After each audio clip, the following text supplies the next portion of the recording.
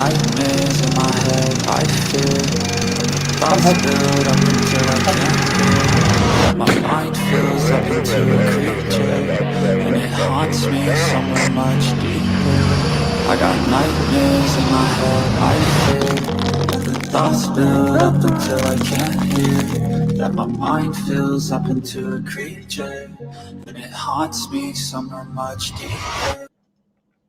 Hey guys, sorry. I overslept. I was actually in bed, sort of researching a case that has just kind of been breaking. And as a result of that, I ended up having sort of lucid dreams, just analyzing things while I'm dreaming, trying to find things while I'm dreaming. Fiction in a dream fiction, but nevertheless, that's what was going on. Sorry, I'm a little bit late. Thanks to those of you who've. Timmy, do you want to lie down already? Okay. Thanks to those of you who stuck around. Right now, I'm transferring a file. I think it's 40 gigs of video from my other computer, which came from my phone, which is photos of the trip, photos and video. We're going to start off just by reviewing the message that I wrote on November 23rd. So this was actually supposed to, I was supposed to share this on Thanksgiving. It was meant to be a Thanksgiving message. Unfortunately, I just felt really not up to it. And I thought I was going to do it around Christmas, but then there was the demolition that I thought I would do instead. And so here we are. So this is supposed to be kind of a Thanksgiving message and a message of celebration. So I think it does sort of suit Christmas. What do you guys think? Just a quick hello to you guys. Chelsea, as ever, you are on your post. Thank you so much. Terry Dean, thanks for your messages saying, where are you? I knew I had a live. I just, as I say, overslept. And all the rest of you, good to see you guys here. Pickle Zoo says, let's celebrate. Let's celebrate. Okay. So this is kind of going to be a true crimey, a true crimey journey. It is. I'm going to take you through the fabric of 9 different cases, but I'm also going to share with you my story, what it was like getting from one to the other, and hopefully that'll be quite interesting. And obviously, this was a very challenging trip. Definitely was a really challenging trip. Can anyone tell what you're seeing behind me? Where does anyone know where that is? Obviously the same as my background picture. Shakedown, good to see you. Good to see you as well. So I'm going to be showing you guys some video, but as I said, the file is still transferring to this computer. It might take another 10 minutes. It's quite a big file. Myrtle Beach, that's right. And Myrtle Beach is in South Carolina. It's quite funny. You land at Charlotte, the airport in Charlotte, and then when you end up in Myrtle Beach, when you land there, you're in North Carolina. When you get to Myrtle Beach, you're in South Carolina. So that is it. Liesel, good to see you. Okay, so I'm going to take you guys through this Thanksgiving message. I actually had one on Patreon in 2022. That's the 2022 message. And where's the other one? I think there's also 2021. So take my word for it. So I'm going to start off just by kind of reading this back to you guys, and then I'll go off script now and then. Okay. So I kind of imagined that I would be I was in this beautiful house in Myrtle Beach, and really was a beautiful, beautiful house. I guess it still is. And I wanted to really do something special with you guys while I was in America. And that's when I wrote this while I was in America. And so this is how it goes. My dear neglected mods, patrons, and subscribers, I'm communicating with you from near the beach in South Carolina, not far from where Shanann, Bella, Cece, and Chris Watts spent their last holiday together. Like them, but in a different way, I've come to the end of my journey. And what a journey it's been. Do you mind if I share it with you? Now, the kind of strange thing, and don't laugh when I say this, the idea of going to Myrtle Beach wasn't to cover the Chris Watts case.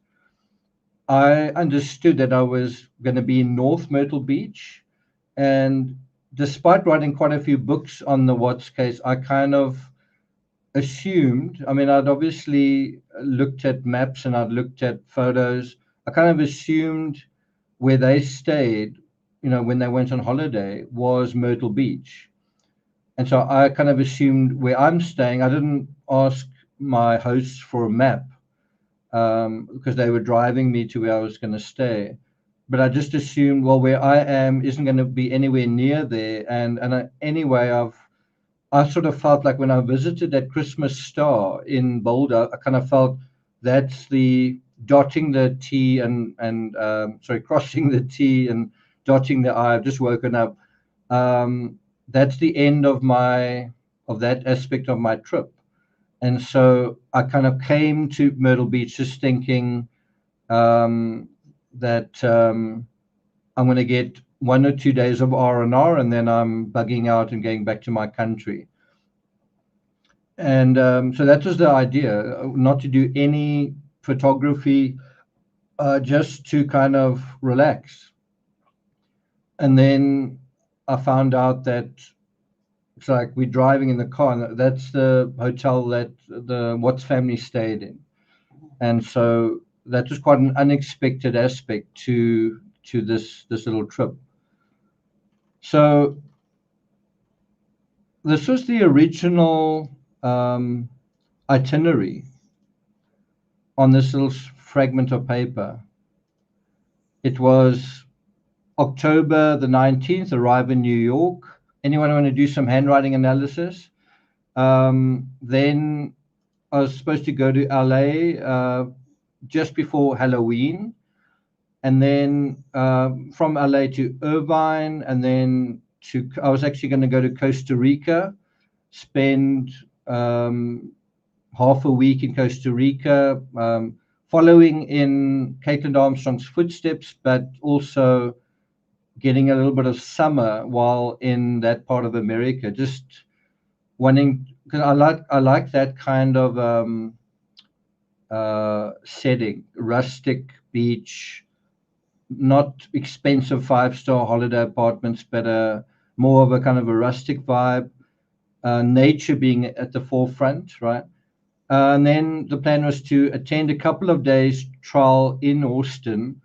I actually never wanted to attend the whole, the idea wasn't to attend the whole Armstrong trial, but I must say, in retrospect, I kind of wish I had, because it was well done. It was really well done.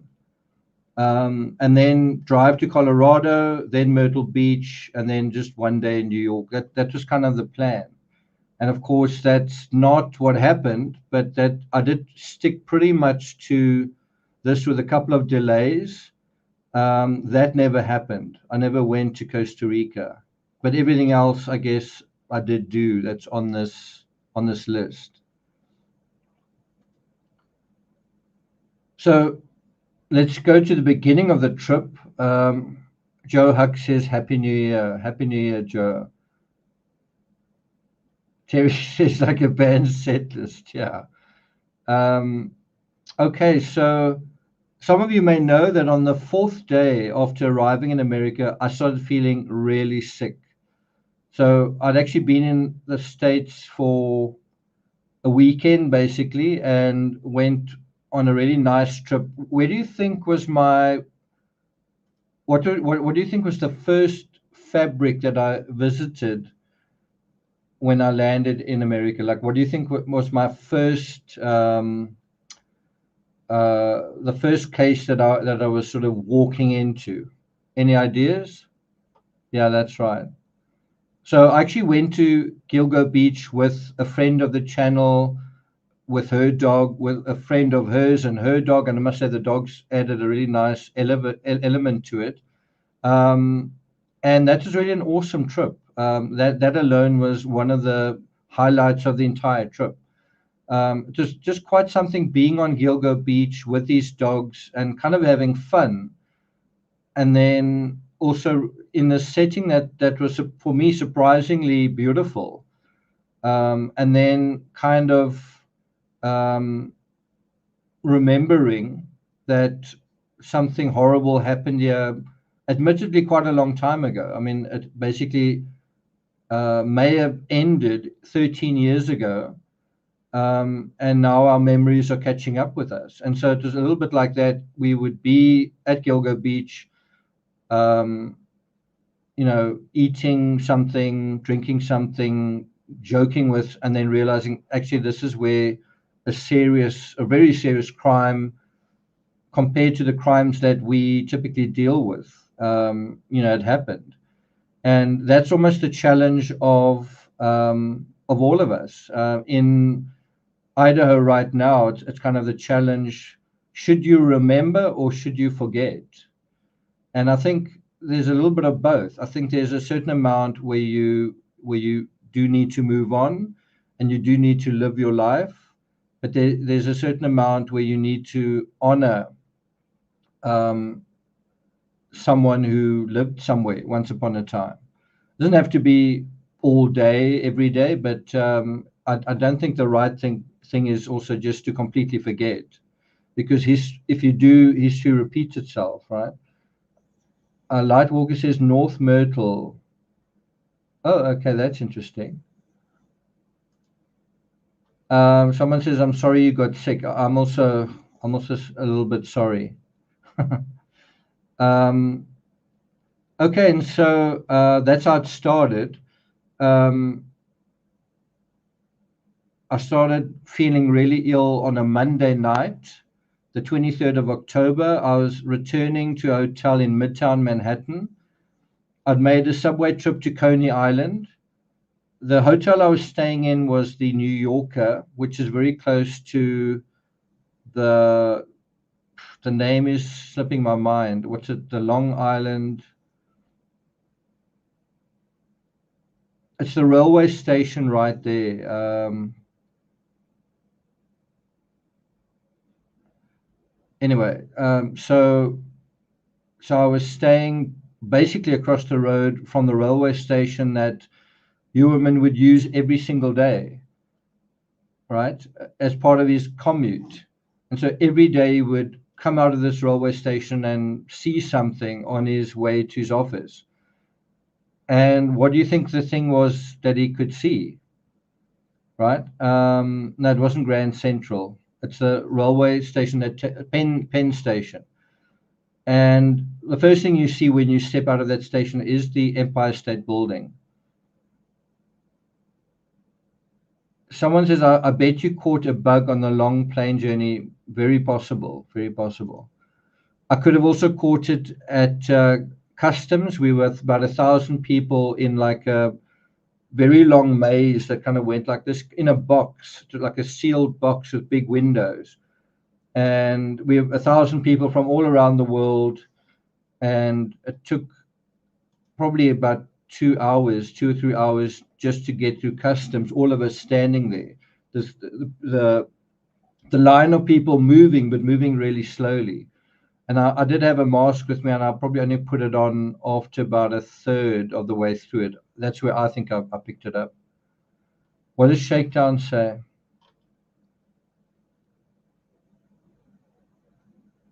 That's a really good point. The fact that that house came down so easily also makes you realize these crimes are committed in a similar way, quickly, in a way, easily. People don't expect it. And but it's permanent. It's something that is permanently destroyed.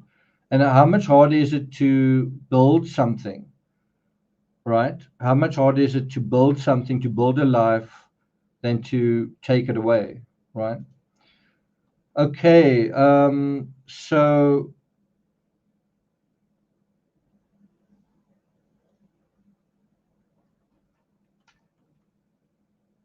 I must seem to be jumping the gun here. A visit to a doctor in Long Island confirmed that I had COVID. I promptly went into isolation, and pretty soon I was coughing up large brown gobs of mucus mixed with blood. I hope you're not eating anything, but that is what was going on. And that soon gave way to serious nosebleeds lasting several hours. I'm not kidding when I say that. So my nose would bleed, and then if I touched it, if I tried to just sort of stem the flow, it would just bleed some more. And that was pretty horrible. And that was a weird Superman Clark Kent moment, where seeing this bright red blood in the basin kind of made me feel like, okay. A friend of mine was having COVID at the same time. I'm not sure if I'm allowed to mention her name, but she was having it in quite a mild way, and I was having it in a serious way. And it was kind of just like confirmation that nothing's guaranteed, and life is pretty fragile, right? And there even seemed to be a period that was sort of touch and go. Am I going to need to go to hospital? I mean, I'm coughing up blood. So I called the doctor, and he said, are you having trouble breathing? And I said, no, I'm not having trouble breathing. And he said, do you have a fever? And I said, not at all. So he said, well, that's a good sign. He said, it's probably just part of the, because you've been coughing so severely, you've damaged little sections of your lungs, and so it's just part of that. It's not, it should go away, and it did. I think I had it for about 2-3 days, and then it was over. I'm actually in a battle currently with my insurers, who basically say that the letter of the insurance is that you are insured until you're insured while you're in isolation, and then it's over, and it's basically for 5 days. We'll cover your insurance. We'll cover your 5 days in isolation. And I said, actually, the instructions I got from my doctor were, you should isolate for 5 days, and then if your symptoms are improving, then you can carry on. And I would have liked to have done that, because I had a flight on the 30th, right? Bear in mind, I got sick on the 23rd. My flight was on the 30th. But my symptoms weren't improving. Like I say, I was coughing blood. My nose is bleeding. Really wasn't feeling well. And so after 5 days, I was actually feeling in some ways worse. And even thinking that I needed to go to the hospital. And so they are basically saying one thing, and I'm saying another thing. And the curious thing is, with my insurers, I hope I can share this with you. Every step of the way, when I said I stayed in this hotel, I went to this doctor, he said this. They want documentation of literally everything, even my flights to America and back. They wanted that, like lots of additional information. And then, in an effort to try and explain that my COVID experience was kind of unusual, someone had it at the same time as me and had it milder, and it was different. She lost her taste and smell. I didn't. I thought if you lose your taste and smell, that means you're getting it worse, but it actually doesn't, funny enough.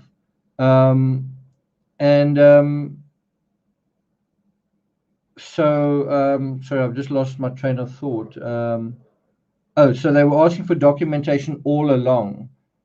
And then in order to kind of explain to them my case for some reason was severe, I said, I think my immunity was compromised in some way. And then I speculated maybe I had tick bite fever. Maybe the tick bite fever I'd had or thought I'd had, which I'd gotten from this guy, right?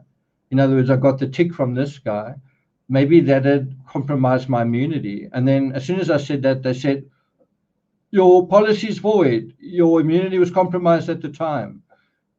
Thank you, goodbye. And at that point, they'd already kind of agreed to reimburse me about $1,000, and I was sort of holding out for a little bit more than that. And so on that point, they said, "Oh, you already had this condition. You never told us, so your policy is void." So I said, "Hold on, I don't know if I did have tick bite fever. I thought that could have affected my immunity, and I was on antibiotics, but not when I took the policy out." Not when I flew to America, and certainly not when I had COVID.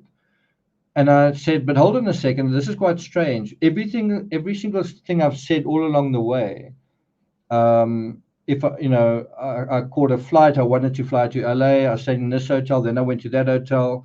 You wanted documentary proof.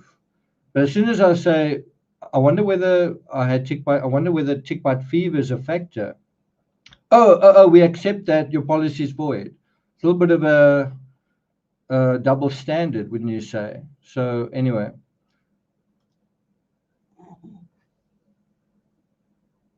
So I'm sure you didn't come here to hear about COVID, but the COVID definitely is part of the reality of this trip. It definitely was part of the reality of this trip. And I was on this COVID roller coaster, and then it seemed to relent. Like I said, I stopped coughing blood, and I then changed my flight to LA, and it was looking to be a nightmare flight. It was, I think, two layovers, 2 stops, and I mean, I wasn't feeling terribly strong. I felt like I was okay. I think I did a COVID test on the 30th, and it was negative. So I was flying without testing positive, at least.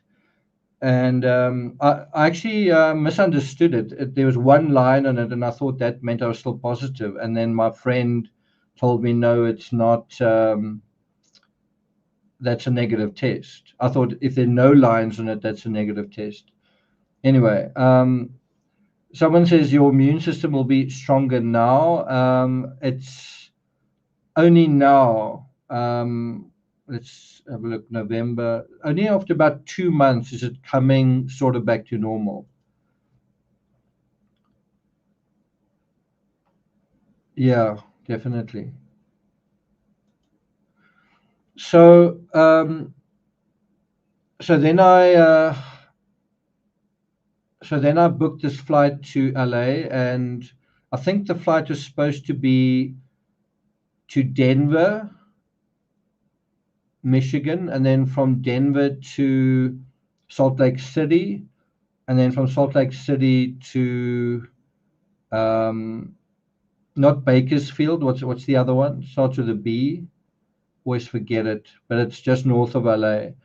And so funny enough, when I arrived in Denver, they were calling my name on the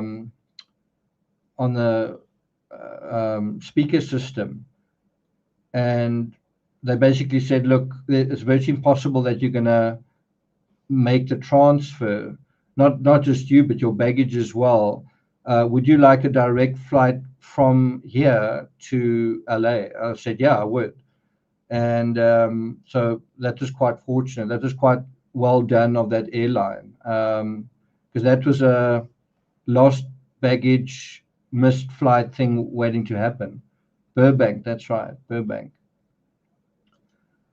But the trick or the change in all of that was I wouldn't be flying to Bakersfield anymore or Burbank, it would be LA. And so would my friend in California be prepared to come to all the way into LA, which is a big city, a big airport, right? And I said, I guess I could catch an Uber, whatever. And he said, no, I'll pick you up. And then he did. So that was really pretty kind of him. He drives a Tesla, and he loves his car. And then a really horrible thing happened. I kind of got COVID diarrhea, and it is a thing. So I'd stayed with him for about a day or two. Again, I felt better. There was a day that I didn't feel so good, lay in bed for half the day. And then there was another day where I felt better. And then we went to have dinner, him and me and his son. And then about 5 minutes into the car ride back, I just suddenly felt really sick. I kind of had this sudden onset of high fever. I just felt awful. And I said to him, how long is it till the next restroom? And he said, well, it's through this mountain pass, maybe 10 minutes. And I thought, I don't know if I'm going to last 1 minute. It was just sudden. And it wasn't food from the restaurant I was just at. And then I thought, geez, I'm trying to deal with this. I'm trying to resist this malaise. And then it was like, oh, shit, excuse the pun. I'm not going to last another 30 seconds. You need to pull over right now. And I was just like thinking, oh my God, he loves his car more than most people. And I hope I'm not going to, and then he pulled over, and like miraculously, right, there was this quite a big, what do they call it? A turnover. You guys have got a different word for it, but where you can pull your car over. So it's pitch dark. It's the middle of the night, pitch dark. There is this big space to pull over, but I certainly don't want to pull down my pants and do this in front of him, his son, and the headlights of the car. So I try and scoot down to the edge of this area. And of course, if you know California, they're like precipices and cliffs, and it's the dark. It's in the dark, so I don't really know what I'm dealing with. But I'm like, there's no way I'm going to be exposed. So the last thing I say to him is, do you have any tissues? And amazingly, he did. For a guy, he had a couple of tissues in his car. He's a family man, so maybe that's why. And so I grabbed a couple, and then I was standing or kind of crouching in like a mixture of garbage, dirt, prickly bushes.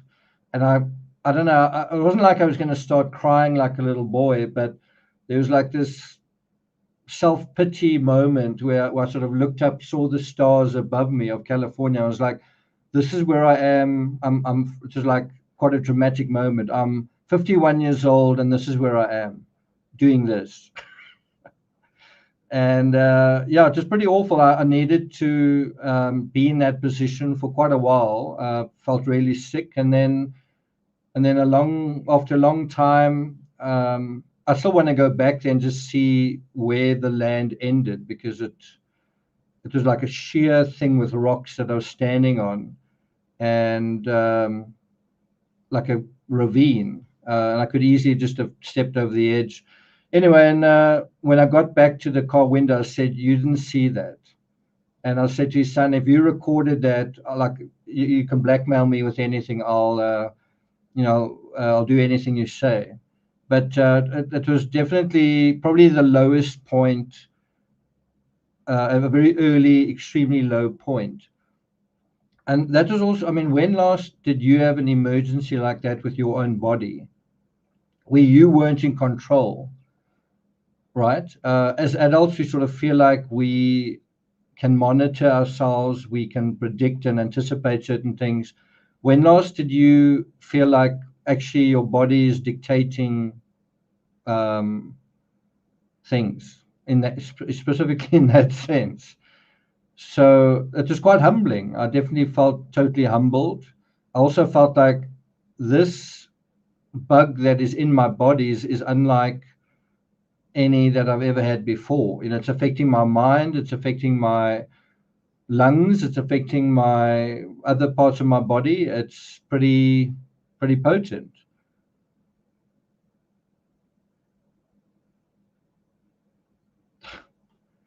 That wasn't quite nature calling. That was COVID calling. But I get what you're saying. I did make my mark. And I mean, if you can't laugh about this sort of thing, then I'm not sure. Then you have cause to feel despair. But I did laugh about it. So here I say, that I was literally overwhelmed by nausea and sickness, and I had to jump out of the car in the dark in California. So within a week, my best laid plans for enjoying Halloween in America, that was kind of the point of the trip. I mean, there were other points as well. I wanted to go to the trial in Texas. But one of the things I felt like I wanted to do, I mean, I watched E.T. as a kid in South Africa. I'm not quite sure how old I was, but I was, I guess, quite young. When did E.T. show? Anyone remember? Was it somewhere in the 80s? Was it 1988? 1982? So yeah, I was 10 years old when E.T. the movie came out, right? And what was so charming in that movie was the whole Halloween thing, right?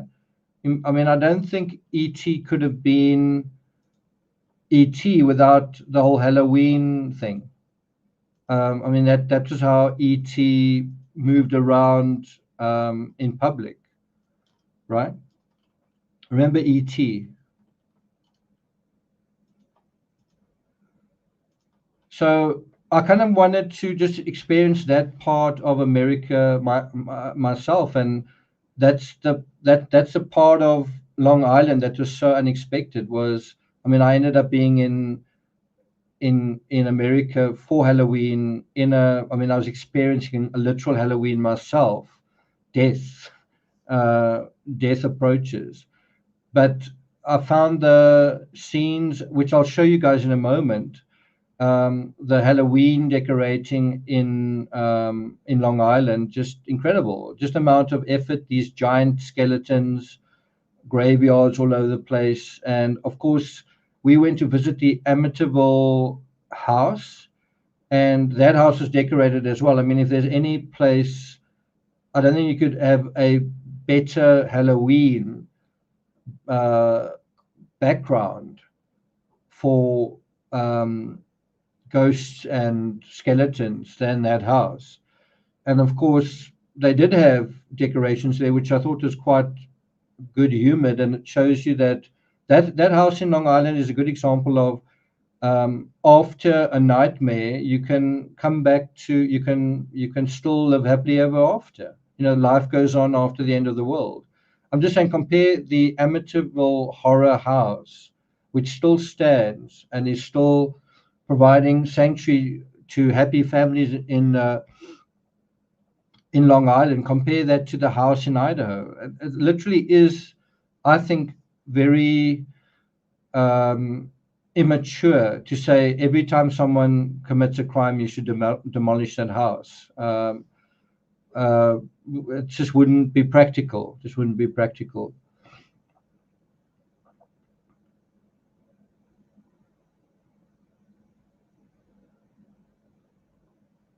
Very heartwarming. And so I wanted my Halloween experience, and I got it, but in a totally different way. I remember on the day that was Halloween, I was just pretty much holed up in my hotel the entire day. I didn't really go out anywhere. So the day itself I missed. So I'm going to have to come back to America on Halloween. Touch wood. Maybe the lesson is don't come back for Halloween. I don't know. So I kind of experienced a kind of deathly Halloween holocaust of my own. Did I fear death in the early throes of COVID? This is something I don't know if it's spoken about very much.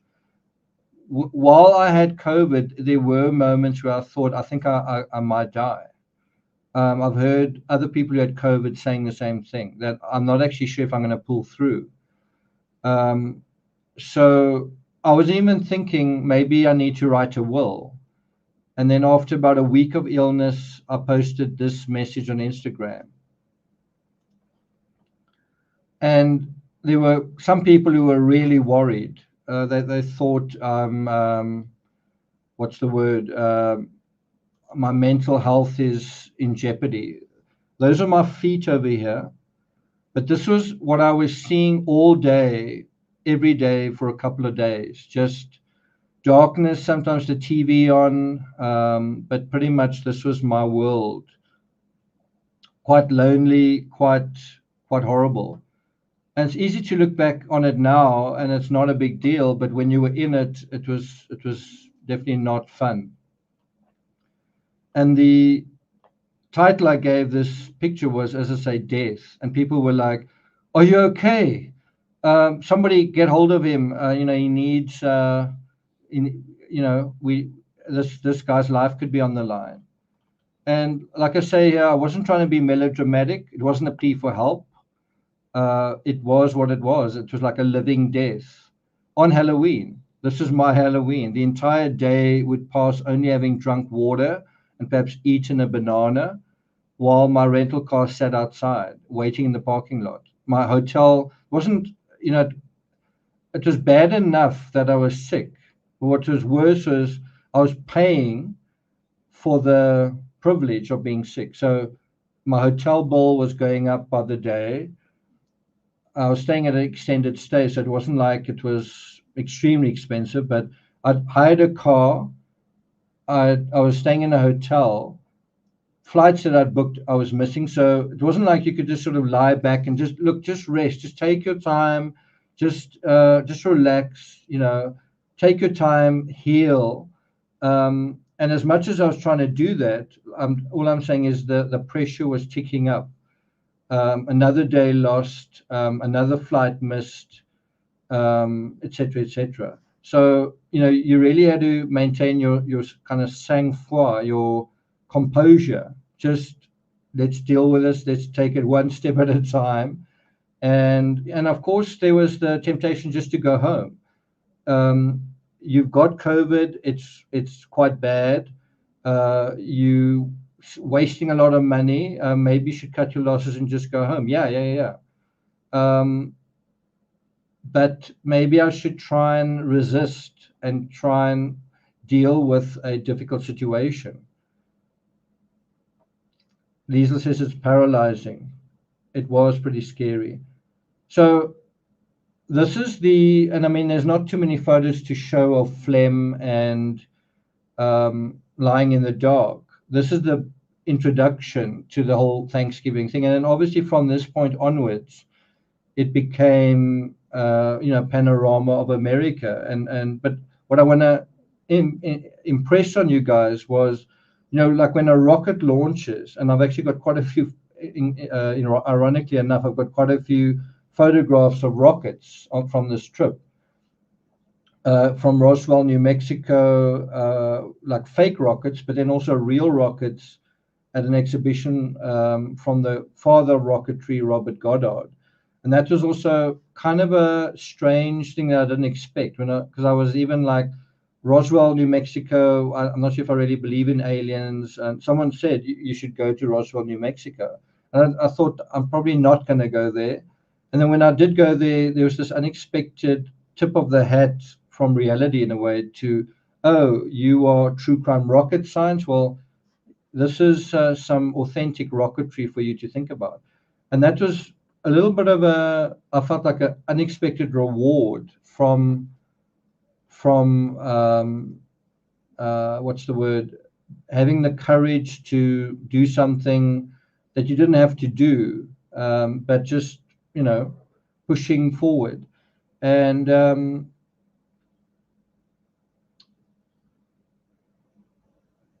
point is that all of this started with a nightmare that had to be overcome. And the nightmare kind of continued because I didn't go home. I was kind of getting sick I'd fly somewhere and then I'd get sick again. I'd recover a little bit. Then I'd go out and then I'd get sick again. I'd get a secondary infection. I kind of developed bronchitis, I think. And I mean, I was sick right through my trip through America, but I was sort of taking a step forward, a small step forward every time, maybe 2 steps forward, 1 step back kind of thing. So it was kind of a negotiated trip with COVID. Do you mind if I do this? Okay. Do you mind if I go to Joshua Tree National Park? Okay, you can do that, but then I'm going to take another day away from you over there. Okay. Do you mind if I go out along the Riverside Walk in San Antonio? Okay, you can do that, but then it's going to cost you a day of trial in Austin. It was like that for an entire month. And then the question is also, was it worth it? Was it worth losing all those days where you were sick in bed in Texas, sick in bed in North Carolina, sick in bed here, sick in bed there? In North Carolina, it wasn't so much sick. Sorry, South Carolina. It was more just tired and really, really tired. Okay, so I'm going to have a look whether that file is transferred. So what did I say here? An entire day would pass only having drunk water and perhaps eaten a banana. Inside, it felt like I would soon cough out a lung as a river of green slime flowed relentlessly from my nose down my throat into some bottomless, stinking, slimy, toxic cauldron. And I've got to say, even after I arrived back in South Africa, this is now heading into December. I mean, the first week of December, I didn't do too much work. I thought I would get back to training. I didn't do that. Even back in South Africa, I missed my friend's wedding, my friend's son's wedding. I was still coughing. And I kind of just had this feeling of like someone tipped over a barrel of slime into my lungs, and it was taking a huge amount of time to get all of that out. And I feel like I've reached a point now where it probably is out. But I don't think I've had a cold ever that has taken that length of time to, evacuate it. And so I wrote here, once that cauldron was filled with poisonous radioactive slime, it all had to come back out. So for me, my COVID experience was the slime attacked me and then you dealt with it. But then the long after effect of that was that slime had to come out. And one of the toughest things was flying in an airplane. I'd have a mask on. I wasn't positive anymore. And you're trying not to cough, because if you cough once, it ends up being kind of a fit in a way. And you cough once, and the people next to you can hear that's no ordinary cough. That's a cough out of the bowels of your lungs. That's a very watery, horrible sounding cough, right? So you're trying not to cough, but almost the entire time, COVID's saying, cough, cough, cough, and you're trying to hold it back. And I don't know, for some reason, when you're flying, the air is extremely dry. So if I had some water, that was a way to just keep it back. And anyway, so that was a trial in and of itself. And that was something I had on almost every flight. Even if I was feeling pretty good, I felt that cough lurking. And what I would eventually do is I would find the right time, and then I'd go into the restroom of the aircraft and then cough till my heart's content, and then come back. Because that, for me, I feel like that's got to come out, otherwise it's going to keep making you cough. Anyway, I do want to share my COVID story. Like, I'm giving you the basics here, but I think it's important to talk about how it happens, how you feel, the route that I chose to took. Maybe I'll do it on the Team Peachtree channel at some point. That's what I've written here. But what I want to share here instead of that story is a story about something else. I'm not sure what it has to. I'm not sure what it is. I'm not sure what story I want to tell you, but it has something to do with psychological resilience in the face of physical mortality. Let me just say, you don't know whether it's the right decision to push on, because the outcome isn't guaranteed. And if you're on something like Mount Everest and you make a decision like this, I think I'm going to keep going, could cost you your life, right? This is by no means Mount Everest, but anyway, as I say, I want to share a story that has to do with trying to muster psychological resilience in the face of physical mortality, physical weakness, extreme physical weakness. Feelings where, and I can tell you now, on my trip through America, I fell asleep in about 3 or 4 restaurants where I'm driving, and then I get out the vehicle and I'm at a restaurant and I'm just waiting for them to bring my order, and in that period of time I fall asleep. That's an unusual circumstance. I wrote here, it has something to do with the natural progression, the normal pattern of flux between the Halloween period of our lives and Thanksgiving. If you think about it, we are now at Christmas and New Year, and not a couple of months ago it was Halloween and Thanksgiving. And that in a way encapsulates all of our lives, the period from trauma and crisis to gratitude. You survive it, you recover from it. Gratitude and healing, and then from there to celebration. And I think in a way our lives are a cycle of that. Halloween, Thanksgiving, Christmas. Halloween, Thanksgiving, Christmas. In other words, from here, from Christmas, we're going to go, the next step is Halloween. And then we're going to come out of that, and then it's, Thanksgiving and then Christmas. And if you think about that in the context of that house in Idaho, they are taking away some of the steps on that path.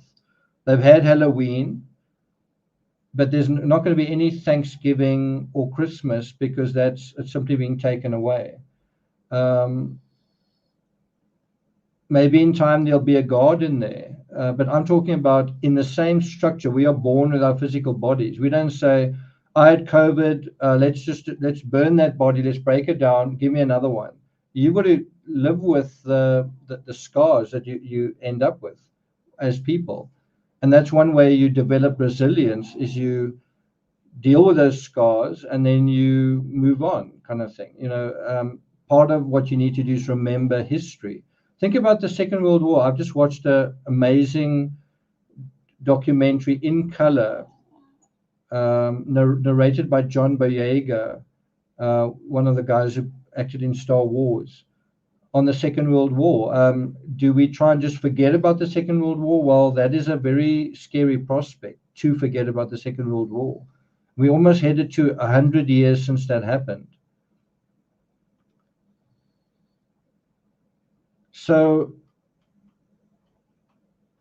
let's just finish up with this. When your body that you thought was yours, I'm just going to do this. When your body that you thought was yours, and under some level of basic control, when it seems to turn in on itself and becomes overflowing globs of mucus and unstoppable streams of blood and shit, literally, you realize the carcass that houses the flickering human spirit is fallible. None of this is news. None of this is wow, I didn't know that. We are, whether our carcasses are healthy or not, they're not going to last.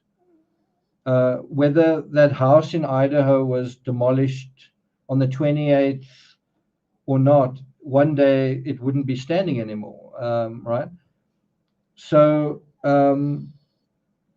you realize that the human spirit is like a flickering candle. You realize that everything that you take for granted, of course your health included, is actually just not guaranteed. And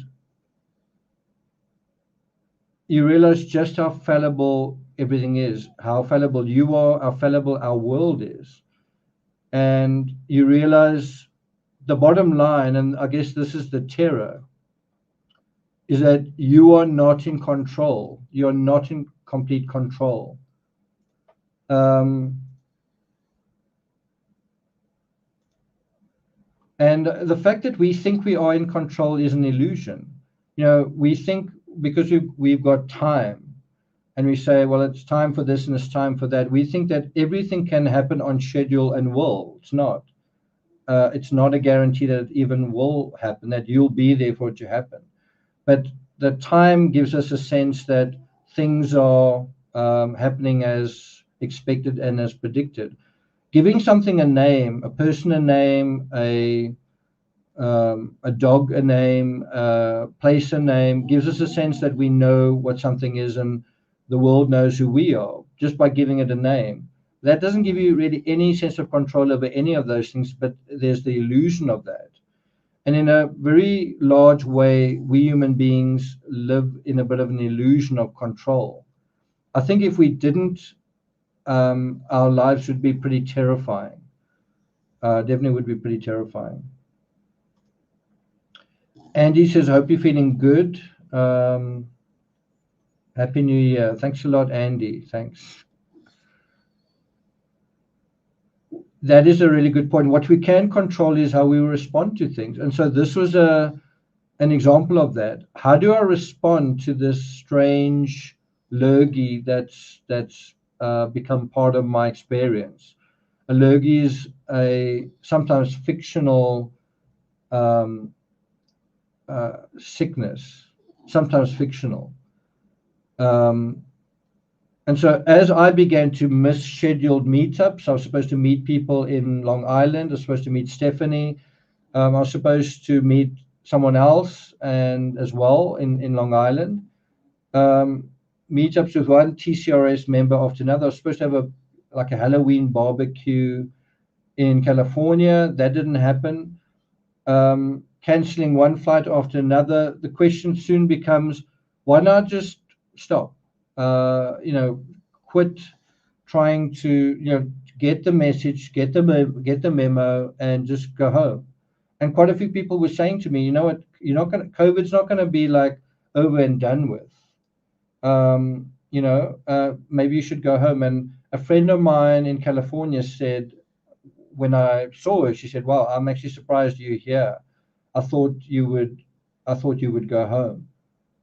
And it did actually seem like the right thing to do. It seemed like the common sense thing to do. My friends in Myrtle Beach said, why don't you come over here? And I almost did. I thought, well, that would actually make sense. But I also thought, when you have COVID and you go somewhere, a lot of those things need to be disinfected. If you stay in a hotel room, it probably needs to be disinfected. And I kind of didn't want to be a burden in a way. But there's another part of me that just wanted to see if I could stick to the original plan. And I really wanted to get to that courtroom in Texas as well. I just sort of felt like that's why I'm here. I didn't come here to go to Myrtle Beach. I didn't come here although that was part of it, the real reason was I wanted to be in that courtroom for kind of personal reasons. And then I thought, are you going to give up on that? And then I just decided not that I was going to give up on it, but that I was going to just leave that slightly open.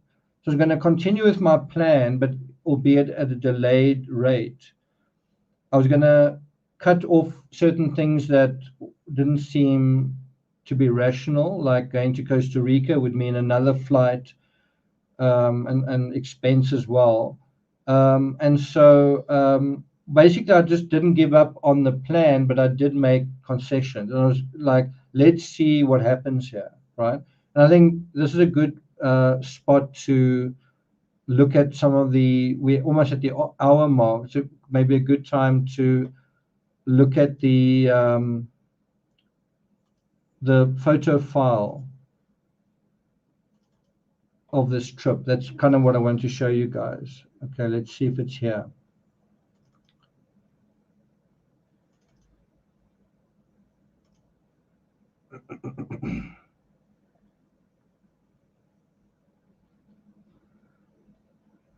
So I'm probably going to take you guys quite quickly through it.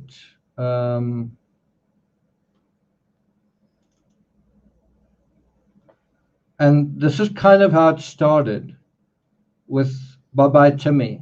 And I must say, Timmy did a lot better this time round than the last time round. And that also just shows you how that psychological resilience can develop. You know, someone, when the last time I left Timmy and he seemed to actually get sick, he was licking himself a lot, licking the hair off his body even. He seemed to be not dealing with my absence very well, and then he dealt with it like a champion this time round. So you can develop psychological resilience. The opposite would have been to say, oh no, my dog can't handle me not being away. I think I'm going to stay at home from now on. And then, you know, so even Timmy has grown as a little doggy, right? So this was the small little airport that I flew out from. That's the small little plane that I flew out from. That's heading to the plane. This is how the journey starts.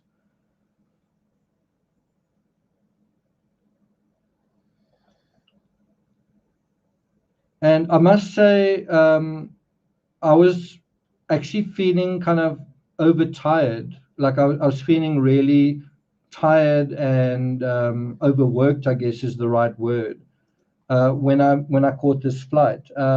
So when I said to my insurers, I think my immunity was compromised. I think it was compromised, but likely from not having slept enough and then catching a flight right across the world, you know, being tired.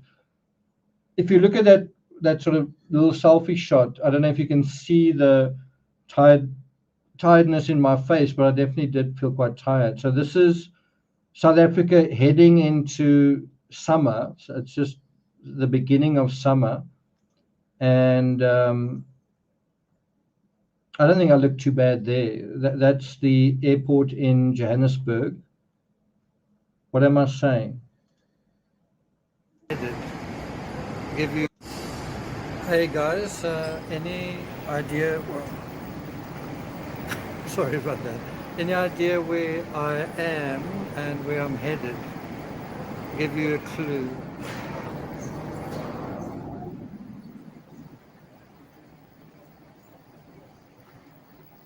Maybe not very helpful. Push trolley now. Okay. Where am I going? See you guys soon. I think I posted that onto the members only YouTube. And then I had like a 7-hour layover. I think it was about 3 p.m. and then my flight was much later, 11 p.m. and then it was delayed as well. I could have caught COVID in that transit lounge as well. I was sitting there for a while. Eventually I was lying on a couch and hundreds of people, if not thousands, passed through there. So that could have been a spot where it could have happened as well. And what made that transit lounge so horrible was I kind of couldn't sleep there. There were people chattering, and you were worried that your bag might get taken. You know, if you fell asleep, someone could just zip your bag. So I was extremely tired, but I couldn't sleep, and that may have been where the bug jumped aboard.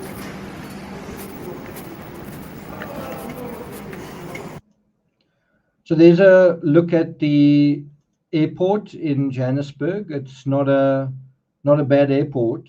So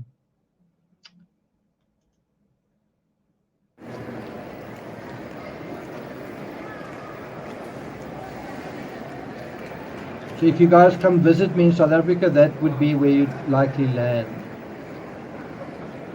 That would be your first view of Africa, I guess, would be this airport. I don't know how I look there, but this is quite late at night already. And this was photos I took while waiting for our flight, which had actually been delayed. So we'd waited hours and hours, and then our flight was delayed as well. Not by a lot, maybe by 20 minutes or something. it was the flight I was flying to Amsterdam, and you can see a couple of flights were delayed there, and that was my flight. Amsterdam at 11:05 at night.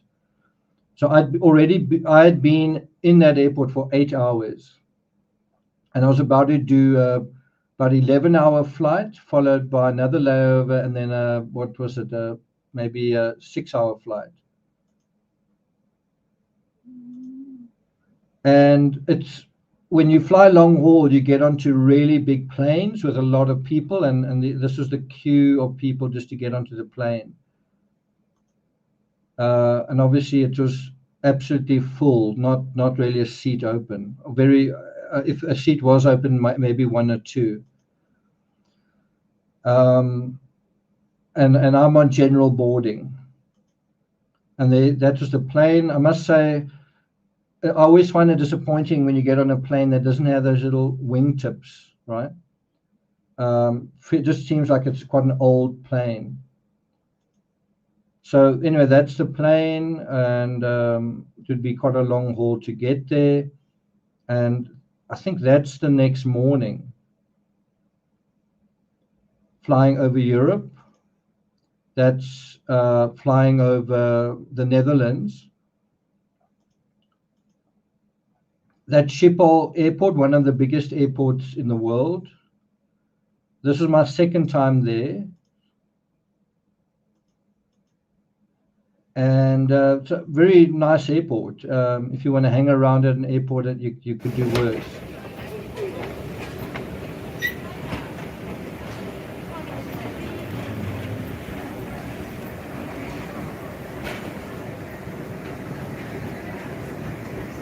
You see this guy over here on the left?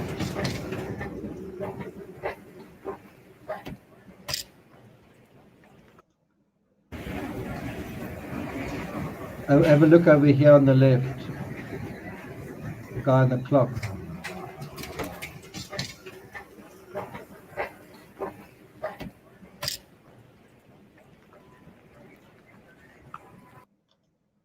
So every time I see a dog at an airport or on a plane, and there were a couple of times where, well, one time I think where I stretched out my legs under the seat, and there was a dog on the other end on the ground.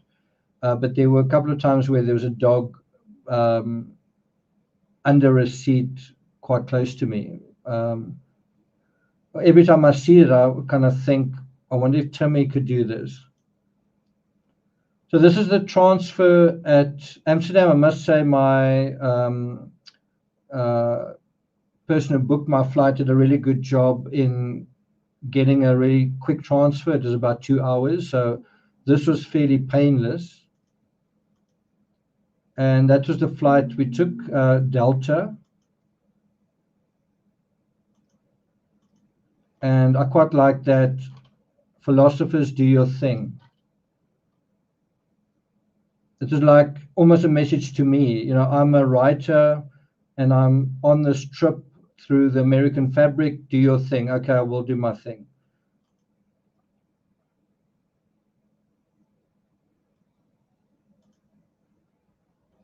Let's go back to this one. Not sure what that was. See, this plane has got those little winglets on it, and to me, a plane that doesn't have it is a bit of an old plane. Why are we flying on an old plane? I actually asked the air hostess, like, how old is this plane? She said, yeah, it is pretty old. I guess they send the older planes to Africa.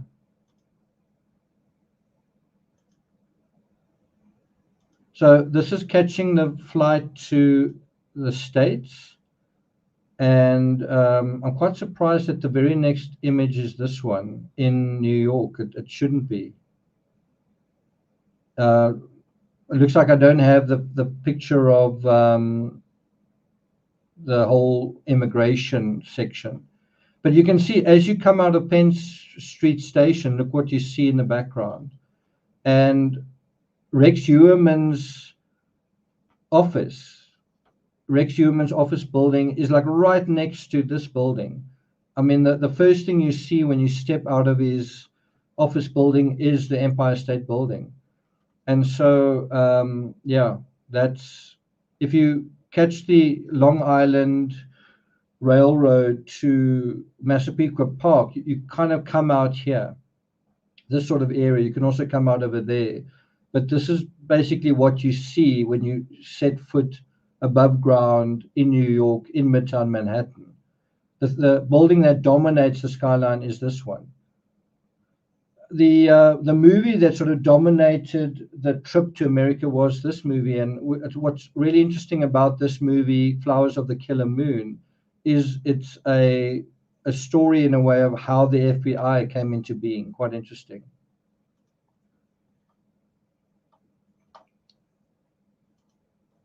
Not quite sure why it's... So this is very close to my hotel in Midtown Manhattan. This is the view with your back to the Empire State. There's Penn Street Station. There's the Empire State. There it is, the Long Island Railroad. This station is right next to Penn Station, and this is a very likely exit that Rex Heuermann may have used to get to work. Remember, he's commuting every day from Massapequa Park by rail to Midtown Manhattan. He'd probably come out here, and then he would turn if he was coming out here, turn to his right, and then go up this road towards the Empire State Building. And so this is the first fabric of the first case that I would sort of be intuiting, right? Walking in the killer's footsteps. Let's just put this over here. Number 1, Rex Heuermann.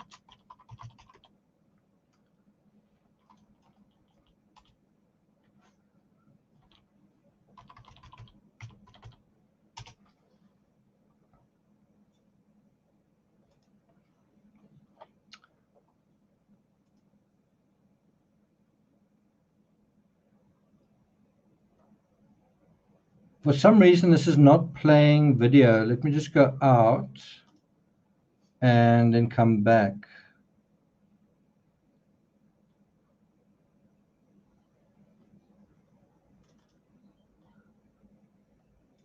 Okay, so we over there. That's a little bit of a pulled back version. I'm going to just go through it a little bit quicker now. Here's a very good example of, there's the station, right? There's the station, and there's the Empire State Building. And Rex Heuermann's office is right in the same area. So what you're seeing in this one single picture, Macy's is sort of just around the corner as well, is basically the fabric that Rex Heuermann would move through every single day. And then the idea was to go to Long Island and get a sense of the fabric from Massapequa Park Station to his home. And it's almost walking distance. If he wanted to, he could walk to the station. It's about half a mile. Or he could obviously drive there and leave his car there. And of course, there are a couple of restaurants right next to Massapequa Park Station that he probably used.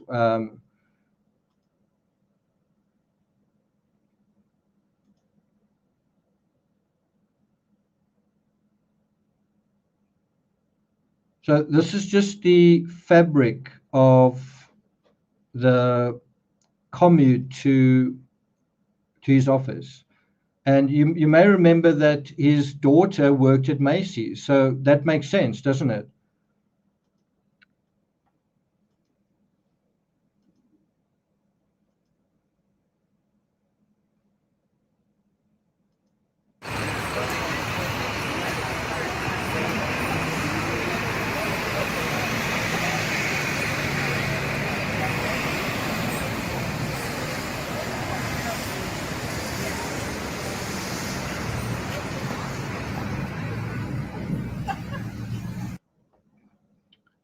Now, the strange thing with the Empire State Building, the closer you get to it, the more the summit of it sort of disappears.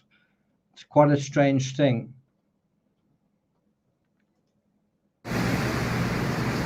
You can't see the top of the Empire State when you're standing under it. You can only see it when you kind of step away from it. And I think that is in a way emblematic of this idea that you go to Manhattan, you aspire towards something, but the closer you get to it, the more it seems to elude you.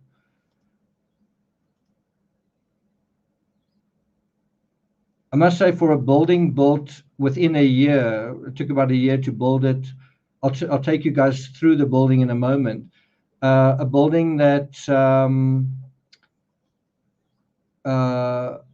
was built in 1930, almost 100 years ago. It's quite a beautiful building. I mean, it's quite a simple building, but it still stands out in the New York skyline today, not only as one of the tallest buildings, but a recognizable, idiosyncratic, classic, iconic structure.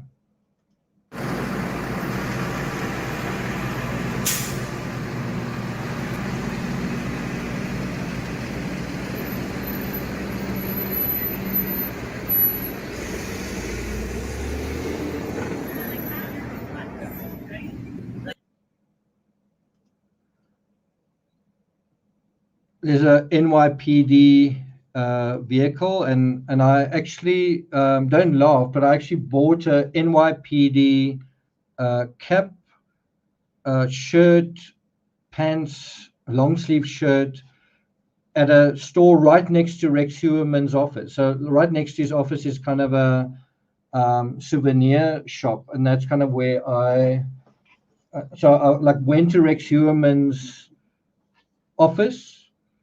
And I'm there for that reason. I'm not like a tourist. I'm there for that reason. And then went right next door, bought the NYPD shirt. And then the next thing I was at Long Island wearing the shirt, kind of investigating it. You might think that's silly.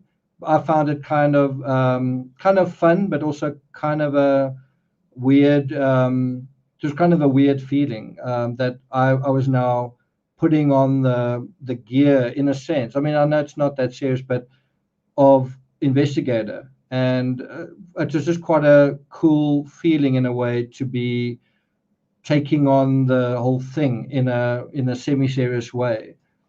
And then of course people said to me, "Don't wear anything with the police on it," which I found quite interesting. I was coming there from the perspective of admiring the local law enforcement, especially compared to ours back home. Also, the fact that they've successfully apprehended this particular criminal, and then I'm going to take it from here in terms of what can I find out, kind of thing. Around about this time, I also took a photo of myself with a beer, and everyone was like, "What beer are you holding? Why are you holding that beer?"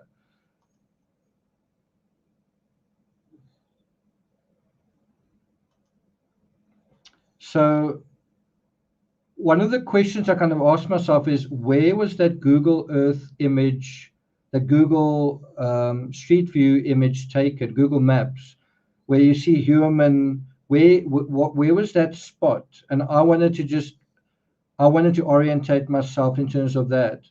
And it actually took quite a long time to figure it out. It took quite a long time, longer than I thought it would, to do that.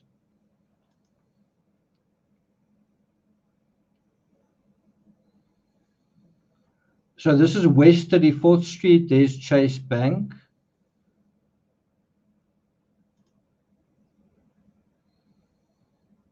You may remember in that Google Earth image, there's a pedestrian crossing. So I was thinking about that. There's another NYPD vehicle.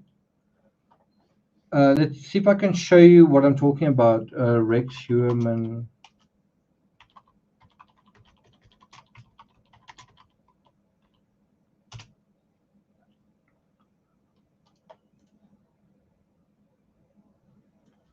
Right, it's this image.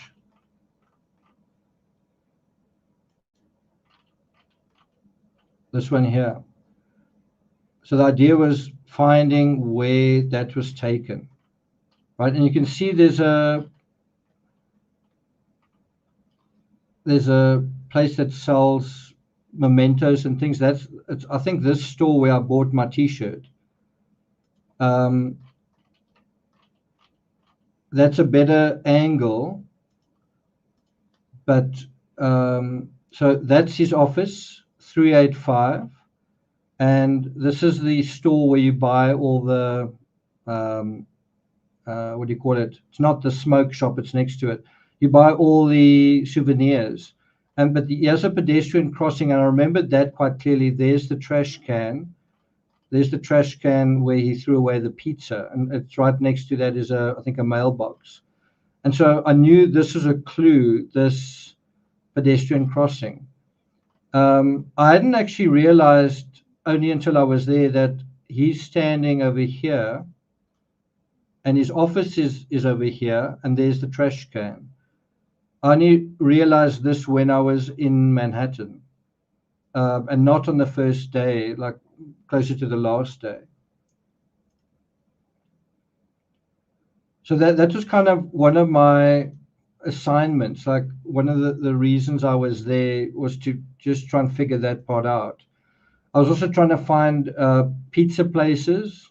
I'm just trying to put together the all the dynamics and all the evidence in a way that is animated and real in my own mind.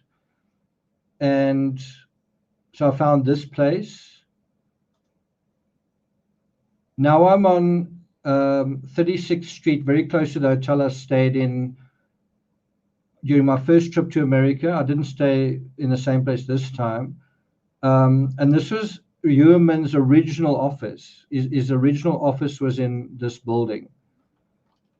And then he moved around the corner to the other one.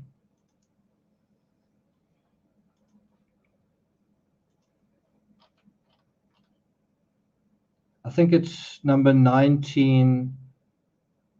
It's either number 19 or number 21. I think it's number 19.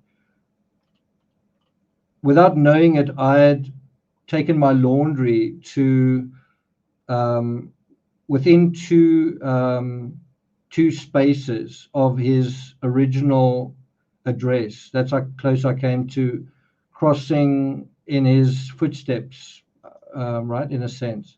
I'm not quite sure why it's doing this. Just close it again. It might be because it's still transferring images.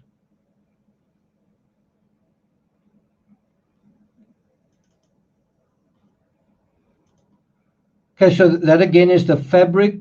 That's eating Korean food. One of my favorite Korean restaurants is around the corner there. Isn't that healthy? That could also be where I picked up COVID because I went there a couple of times. It's quite a busy restaurant. Then I went to Verizon to sort out my phone. There's Macy's.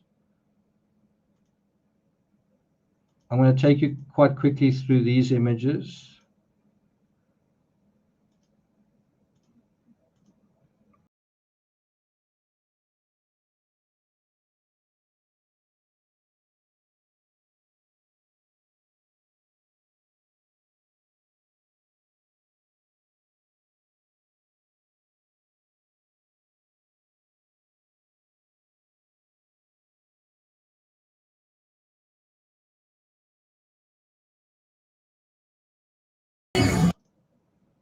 So this is heading back to the hotel, back past Penn Station.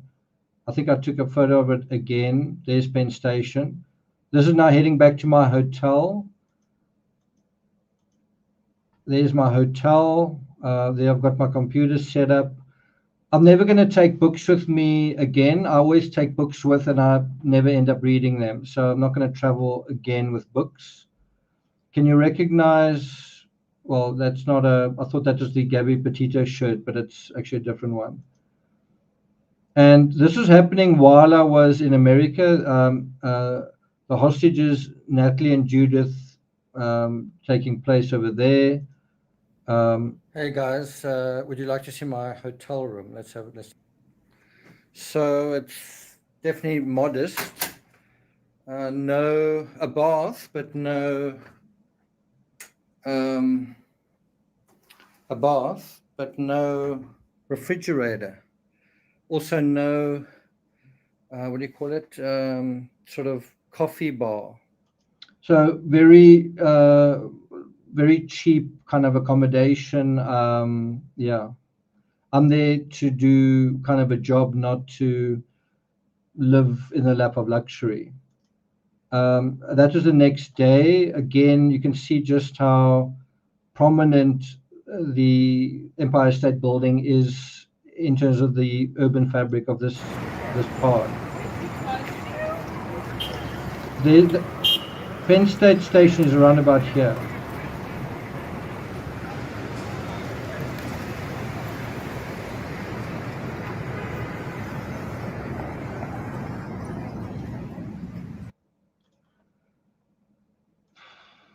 I've loved New York, but after the last experience getting COVID there, I'm not sure if I'm going to spend as much time there again. Maybe my feelings will change over time.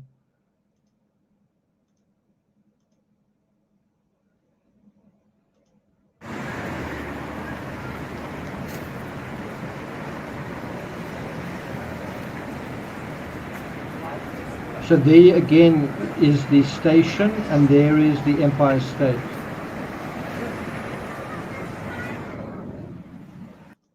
And I think my mission on this day was to find Rex Heuermann's office. Bear in mind, I'd gone there the previous day, just looked around, just got a sense of everything. I still didn't know exactly where his office was.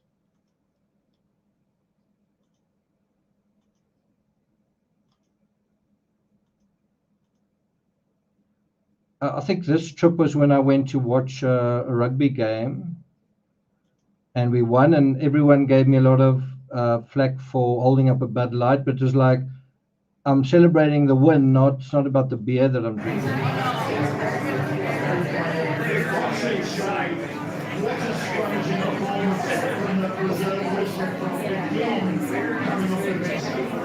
Woohoo!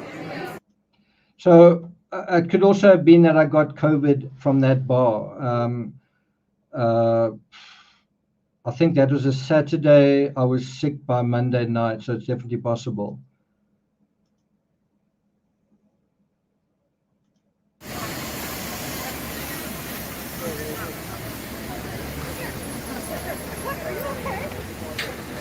Now, I think one thing that folks maybe don't appreciate, if you think about New York, if you've never been to New York, is what it feels like to be there every day. It's quite exciting. There's an incredible energy. There are a lot of tourists. There are a lot of young people. There are a lot of beautiful people. There are a lot of super successful people. New York isn't just very tall buildings. There's an incredible agglomeration of wealth. There's a sense of celebration there. There are a lot of tourists that are there this is the highlight of their trip, and it kind of was for me as well. And so if you're walking through this fabric every day and your life's not quite measuring up to what you thought it would be, then maybe a resentment starts. You're in New York and you're supposed to be living this fairy tale, and you're seeing people around you living their fairy tale. How does it feel to be so close and yet so far?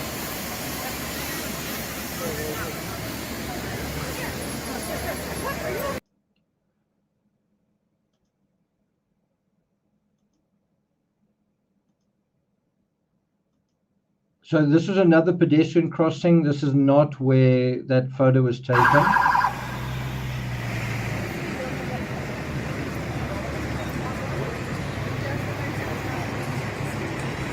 You see how lively it is.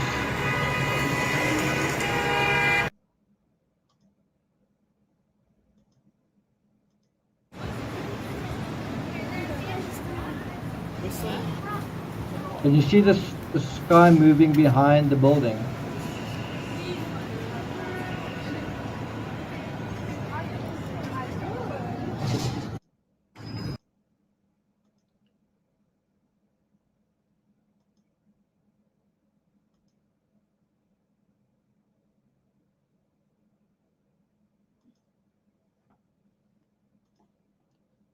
So this was still looking for that Google Earth section, and here's another pedestrian crossing, and I'm like, I just can't find it.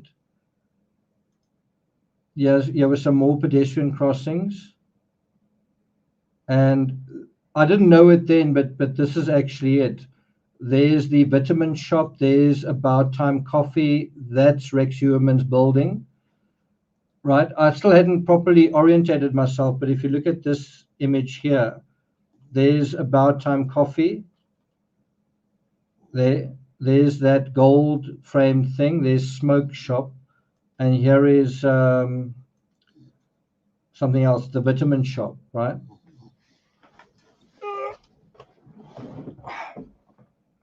Try and keep this image in your mind, this image we're looking at now. Keep that in mind. Gold, white, blue, right? And if you go to this, gold, kind of white, blue. And so this is that area, and it was taken from the perspective of there's a pedestrian crossing here. But like I say, I was still trying to orientate myself. You must bear in mind, looking at images is quite simple in a way, but when you there yourself with all of these buildings, it's quite disorienting.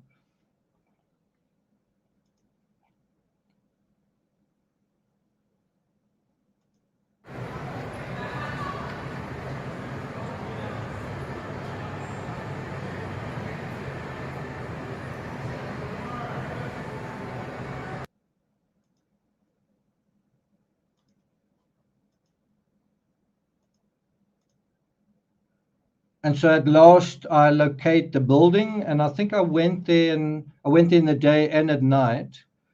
And so presumably his office may have been over here. You know, when you see that video, there's quite a big window behind him. Presumably it's this window. This is the same view from across the road. And you can see there's a store here that sells Gotham gifts. That's where I got my my shirt.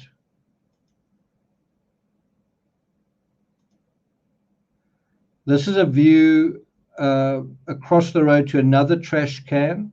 As far as I remember from the photos, that is the trash can where he threw away the pizza crust. But yeah, you can clearly see is the pedestrian crossing where the Google Maps photographer was moving by. He was approximately over here when he took that image, taking it that way, and Rex Heuermann was standing around about here.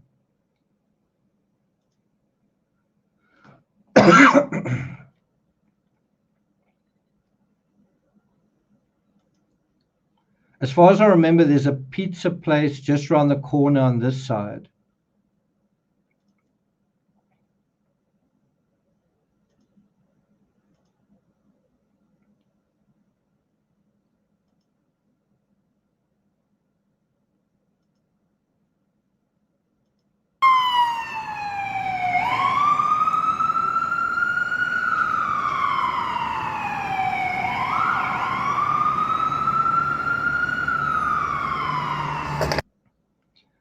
By the way, I see someone talking about Hogmanay. Hogmanay is the Scottish New Year, essentially.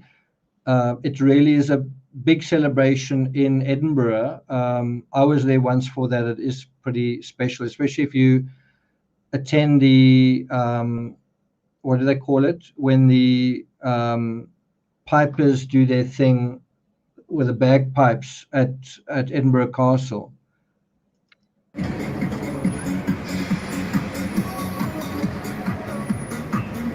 So that's another thing with New York is if you're out at night, there are couples that are constantly being ferried in on sort of bicycle chariots with music, and you kind of get a sense that that's someone's little honeymoon or that's someone's little romantic thing.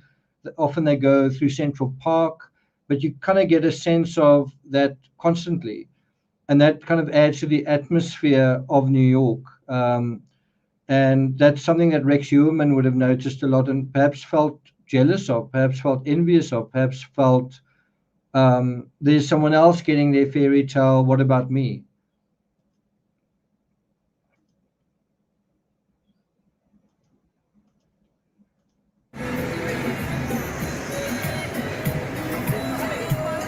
Can you hear the music?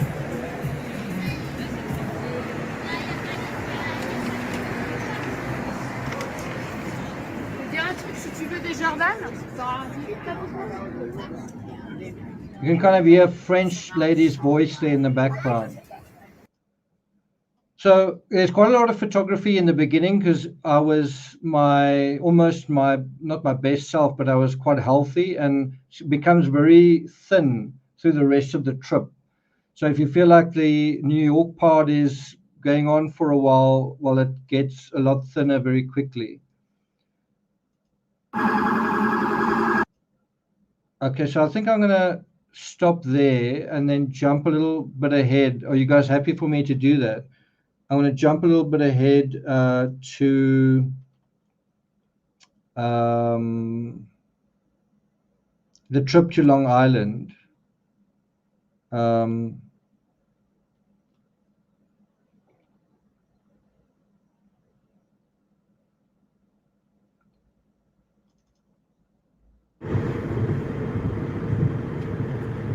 Yeah, these bridges are on all the parkways around New York, and then the trucks get off where they're... Okay, so this is, I think, Sunday. So I've been in America from Thursday, Friday, Saturday. And so this was our outing to Long Island. And it's a totally different landscape, obviously. It's leafy, it's suburban, it's kind of flat, right?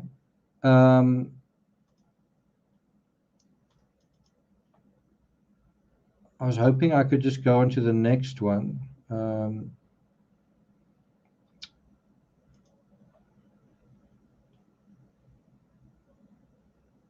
Okay. Thought I could just scroll through.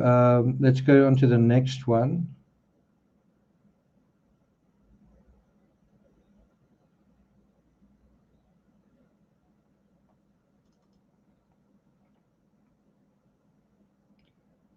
This is obviously leaving New York. You take this route and you leave all of this behind, and you can feel how the sort of empire gives way to the little houses and suburbs surrounding it. The further you go away, the less spectacular in a sense.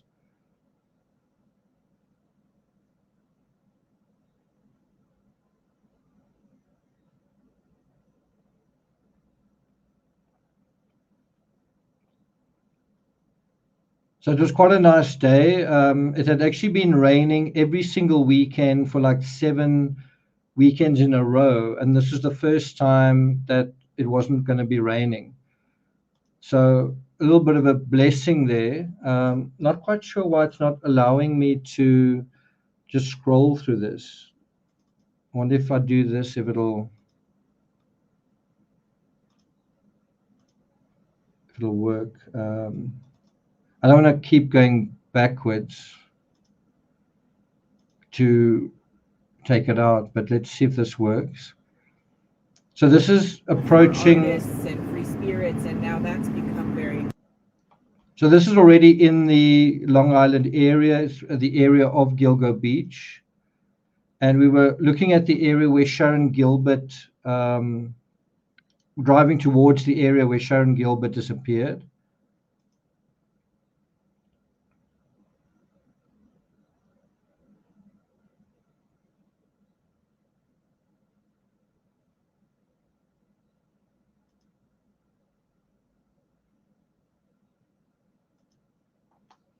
And the conversation we were having at the time is, did the killer transport his victims by car or by boat? And they were all saying by car, and I was saying by boat. And that is a mystery still.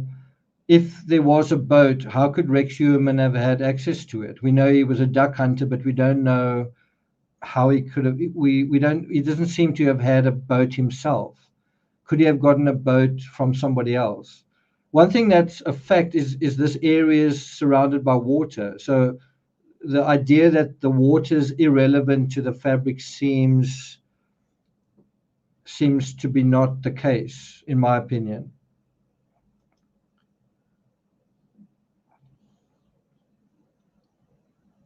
As you're coming into the Gilgo Beach area, you come close to this particular structure. It's kind of an obelisk. What's quite frustrating for someone like me is that you can't park anywhere. If you're driving on this road, you can't just park wherever you want to. And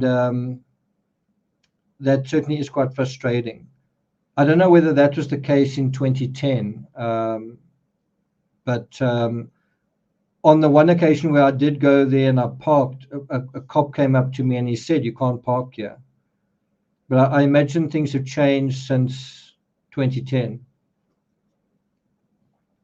So this is now a totally different fabric. Think about the fabric of New York, which is totally man-made, totally urbanized. And look at this fabric, which is totally natural and in its own way quite beautiful. I must say, I really like the skies on this particular trip. Look how moody the skies are.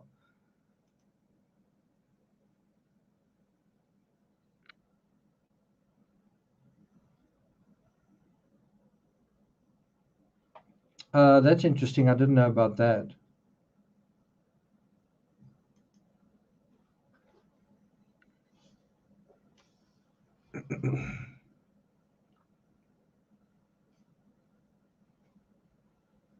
So as I said, there's quite a lot of content dealing with this, and then after I got COVID, it thins out very quickly.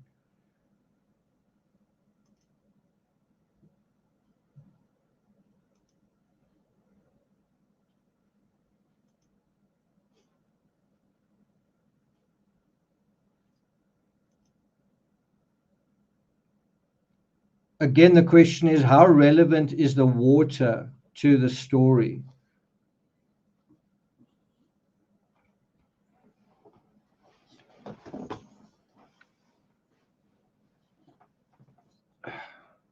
Let me relax. You can see there people jogging. There's a bicycle path. So I'm not sure how much of that was present at the time of these crimes, and one's got to be aware of that how has the fabric changed? This is very close to the area where Sharon Gilbert died. You can see the reeds on the right-hand side. I personally felt that it wasn't really, for me, a priority to be looking in this particular area. I don't think Sharon Gilbert is one of Heuermann's victims. She's relevant and she's important because the search for her led to the discovery of everybody else. But I personally didn't think that that this wouldn't have been my first choice in terms of visiting, but definitely worth going there just to see, because this is in a way part of the fabric. You can see how difficult it would be to search this area. No one would even think of going into this area.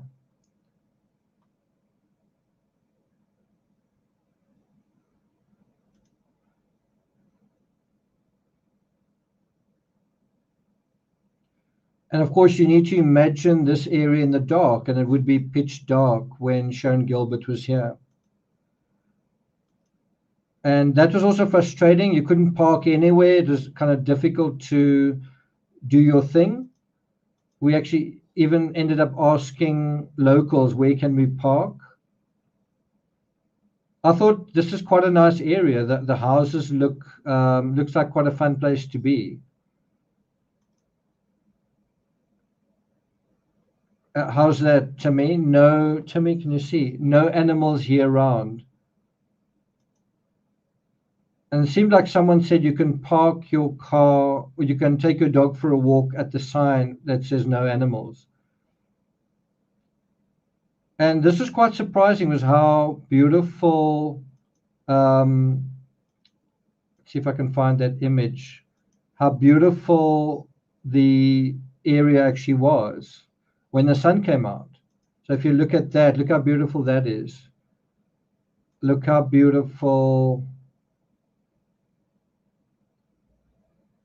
that is. One of the prettiest pictures was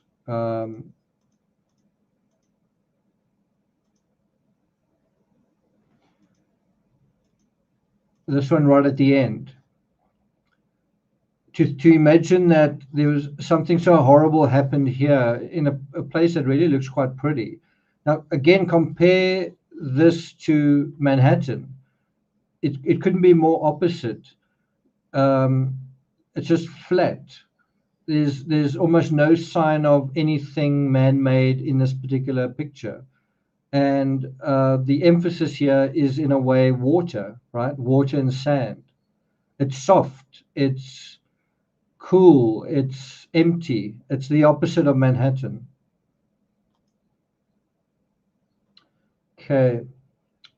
I think we're going to go, should we jump out of Gilgo Beach and go on to the next thing?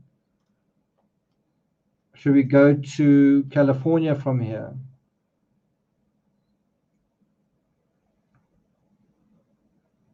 Suppose I could show you guys this. This is the station at Massapequa Park. This is where Rex Heuermann would have gone quite often.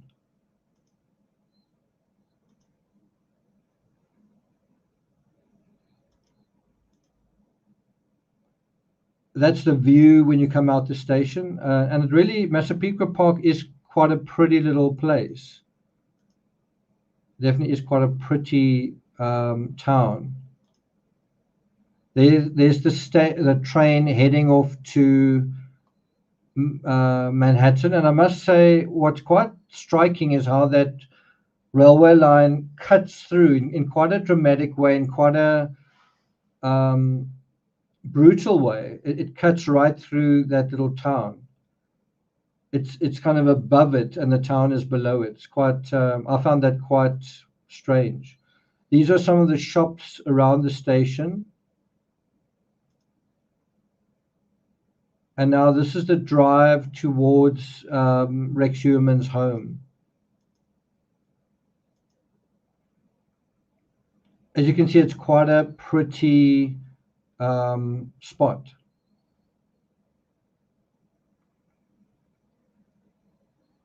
I was surprised that the houses are as nice as they are given Rex Heuermann's house.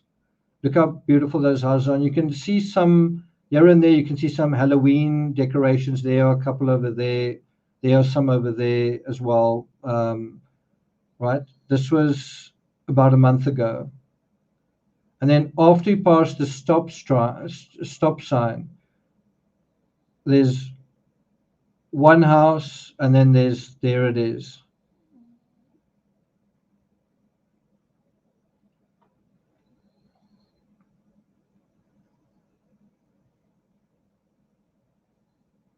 And one does wonder, after the $1 million that Ace is going to get for appearing in that documentary, is she going to spend any of that in fixing up the place? So the Heuermann house is coming up. It's the next house now. There it is. If you just compare this house to the house next door, look how much effort is put into the Halloween. It's quite open. This house is quite closed in terms of just its accessibility to everything inside it. Its windows are also quite difficult to see through compared to these right next door.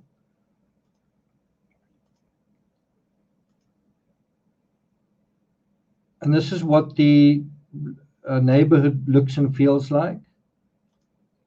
Look how beautiful that is, Brady Park.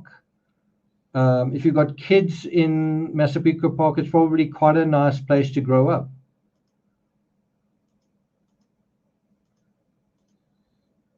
I saw that this little league division were the world champions for this year. So someone is having a very happy childhood in this area. And I think Heuermann probably was one of them. He had quite a happy childhood. But what about the rest? What about his adolescence? What about his young adulthood? What about his mature adulthood?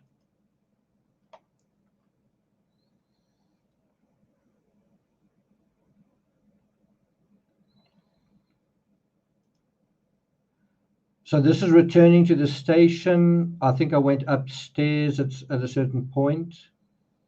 Or was this the visit to, this is Amityville. Bear in mind, the one place I didn't go to when I was there was the storage area, that Heuermann used, I think, 2 different areas that had storage containers. So we are looking for the Amityville house here, and keep your eyes peeled for Halloween decorations. Do you agree this is a beautiful area to live in? There's a skeleton hanging over there. It's a beautiful area to live in, and yet the Heuermann home really isn't one of the nicest houses in this area, and he's an architect, and he's a Midtown Manhattan architect. Have a look at this. Oh, that's really crazy. Let's just go back to that. Check out the Halloween decorations here. Tombs, some giant skeletons, and ghosts. Some people went to a lot of effort. Yeah, there. I think is that the house? Had we just passed it?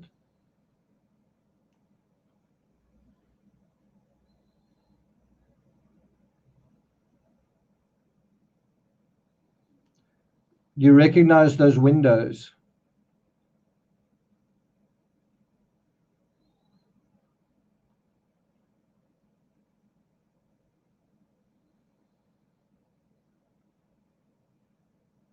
Yeah, I mean, that was my thought, is what a wonderful neighborhood that is, just not Rex's home. And let's just pause it over here.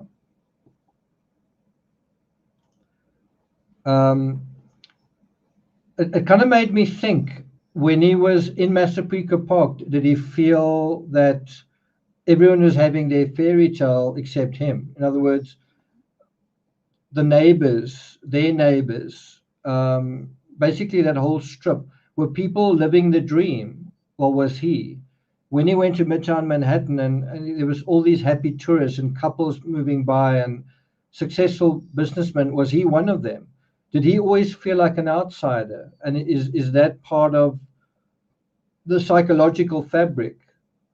Is that something that he felt an increasing feeling of social death, but within a fabric of so much social life?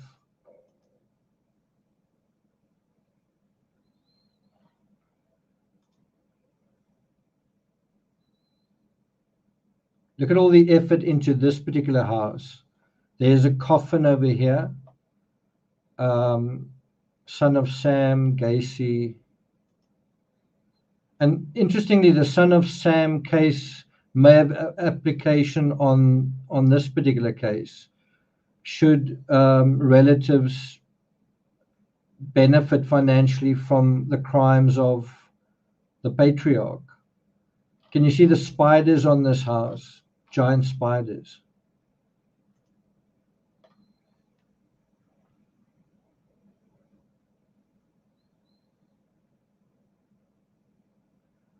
So I couldn't help looking at that image with the kids cycling by, thinking, wow, this must have been quite a nice place to grow up.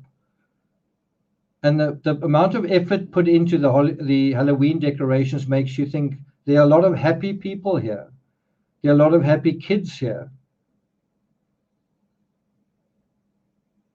And when there's so many happy people around you, you may feel, well, I'm not very happy. I'm not getting my fair share. So there's a good view of the Amityville house from this particular angle. I think it's the Amityville house. And it's actually very close to the water as well. Can you see there's the boathouse over there.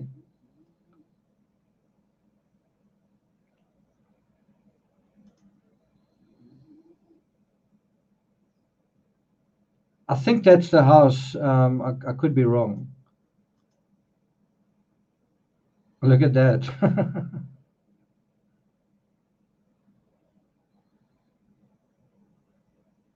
This house has definitely got a lot happening. So this was the high school, Massapequa Park High School. Again, one got a sense that the kids here must be quite happy. Must be quite a cool place to go to school.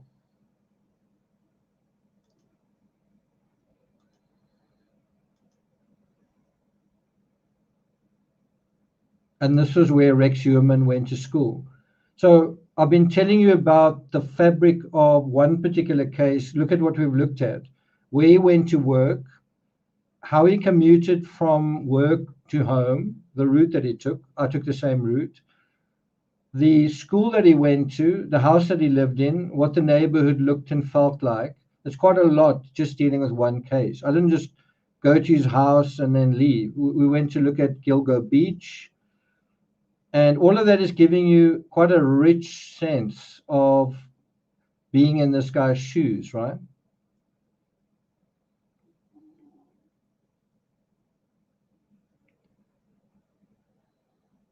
And then every now and then you see something that you kind of don't expect, like this, Massapequa Chiefs. And I was walking here with someone who'd gone to the school, and he was saying how the local community, some people are objecting to the use of this as part of the school's, what do you call it? Not logo, part of the school's branding. It's not really the right way to say it, but and so that's what they were sort of thinking about. You know, Massapequa is a name derived from the Native Americans, and some people were saying that they shouldn't be using this as part of the school's mascot. Thanks for that, Songbird, right? And so that's kind of what has been going on there kind of late.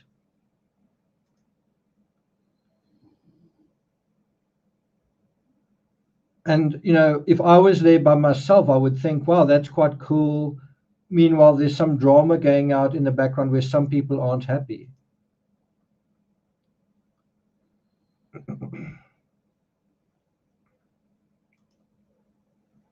Okay, I think we're going to leave. So there's the water tower. I think we're going to leave this area.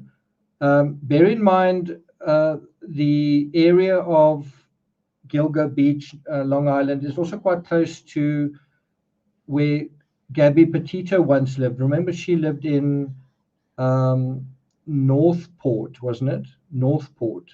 Let's just do a quick check of that. Where's Northport?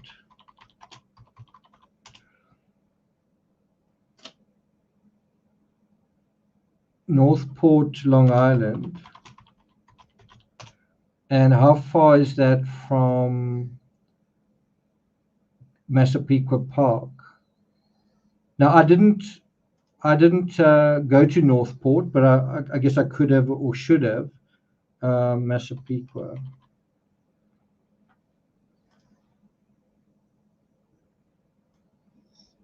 And what separates the fabric of one case, Northport, from the fabric of the other is about half an hour, less than 30 miles.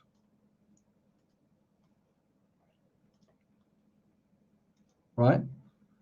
Northport, where Gabby Petito lived, is just about the opposite side of Long Island, and not quite as the crow flies. It's less than 30 miles away.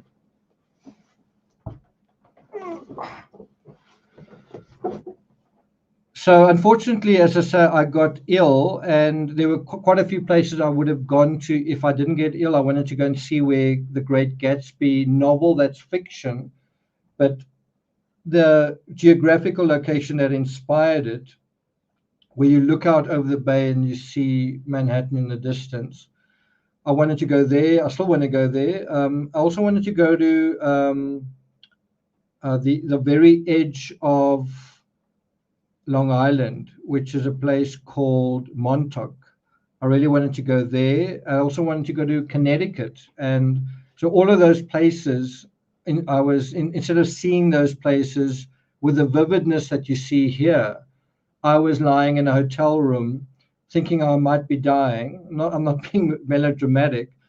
In a hotel room with the curtains closed and just kind of blackness, all the vividness that you've just seen was suddenly now replaced with a curtain of darkness. And that was not fun. Definitely wasn't fun. Definitely was a letdown. Definitely was horrible. And so I sort of feel like I want to go back to Long Island. I want to go to Montauk. I want to go to Montauk is right over here, right at the end. There's a lighthouse there, kind of a game reserve. I still want to see Connecticut, which I think is one of the most beautiful parts of America. What's the other area?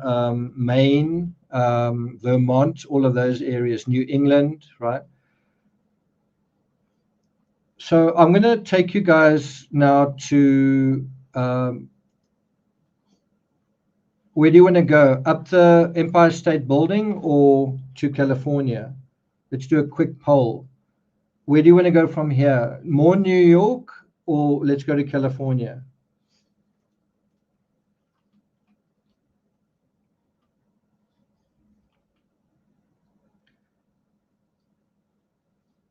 I think what I'm going to do is I'm going to take you to Coney Island, and that is how I kind of actually started getting sick. So let me quickly. This is my last day of health. My last day of health, and that's an experience in itself. When you get on the subway, it's totally different. You encounter different people, and I found this such an interesting view. This is the view from Coney Island back to Manhattan, and it's kind of like seeing a kingdom. Manhattan is almost like this castle, like a singular castle. And there's a lot of power there. There's a lot of wealth there. There's a lot of influence there. There are a lot of famous people who live there. There are a lot of kings and queens who live in this area. And probably a lot of people see this view where you're far from there and you are perhaps a somewhat ordinary citizen living somewhere else. And you're constantly looking towards this crown, kind of crown of buildings towering up above the horizon.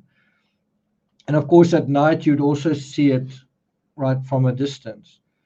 So that was where I went on Monday.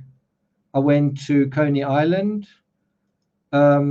I found it kind of depressing. Like, I don't know what's more depressing than a theme park that's not theming, a theme park that's shut down, a theme park that's static. I find it quite depressing.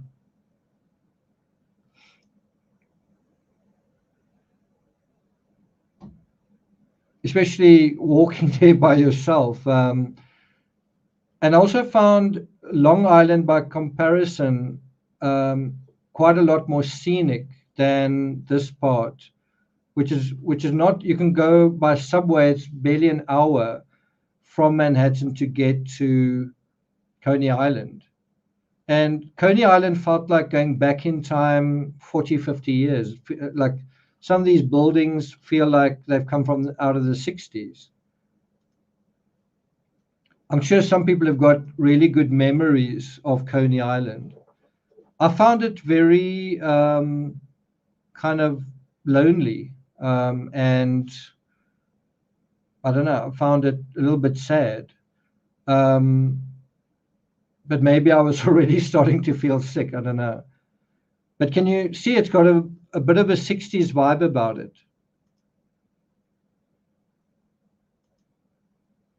Like I say, a theme park that's not theming is very different. None of the lights are on. You don't hear anyone screaming. There are no people around. It's almost sinister.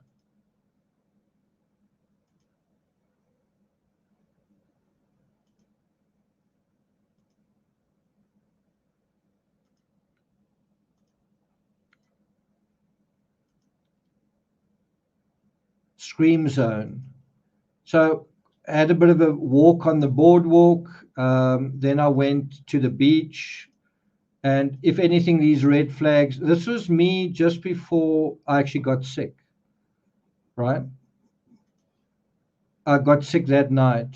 And so taking a couple of photos, I remember feeling quite tired at this point, like, oh, jeepers, I've got to walk all the way to get to that boardwalk, right? So I was already feeling a little bit run down, but it really hit me on the subway trip back. On the subway trip back, I was already feeling, wow, I really feel crap. Anyway, this is the walk onto the boardwalk.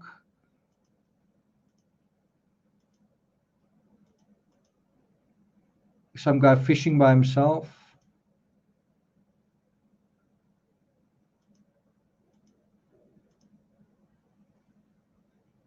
I remember being not in a really good mood, just sort of feeling like, what am I doing here in a way?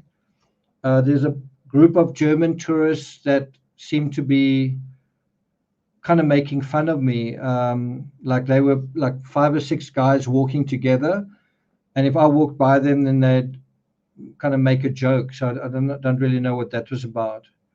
Maybe they were making a joke about something else. I just happened to be walking by. But I definitely wasn't in a good space, and I was about to get really sick.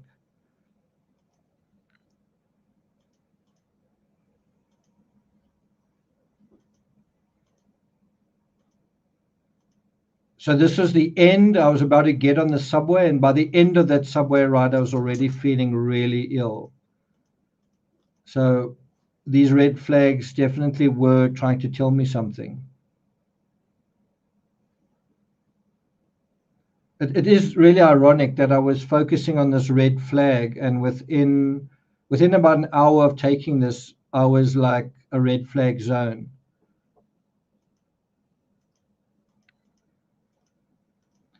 So back onto the subway, back to Manhattan. And as I say, by the time I got off this train, I was even feeling like, wow, it's so tiring just walking out of the subway. And from then on, I just got a super, super, super bad fever, like a really, really, really hot fever.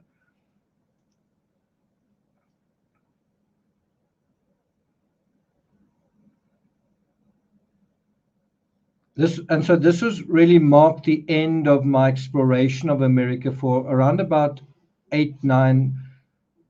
8, 9 days. There's really very little after this. Okay. Should we go to California?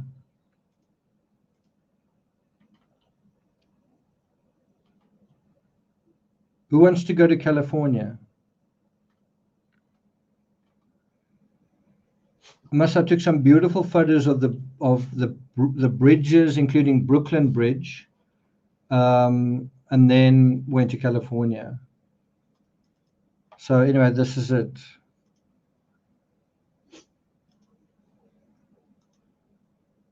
This was I think that was Detroit Airport. And that's California. This particular spot is, I think, quite close to, I think it's Simi Valley. I think it's very close to the area where the Manson cult gathered, Simi Valley.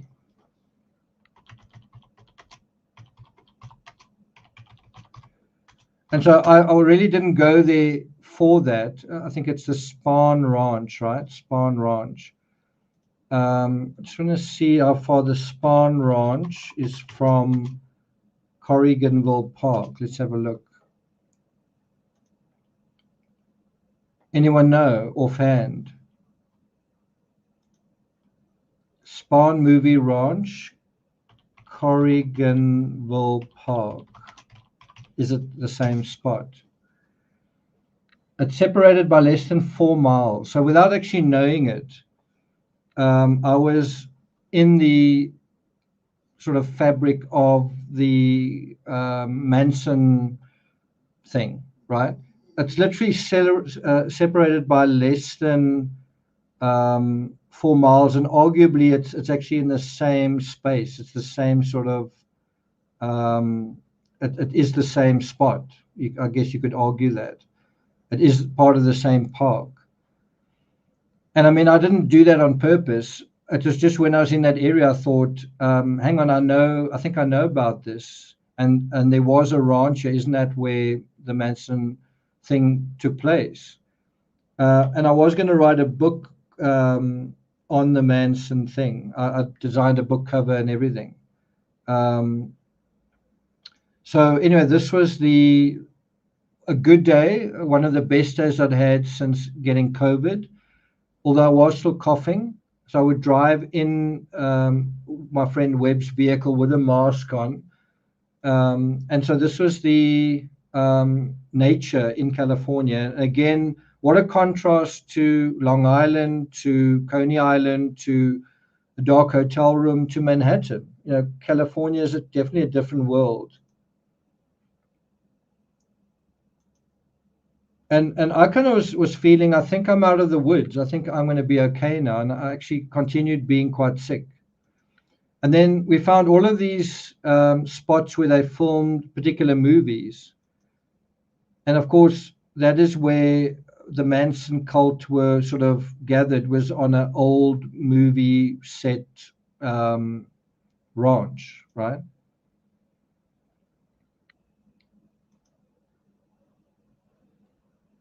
I didn't feel any mosquitoes. But what was nice was being in a warm place. Like New York was cold, California was warm. The air in New York felt a little bit dirty sometimes, and as I say, cold and windy. California was warm. It did seem like a good place to kind of recover.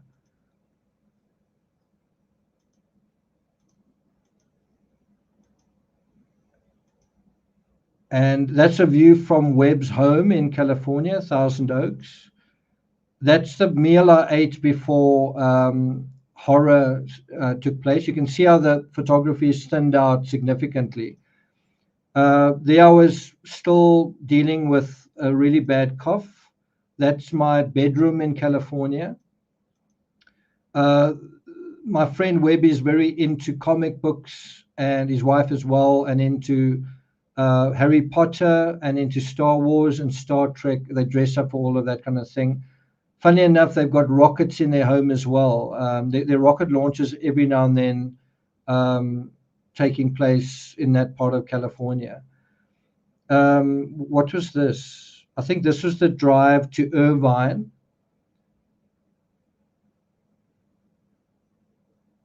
So I only spent, I think, 2 nights in the Thousand Oaks area, and then we went to Irvine. And I actually still wasn't well. Still really wasn't well at that point. Anyway, I'm not sure what that's all about. There's Lisa Wilson. I was staying in this hotel, and really liked this hotel. Unfortunately, they kicked me out. I wanted to stay an extra day.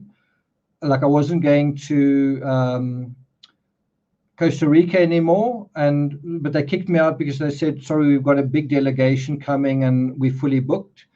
So as much as I needed to stay in one place, wanted to stay in one place, I had to find another hotel.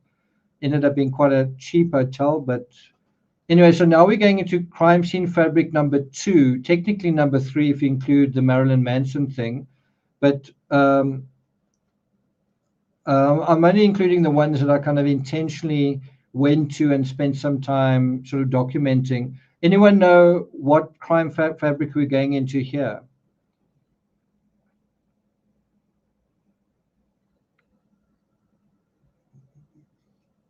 As far as I know, they were all fine.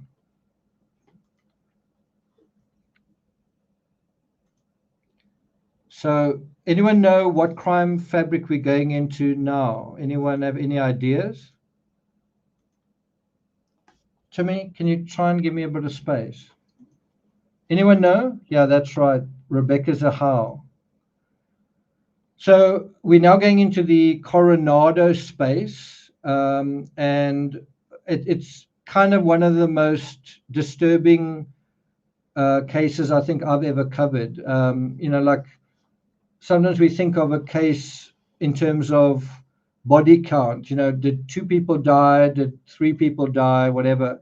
Well, here it was just one person, although I suppose you could count the little boy, but I think he died by accident. Nevertheless, I've always found the Zahau case very troubling, very horrific, and a case where there's no justice, where she is considered not to have been killed. Even today, that's the official position. So I must say, I think I look quite healthy there, and I really wasn't out of the woods at this point. See if you can recognize the Zahau, the Spreckles mansion. See if you can recognize it. It's changed substantially, and that was part of the journey as well, is seeing how people have healed, how the houses have changed, how life has gone on after catastrophe. And it seems like whoever's living there is doing okay. It was very easy to, despite knowing this area really well, to drive right past that house and not even recognize it in a casual driving by. So once again, although I was now in California, once again I was confronted with a sense of the fairy tale lives people in this part of the world seem to be living. And that is often what leads to horrible things happening, is you're trying to hold on to this fairy tale. So this is near San Diego. This is on Coronado Island. And so this is the house where Rebecca Zahau died. She died in the back garden.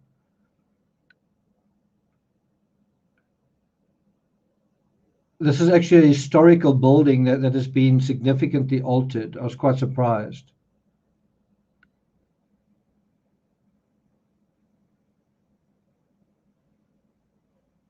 That's it. Okay.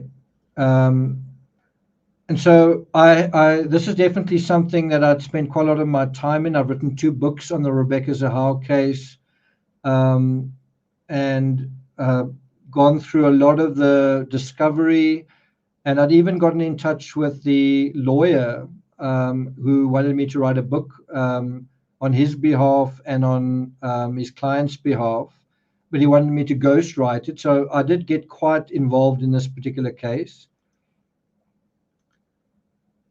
But that gives you an idea of just how close this house is to the sea. And what a nice spot it is, right? Someone who's living a wonderful life. Max, the little boy who died, was having a wonderful life when it was cut short. Rebecca as well.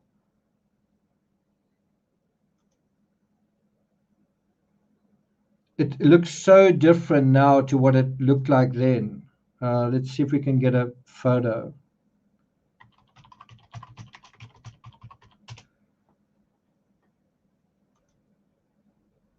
This is what it looked like once upon a time. And this is what I mean by, you don't need to demolish a house, you can just change it. And the main thing they changed was the roof, right? That's what it looked like. That's what it looks like now. The main thing they changed was the roof. That's the same. That's different. The front is the same. That's the same. The roof is different, right? Take a good look at that. Same building, and you just make a couple of changes, and it looks completely different. Did you really have to demolish the building, right? That's just my point. You can completely change a place simply by changing certain parts of it, like the architecture. You want to have a look again? That's how it looked. That's still there. That's still there. The superstructure's still there. And all they really changed was the roof, right?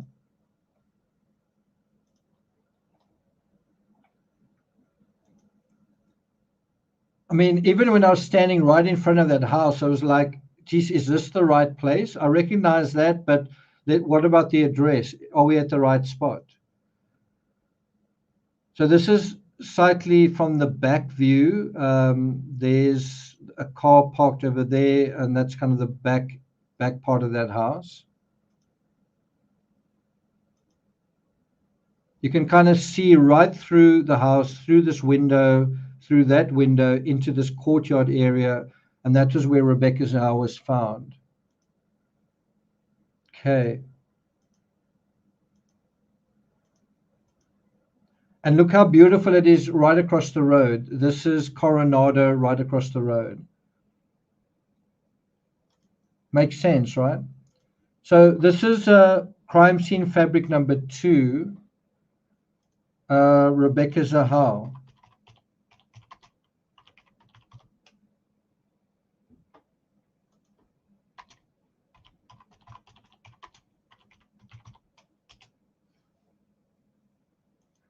And some of you may know that part of the story was that I think Jonah Shacknow, who's a billionaire, was at gym at the time that this happened, and I think he supposedly ran home or something like that. So we also went to look at where this gym was. So I don't think I'm going to take you through any of this, but just to give you a sense, here's another red flag, just to give you a sense of how beautiful it is here, a kind of a very nice spot to live, right? A lot of people come here for their holidays, but it's also a beautiful area. It kind of reminds me a bit of Myrtle Beach, but of course it's its own. It's got its own character.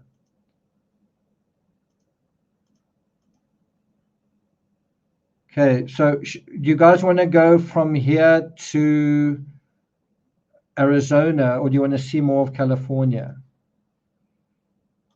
What do you guys say?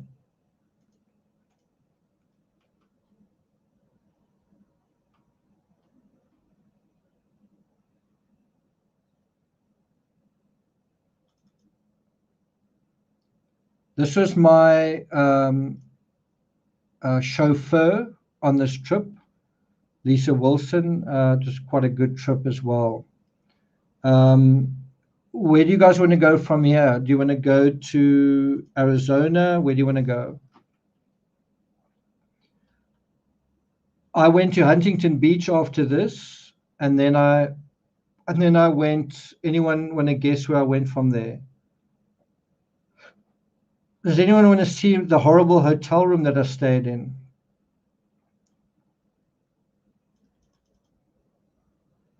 That's the horrible hotel room that I stayed in next. What can we look at after that? Whatever you prefer. Okay.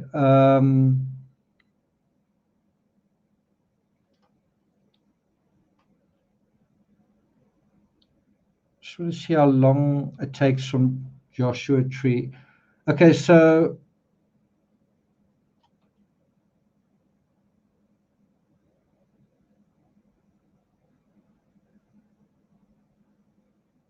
let's go to Joshua Tree.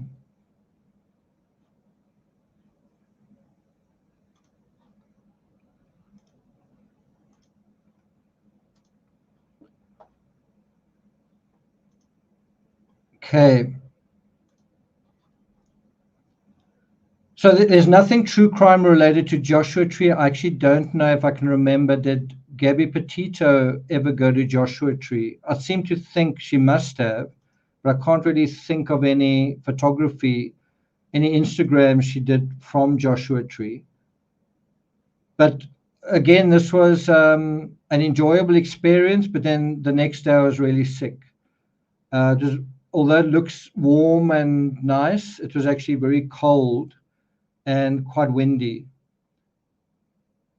So I definitely paid the price for this little trip. Just some of the photography.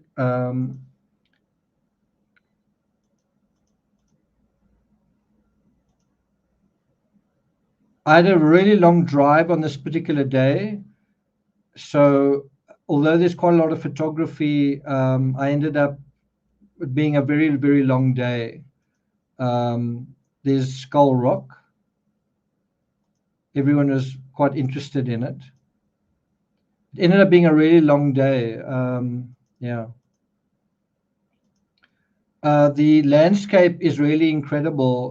The combination of Joshua trees and these strange rocks. And you only see these rocks in the Joshua tree. And there's one particular moth that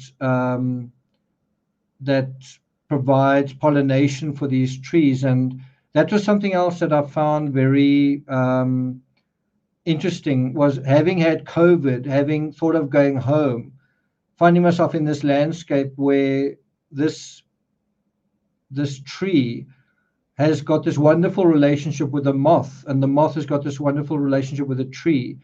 And if I'd gone home, I would have kind of missed out on it, on seeing this and knowing about this. And some of the best photos I took of this, I made black and white, and they really do come out. When you make them black and white, they really do look quite special. This landscape reminded me a lot of Namibia, which has got a similar kind of desert tree called the Quakerboom, which translates to quiver tree. And this reminded me of the quiver tree in Namibia, which I've also photographed.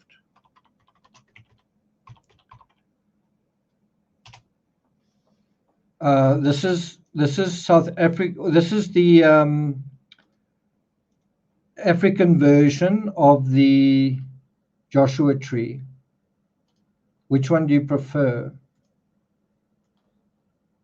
That's the African version of the same kind of thing. You can see it's different, right? These aren't terribly good photos, but it gives you an idea that it's what it looks like. And in South Africa, the Bushman, the San, would hollow out the branches of the quiver tree and make quivers for their arrows out of that.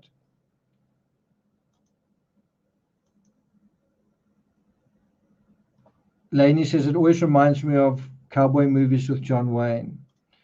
I obviously am very aware of Joshua Tree literally being the album cover of U2, which is a band that I used to really like and still do.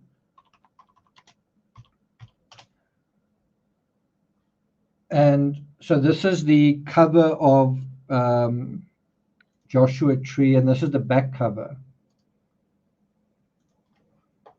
I almost feel like I should have found this sort of thing while I was there. You know, try to find this actual tree. Probably would have been not the easiest thing in the world to do. But that's from the album Joshua Tree, right? Okay, let's move on.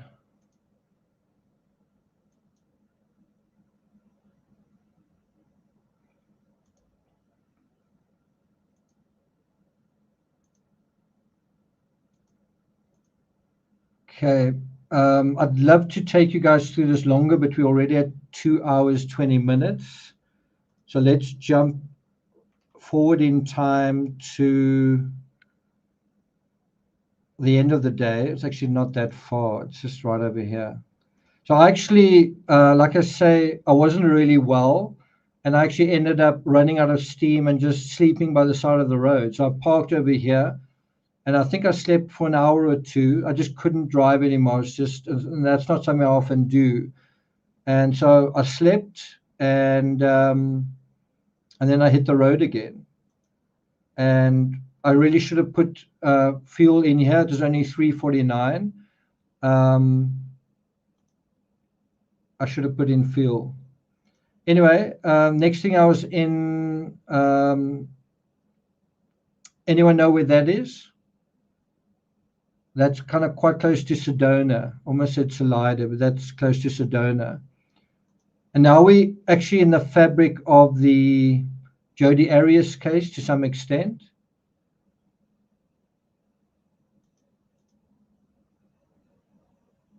That was my hotel room.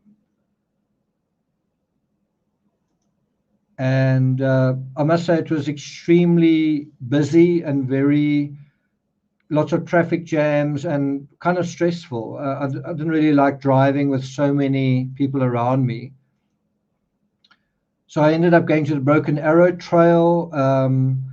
And that's when I realized, wow, I'm still quite sick. I was coughing quite a lot. I could feel my heart rate was still quite high. I felt like I should be well at this point, but I definitely wasn't. But look how beautiful it is.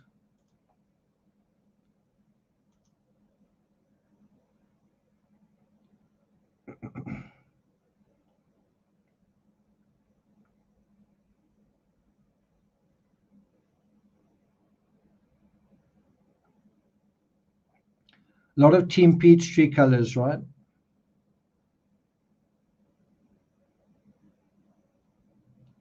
So this was actually a holiday. It was Veterans Day. And there was just a heck of a lot of people out. And this is my idea of how to spend a nice day out, which is away from everybody, just in nature. And, you know, maybe occasionally pass someone, hi, how are you, whatever. Look how beautiful those mountains are in the distance. As I say, Team Peachtree colors.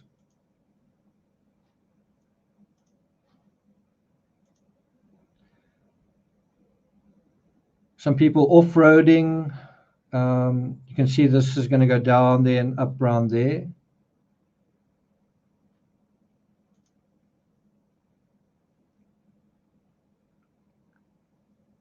Everyone has a different idea of how to spend their time and what's a fun way to spend a Saturday. Or was that a Sunday? I can't really remember.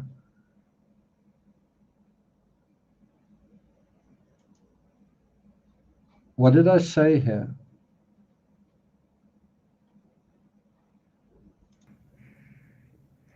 Okay, just another peel. Can you hear I'm kind of out of breath? Right, so my voice is still kind of husky. It's the view from one's feet on the trail.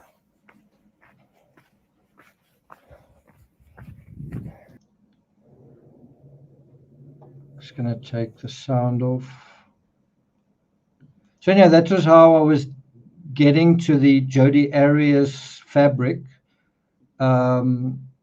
Basically, that's how I was spending the day. And the beautiful view from there, pink Jeep tours. Pretty forced smile there, right? And just some interesting bark on trees on the way out.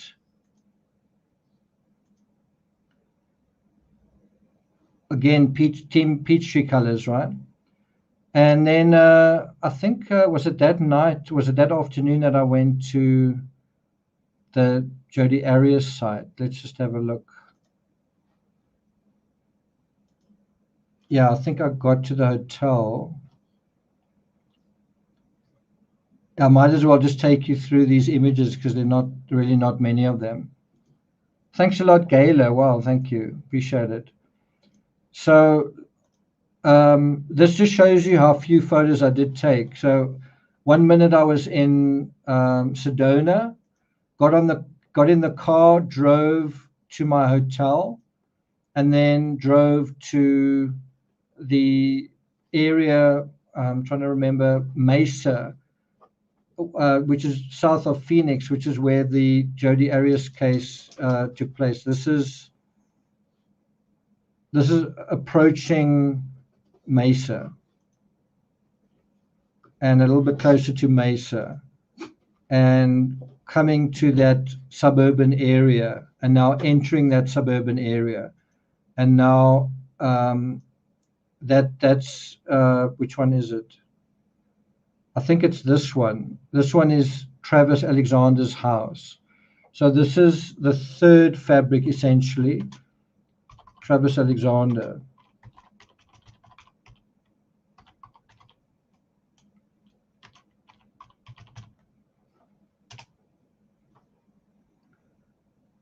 This was in November, that's right. This was in November. And I've obviously seen this house before, but I've never seen it in context to the neighborhood. And I was quite surprised. Diagonally across the road is a nice park. And this also seemed like quite a nice place to live, right? And this is where Travis Alexander's life was prematurely cut short. I think he thought he could have had a nicer life than one with Jodi Arias.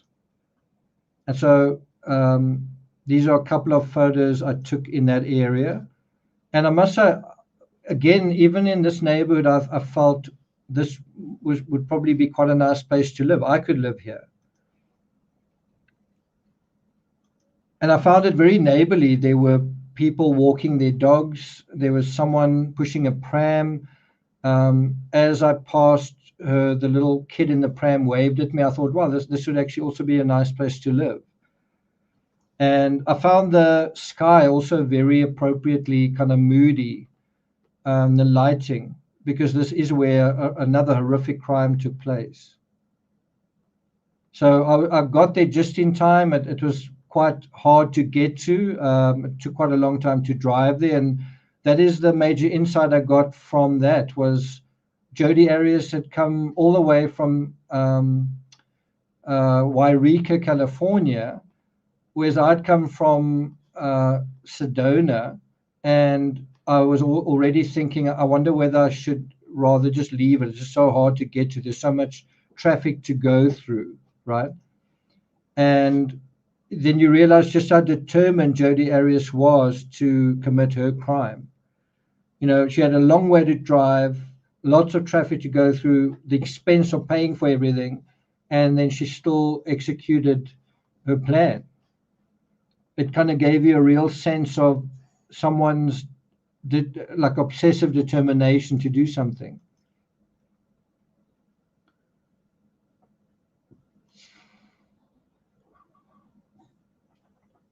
And one thing I've found with America is every state you go to feels like a totally different world. It feels like a different country. And that's something I never expected before I went to America. I kind of thought it would just feel like a slightly different part of America, but it feels completely different. The environment is different. The cities are different. Some of the police cars are different. So that's definitely something I observed. I wonder, do you guys feel the same way as Americans? Do you feel that different parts of America feel like a different country? If you're not from a different country, I don't know whether you can experience it as much.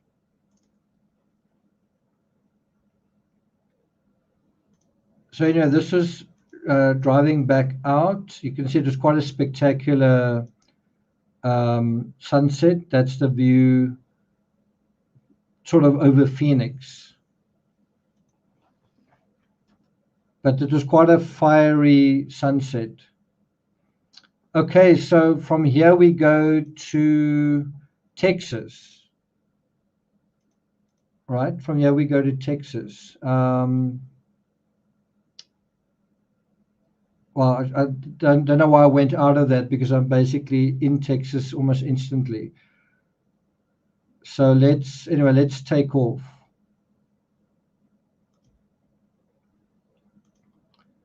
I must say the airport here in Phoenix is huge. By the way, this is also the airport that Shanann Watts used on her last flight out of Colorado, right? She also flew to Phoenix.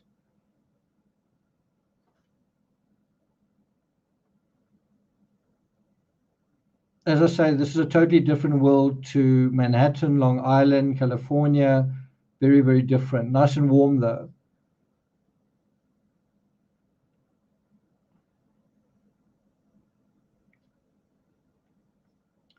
Okay. There's some embarrassing pictures in San Antonio, so I must make sure that I avoid those.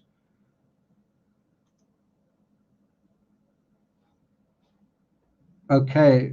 I think we've established that I'm flying out of there. I'm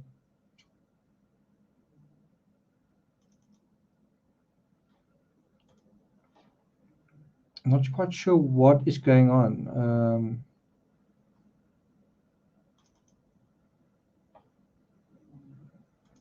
So what's a little bit tricky is a lot of my friends don't want their photos taken. So when I travel to America, people are like, please, so that just definitely makes it a little bit tricky sharing things with you, because sometimes there are photos and sometimes there are people who are like, okay, I don't want to be acknowledged. I don't want to be,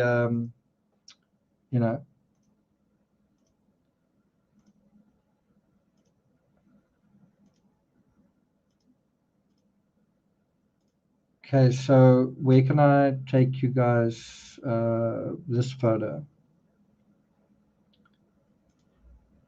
Okay, so we are now flying over, I guess, Phoenix and heading towards Texas. You can see it's quite nice weather. And then that was a meal that I had in San Antonio. What's the next photo? That was actually really good food. And I remember at this point I was definitely starting to feel horrible again, but now I'm with friends, so it's kind of a bummer. Definitely kind of a bummer. What's the next image? So this was San Antonio. Quite cold, cloudy, cold, rainy weather. And nothing really happened here of any true crime significance except the Alamo, which is more like a wall. And so this would be a really nice evening. I was with a friend and her brother, and then the very next day I was extremely sick again. I did feel quite tired towards the end of this evening. So there we are there's the Crockett Hotel in the background. You can see it was actually raining. We were walking around in the rain. Not a good thing to do when you're trying to recover from COVID. And this is the Alamo. And so I actually got really sick. Like the next day, I really wasn't feeling well at all. Can you see it's actually raining? We were walking around at night in the rain, in the cold. And so anyway, there's the Alamo, and got a shot with this dude. Crockett Hotel. And then we went to the Riverside Walk, I think it's called, and that was really pleasant. And of course, I'm now needing to get to Austin, which is really not far. It's almost like Johannesburg and Pretoria in South Africa, two biggest cities that are quite close to each other. Austin and San Antonio are really very close to one another. And I kind of felt like, well, I kind of want to be there tomorrow or very soon. But then I was just not feeling very well. Really wasn't feeling too well.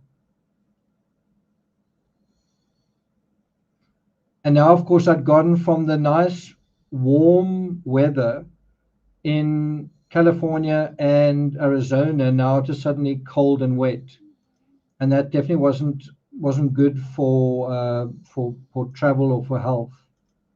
So these are just a couple of images from the Riverside. It's quite nice, quite pretty.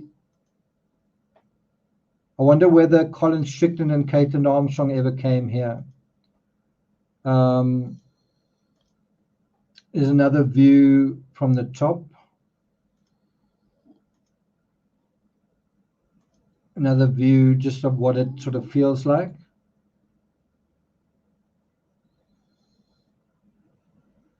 Anyone been there? Anyone been to this part of the world? So once again, I kind of got the feeling I'm glad I didn't go home, right? Again, compare that situation I was in a hotel room, feeling like death, thinking I should go home, thinking it was probably the best thing to do. And look how many experiences I've already had, besides the ones that I predicted I would have in terms of going to this crime scene and that one. I was having quite a few sort of special experiences, right? And I was drinking all sorts of different drinks, amber lager.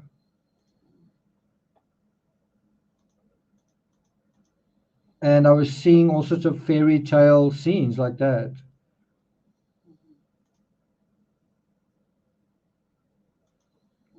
And I mean, I could have decided just to go home. Texas. You can hear how I'm As sick you can again. see, I've right? had a bit of a shave. I didn't actually shave myself. I don't know if I would have shaved as much, but anyway, this is the view from my not terribly inspiring. It's a wet, grey, cold day. Unfortunately, feeling worse than I felt yesterday. My sore throat's just more sore. Walking in the rain wasn't ideal. I must say, I think I look terrible with this new shave. But anyway, I'm not sure what you guys think. So I'm going to try and take it easy today. I really can't see myself being in court first thing tomorrow morning. I just feel weak and tired and not well. But I am in Texas, so we'll see what happens. I met Lori and her brother, and we had a really lovely lunch and sort of a dinner on the riverside. So I'm not quite sure why I said Lori there. I didn't meet Lori, but I did meet two people. So that was my meal, I think, that night, pretty good. And that was where I was staying and sick for the rest of that day. I actually felt unexpectedly sick that day, and I ended up sleeping that whole afternoon. And now I'm supposed to be, I've come all the way to Texas to attend a trial, and I'm like, I think I'm going to just lie in bed. And that was kind of the thing that I had to deal with throughout my trip through America was, but you're right here, you can go and have a look at that. Yeah, but I actually feel really sick. So I ended up sleeping that a whole afternoon and much of the night as well. So it was quite weird to have come this long way, and then suddenly I felt really sick. My throat got incredibly sore. I was coughing again. And then I went to the doctor. I went to the doctor for a second time, and I was put on antibiotics. And I thought I should attend the Kaitlin Armstrong trial, but I just don't have it. I don't have it in me to do it. But then, fortunately, I'd have one or two horrible days where I felt really ill, and then I would have an okay day. Unfortunately, at this point, I'd hired a car that was really going to break the bank to something like they charged me $2,000 for a week or something crazy like that. I can take you through that narrative, but the short version is I took the car and I thought, well, I'll give it back after 2 or 3 days. And then I got sick. So now, once again, I'm paying a shitload of money for something I'm not even using.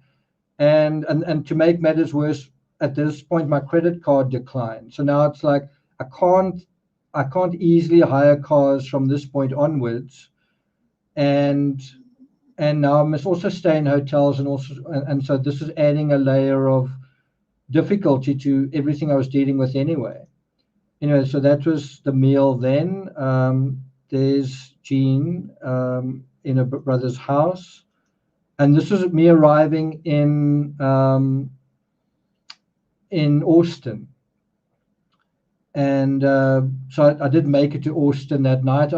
Didn't really want to drive there. Didn't know if I would stay awake driving there, but I arrived. So I drove by myself. I didn't have anyone driving me either. And the idea was to get rid of this vehicle. It was costing me, that's in Rand, $41,000 to hire this car. It's about $2,000. And so even though I wasn't in terribly good shape, I went straight to Maple Avenue, and this is now crime scene number 4, right? Mo Wilson. So I think this just gives you an idea that that this trip's degree of difficulty was quite high. It wasn't like a easy trip to do. It wasn't easy to do the things I meant to do. It was coming at literally a high price and also quite a high personal price. And so this was me going to Maple Avenue, which is the scene of the crime. And by the way, the jury in this case didn't go to the scene of the crime. And the jury only took 2. By the way, that's the wrong building. It took me a while to actually find it. The jury took, I think, 2 hours to come to their decision. So they didn't need to visit this crime scene. But I found it very useful. I was surprised at how dark it was. Once again, I was surprised what a nice neighborhood it was. I also thought to myself, wow, I could live here. I was surprised that at 10 o'clock at night, there was no one around, no vehicles, just completely quiet, and everyone was in their homes and dealing with whatever they were dealing with. Now, this is the right address. And you can see someone is actually living in this place that used to be a crime scene, and life has gone on. Someone is living where a horrible crime had happened.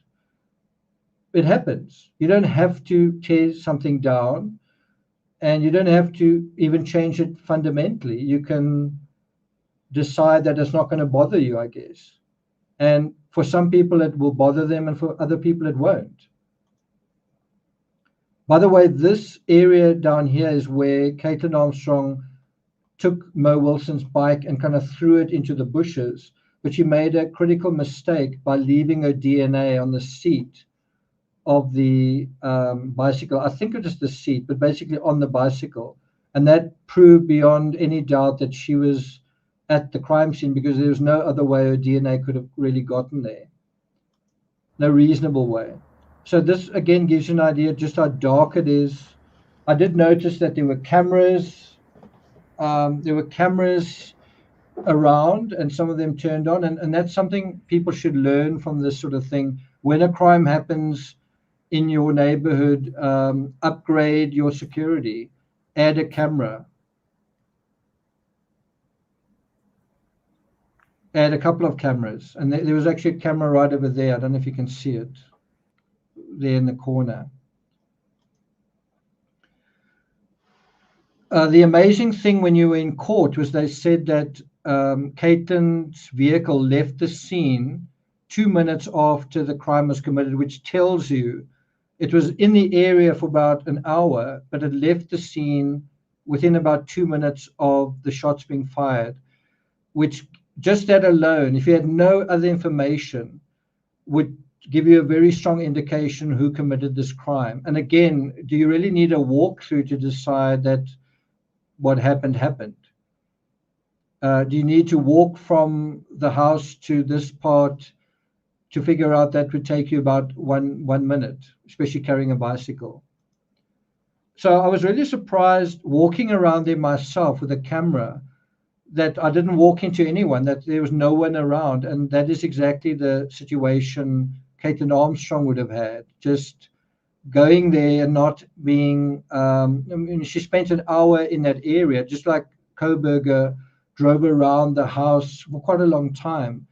If the timing is right, you're not going to encounter very many people So anyway, I went from Maple Avenue. Bear in mind, I've driven from San Antonio to Austin to the crime scene, and now I'm going to drive to where Kaitlin Armstrong stayed. And bear in mind, I'm not the picture of health. I'm driving a really expensive rental, and I'm not running on full power myself. So anyway, I went from Maple Avenue, and you can check this on Google, to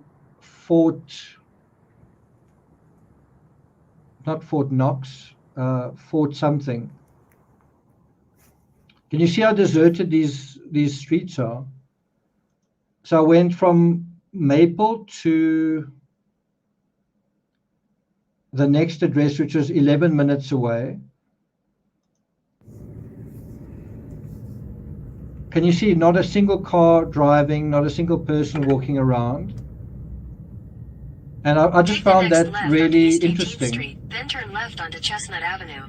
I had the same experience when I followed what I thought was the abductors' route in Praia de Luz. I went at the same time of night, the same time of year, and I thought, I wonder whether I'm going to see anyone when I go down this route. And I literally passed one person and one vehicle, and I made no effort to avoid them.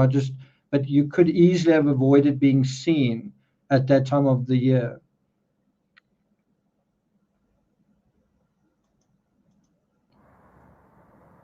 Okay, so this is still footage from that area. So there's quite a lot, in the same way that with Rex Heuermann, I got quite a lot of detail and context. In terms of this, I did as well. Fortunately, I had a few days to spend here. So I went to the Deep Eddy Pool. I went to the restaurant and ate at the restaurant so it's Fort Clark. That's where, this is the address that, although it looks like it's not so dark in the background, this is the address where Kaitlin Armstrong stayed. And it was around about, I think, 11 minutes drive away at night.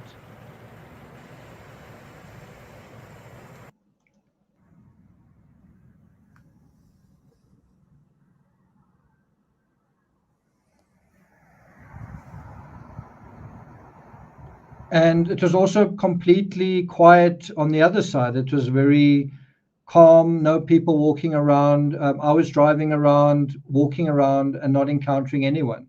Seems like folks on a weekday kind of get back to bed and settle down pretty quickly. So that is the house that Kaitlin Armstrong and Colin Strickland shared at the time of this crime. And also, again, thought I could live here. This is quite a nice neighborhood.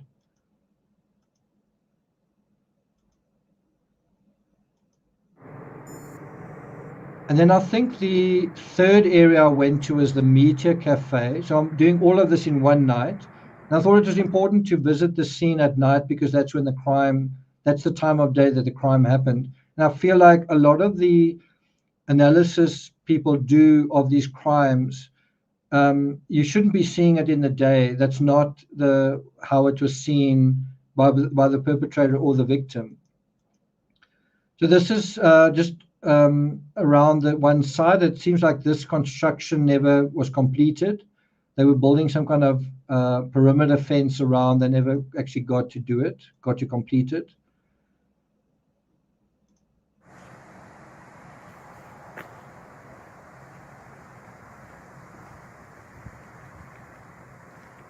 You can just imagine how many nights and days Colin and Kaitlin just spent here tinkering on the bicycles, having breakfast together, and so on. I was surprised that on the night of the murder, according to one writer, Kaitlin approached her partner for sex, and she was apparently quite aggressive on that night, which gives you an idea of this dominant, it's almost like female dominance. We have a female rival in terms of this particular case. And you have Colin in the middle who can't seem to decide what he wants. And I think that was a big part of the problem in terms of the dynamics of this case. So there you have it. The distance from the one to the other, it's around about 8 minutes. Actually, I think this was the route from Colin's home to the Meteor Cafe, which he at that time was a shareholder in.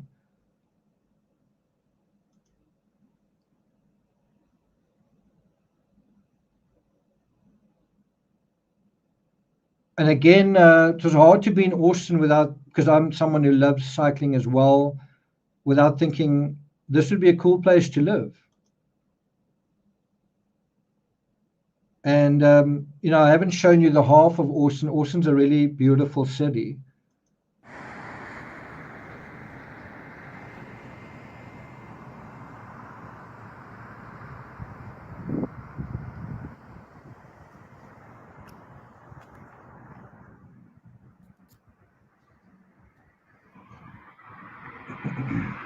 So not long after this, literally less than a week after I took this footage, I would be walking inside a giant star in Boulder. Some of you may have seen that. Thanks a lot, Songbird. Thank you. So I would have liked to have gone there during the day, but unfortunately I had to be in court the next day. And so there's a nice shot of Austin. Sorry about the dirty windscreen.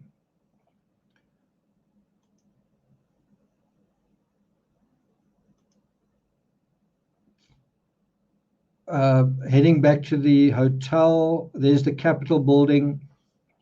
The Capitol building in Austin reminded me a bit of the Capitol building in Boise, Idaho.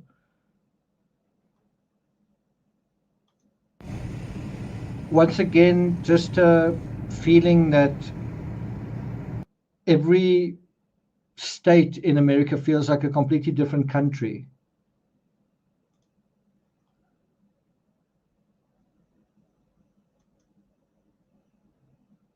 And so that was the last thing that I saw and did before arriving back at my hotel.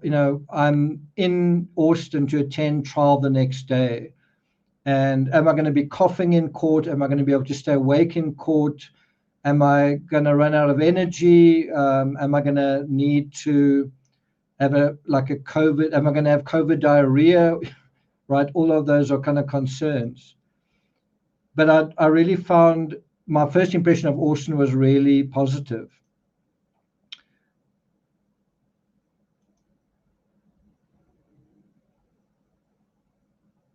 I think that was my car hire charge, $1,900.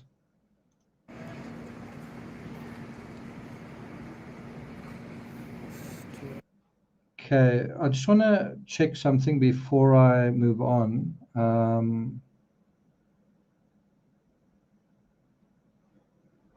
Okay.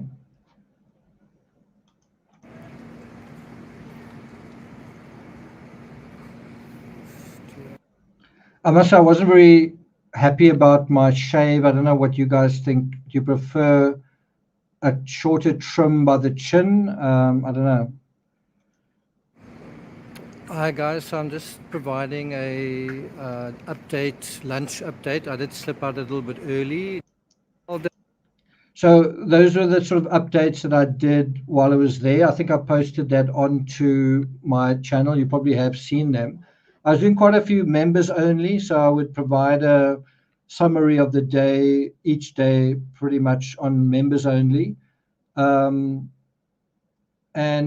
that's something I thought I needed to do more when I was attending the Laurie Vallow trial, that I probably should have gone out every lunch and just done a recap.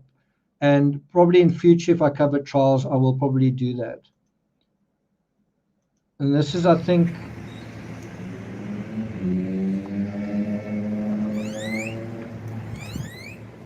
the walk back to the hotel. So I only attended the morning session. Then I went back to my hotel and slept. As much trouble and expenses to get to where I was going, I just felt like I couldn't. I was too worn down to attend a full court day. and then I would attend the next day as well. Hi guys, so today's session started really slowly. It was a bit of a slog through the defense, dealing with the ballistics, trying to undermine it. And so it was a bit of a gamble, if you left, were you going to miss important testimony? And on one occasion I did. On one occasion I went with someone called JC to the Deep Eddy pool, and Colin Strickland was called unexpectedly to testify for a second time right at the end of that court session. So we missed that. And so that was definitely something that was very frustrating. You've come all the way for this, and then you do miss some important moments. So this is just quite up close, the Capitol building.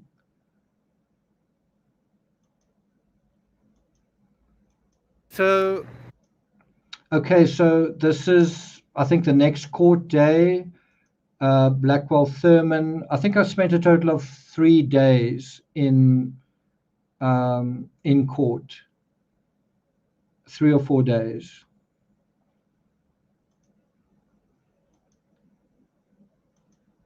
And I don't think I was terribly healthy then. And this was quite an enjoyable experience for what it was. We kind of abandoned our posts, and instead of attending court, we went to look at the Deep Eddy pool. And I think I need to turn the sound off here. And what a beautiful pool it is. I mean, I wouldn't mind moving to Austin just to go to this pool. Like every day, because I'm a swimmer, I wouldn't mind living close to the swimming pool. It's an open air pool. What a gorgeous pool it is. Some people say it's green. It's good enough for me. And again, I couldn't help thinking, if someone brought me to this pool, I think I might fall in love with them. And it probably sounds like an odd thing to say, but I found it really cool.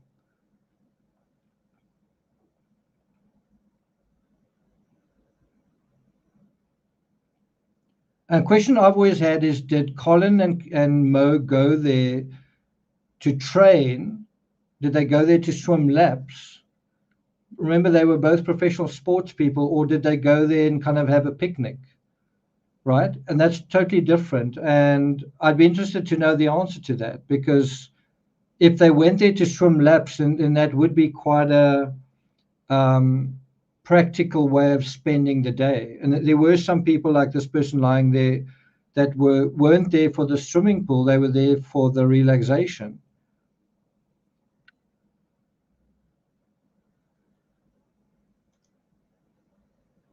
That I couldn't help taking a photo of that because it felt like crime scene tape, but I think it was more get off the grass tape. Again, to me, to my eyes, that's just a wonderful swimming pool out in the open, and I really wished I was healthy. I really wanted to just jump in the pool, but this is where Colin and Mo went on the day that she was murdered. It would have been the middle of summer, warm, lots of other people there, nice atmosphere, right? All that kind of thing.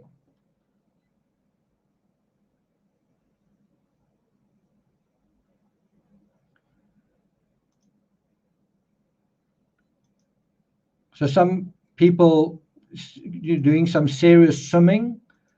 And like I said, I really wanted to join in, jump in.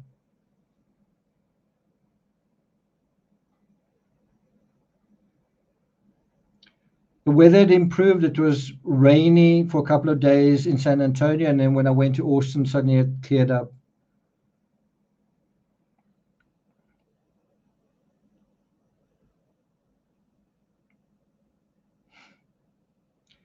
Thanks, Pickle Zero. Thank you. A couple of photos from here and there and everywhere. And so from there we went to Pool Burger,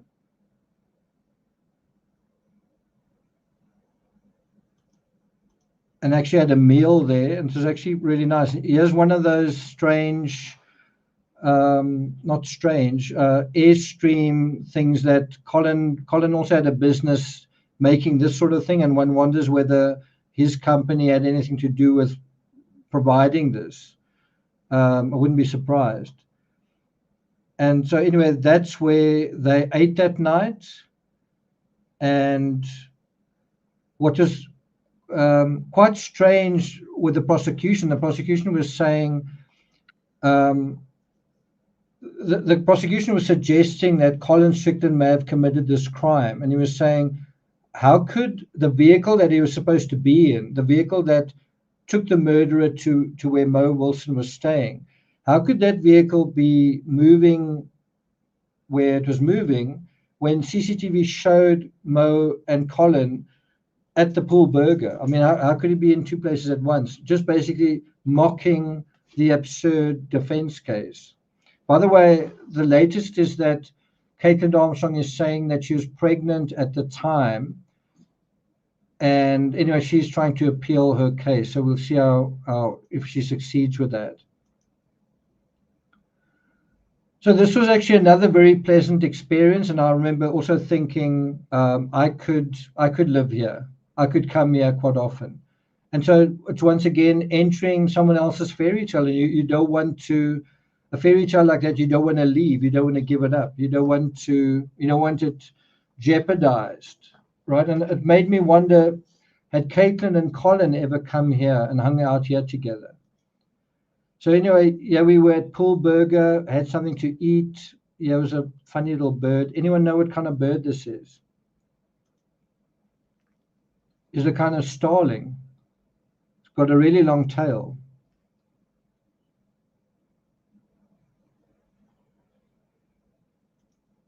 And that's the view from a little bit further back. And you can imagine at night, it's a very pretty spot. Atmospheric spot. Just a couple of different views of the restaurant.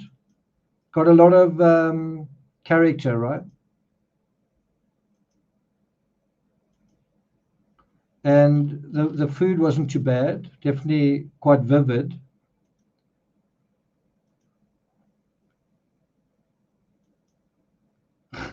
Sorry, that's so cheesy. And anyway, so from there, it was trying to get back to the hotel and through traffic. And Austin does have a little bit of a traffic. You can see all the traffic over there. Traffic is definitely an issue.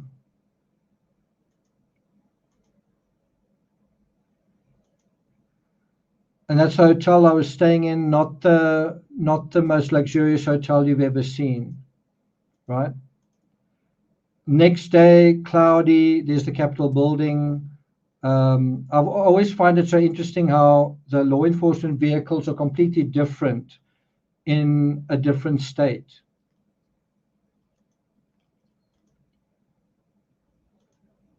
And so that's kind of on the road again. So this was the last day, the last day spent in Austin.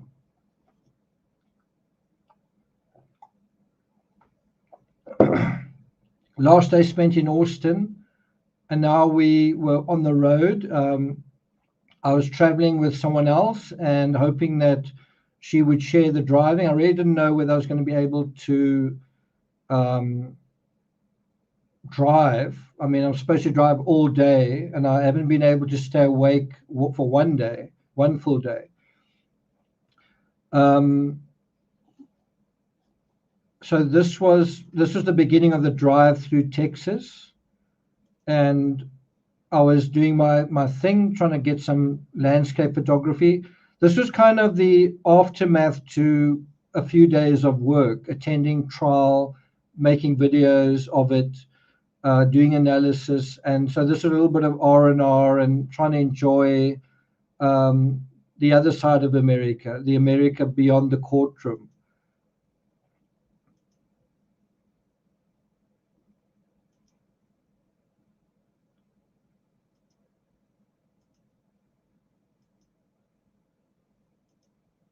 So just a few studies of a house.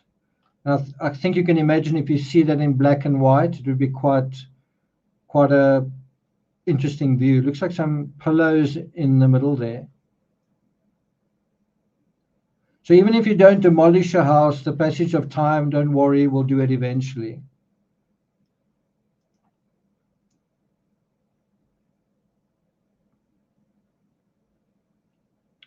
Okay, and so this was Texas. And this was somewhere in Texas. And no, we weren't stopping for liquor. It was just the sign. Okay.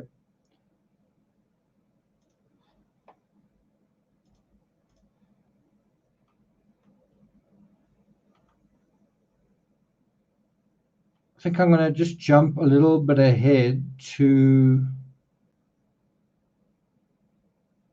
the cotton fields. So the next stop on this trip was Roswell, New Mexico. But on the way there, I got to see some things that I really didn't expect. First of all, the cotton fields, but secondly, the oil derricks. Is that what you call them? What do you call those things that sort of do that?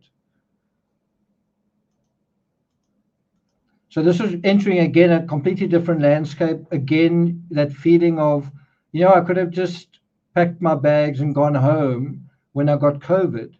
Well, it was a struggle to get to this point, but it was quite magical also seeing scenes like this, passing through landscapes like this one. And then I saw things like this, which reminded me of the Chris Watts case. And the crazy part was I moved around to the other side of this thing. And suddenly there were all of these fumes, all of these potent chemical fumes. And almost at the same time, a guy came up to me and he said, you must be very careful. You could actually pass out. If you're on the wrong side of one of these things, you could actually inhale fumes and kind of pass out.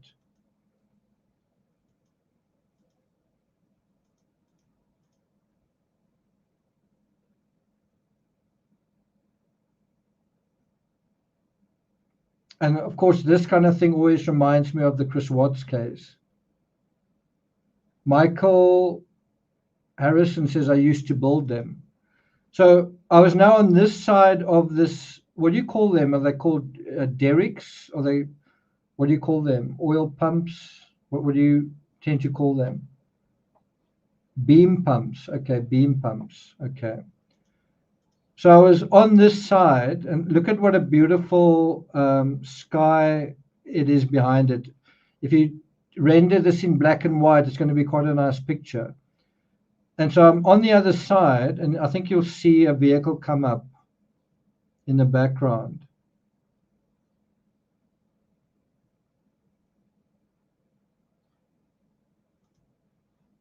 I think it's this vehicle over here.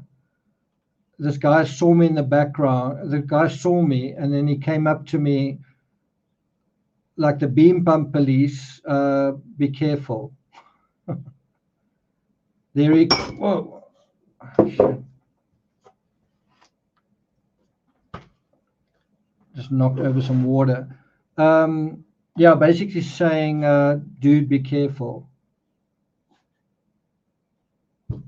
And this was the second time in America that someone had basically said, you're not really supposed to be here. The first was a cop on Gilgo Beach.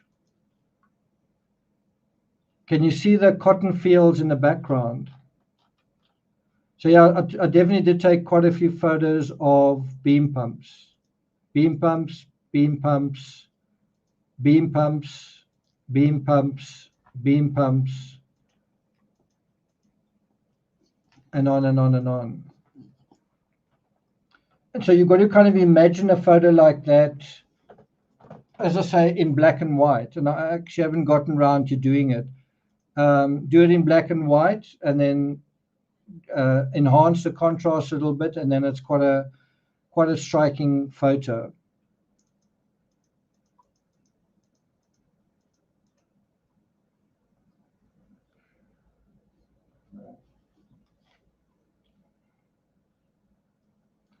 Wow, Lainey says, I feel like going there right now.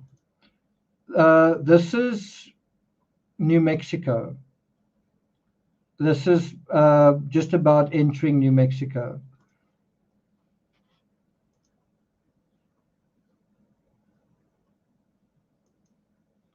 And there it is, Roswell, New Mexico, and it's quite an interesting spot. I kind of thought, well, is that it? In other words, is that background? Is that Roswell? And then, well, it turned out to be a little bit more than that. Quite a quaint house here as well. Look, what a beautiful sky this is as well. A picture like this, if you did in black and white, would really also be quite striking. Look at the sky here in Roswell. Pretty amazing. It looks like a weird place, right? Just based on the sky. And so I took a couple of photos of rocket-related things. Quite a few selfies here. Spaceport.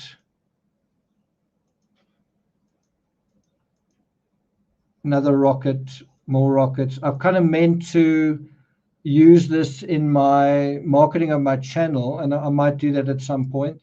Weren't terribly good photos, but basically just space-related photos for a channel that is about rocket science, right? Okay, I think that's maybe enough of that. Let's I'll just jump ahead of all of those.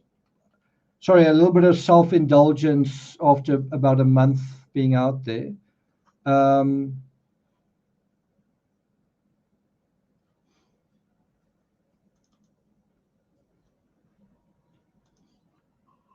Just a couple more pictures.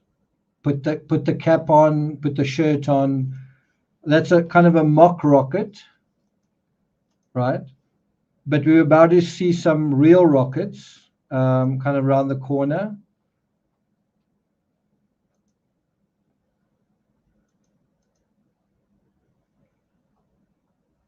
In other words, the birth of the rocket, what do you call it? The history of rocketry.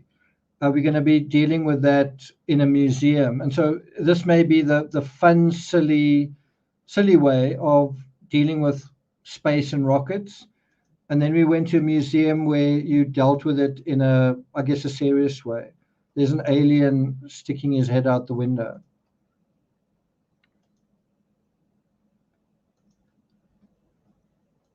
So this is the beginning of rocket ships in the world. They kind of look a bit like missiles. They kind of got like a steel structure, but this is what they started off looking like. Does that ring a bell? Have you ever seen that before? So this was also an unexpected bonus. I didn't know they were having this exhibition, and it kind of seemed like a pat on the shoulder, like this is your reward for coming this far. And a lot of this is meant to be a copy of what the original workshops looked like. This is how rockets began. They kind of look like exhaust pipes, right?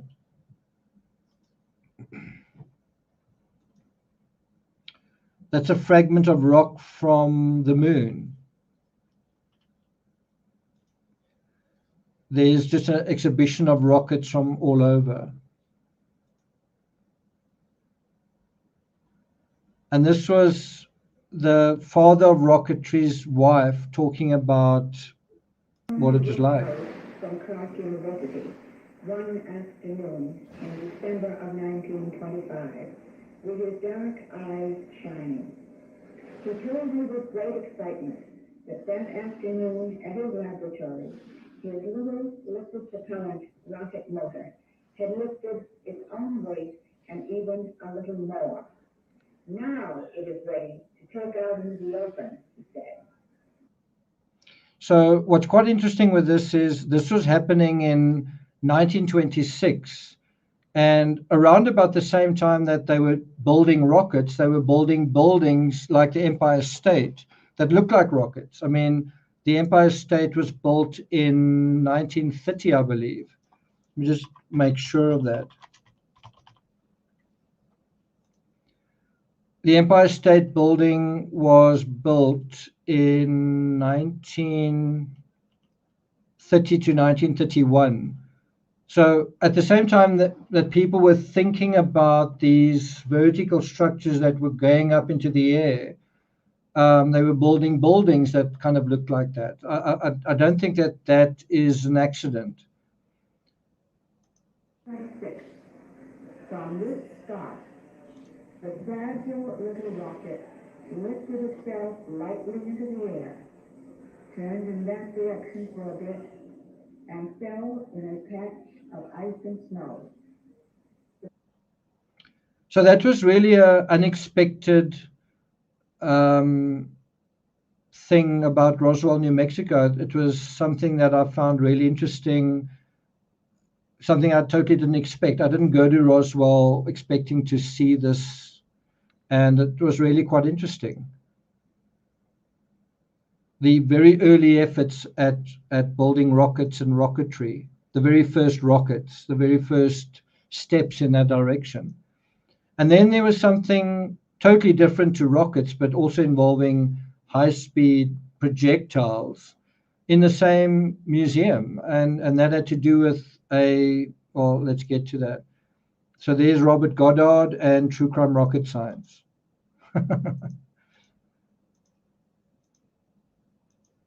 And that was these firearms, very old firearms from the cowboy era. And anyone know what the next crime scene was that we were heading towards, the next fabric that we were heading towards?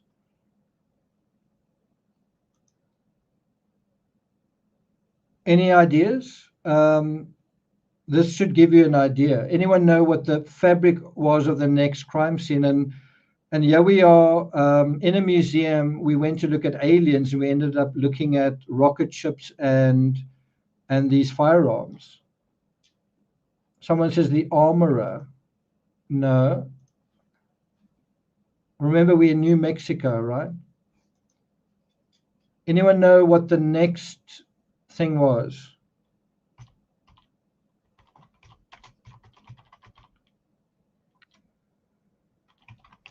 Where are we now? Are we at number 5 or number? We're at number 5. I think it's number 5.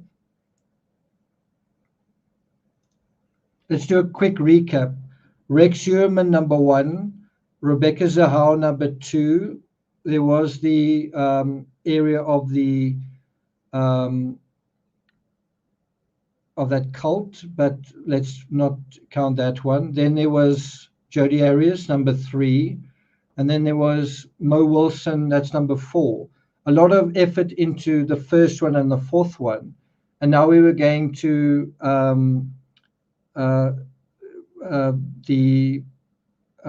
what's it? Something Creek Ranch. Can't even remember the name. Anyway, near Santa Fe. So we were on our way. Then we got a kind of a crash course in just really old weapons from the Old West. And you're seeing exactly the kind of firearms that they probably used on the set, but also in history, in reality.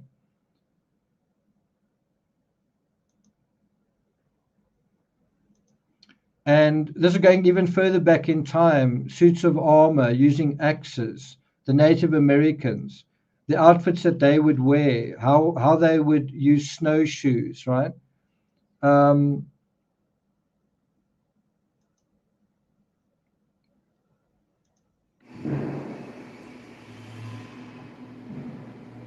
Peace pipes to smoke. That in a peace pipe and smoke it.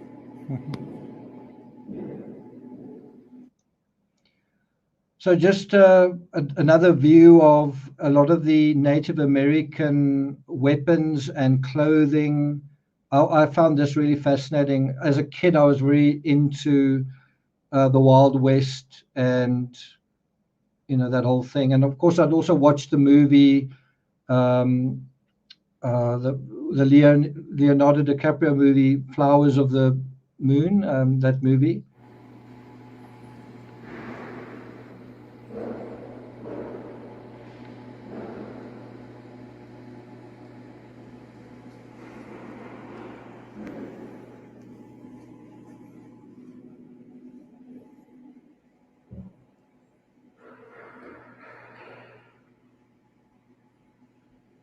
All of this is the original, besides that toy, the original clothing and weapons that were used during that time.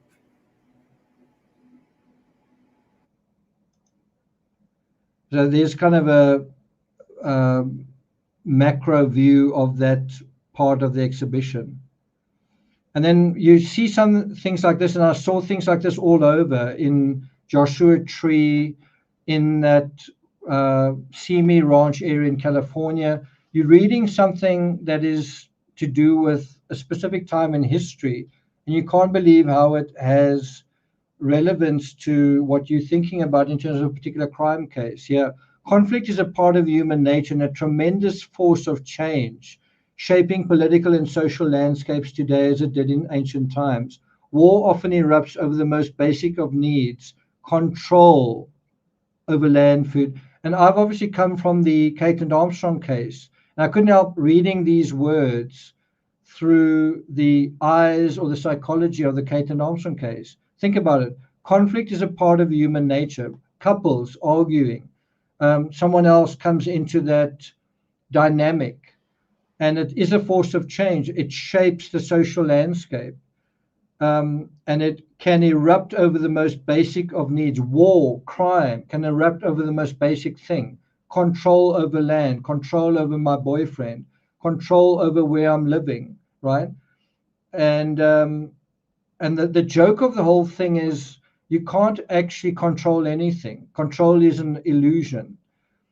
You think you've got control, you think you can control something by force or by whatever, but the reality is that you actually can't.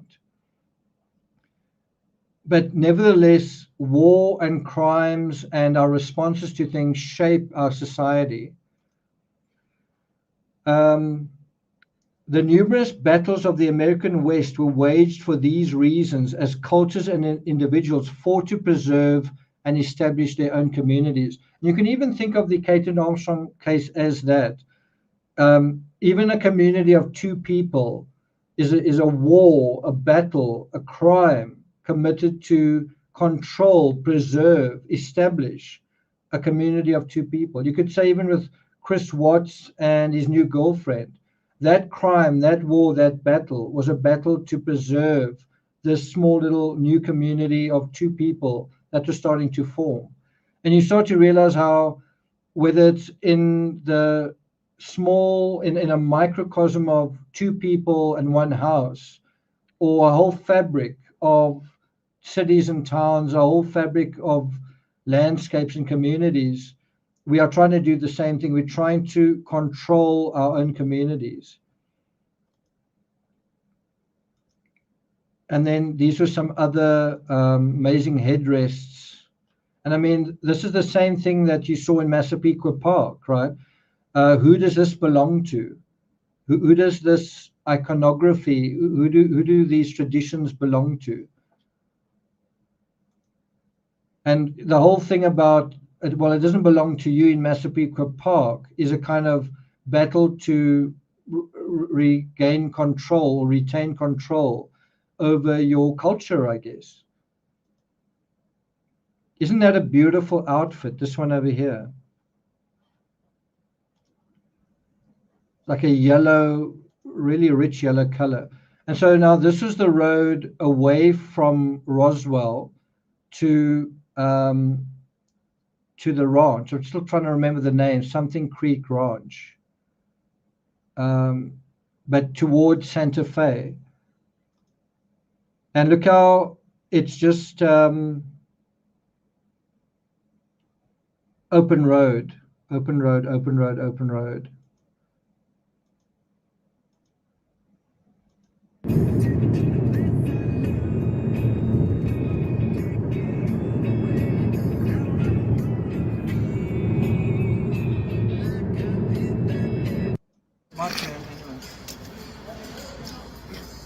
So in South Africa, well, that wasn't supposed to be video, it's supposed to just be a photo, but in South Africa, petrol attendants put our fuel in for us. So it's kind of quite different. And so this was the road to Santa Fe. Albuquerque is a lot closer. And that also gave me an insight into the feelings of the folks who were on the set of that particular thing. They had a long way to drive if they were staying in Albuquerque. And it was a long way for me to drive where we eventually said, we're not going to make it. We're not going to get there. It's just too far. But look at this beautiful place. Also, you can imagine in black and white how beautiful that would look. There we go. Thanks so much. That's the answer. Bonanza. Wasn't there a American TV series called Bonanza? Someone says it looks like Australia. Karina, you've been a member for 21 months. I hope you enjoyed the coverage of America on the members only channel. Okay, let's continue. So just some scenes on the side of the road. This is the kind of thing my great-grandfather would paint in South Africa. You can see the sun's setting, it's getting late. And isn't that a beautiful picture?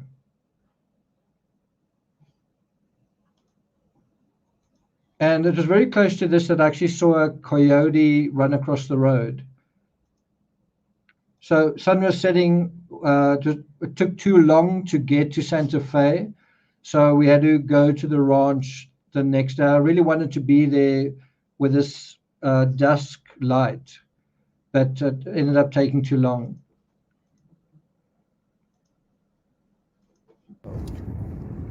But that, yeah. And so this was the next morning. Bonanza Creek Road is what takes you to Bonanza Creek Ranch, right? And this was frustrating because we couldn't get anywhere onto the property, but you could get to the gate of the property.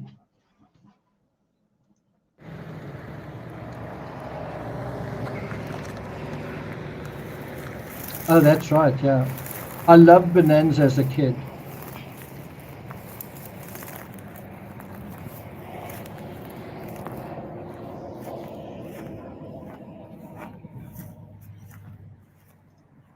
And the amazing thing that you found being in this area was that Santa Fe was literally like a 5 or 10 minute drive. It was like literally around the corner. And as I remember it, the crew were supposed to stay in Albuquerque, which was like 100 miles away.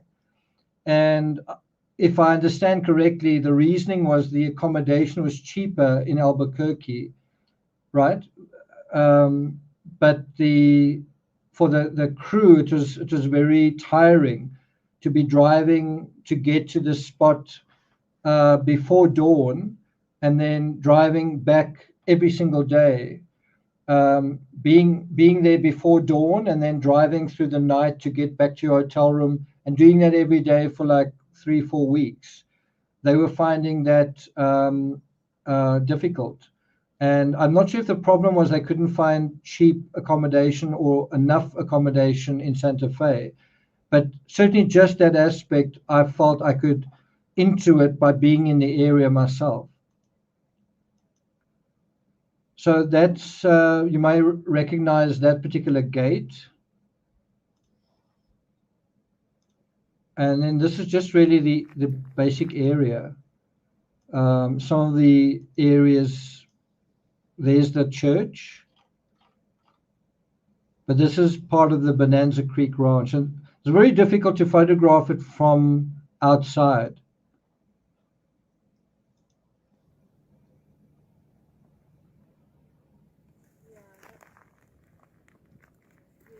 In real life, 100 years ago, you would not put a mill down there, so that must be a pot.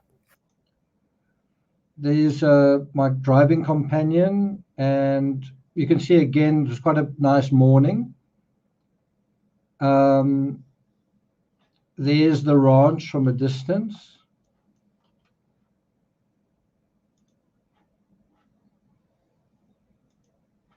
And you've probably seen this before. You probably have seen that particular thing.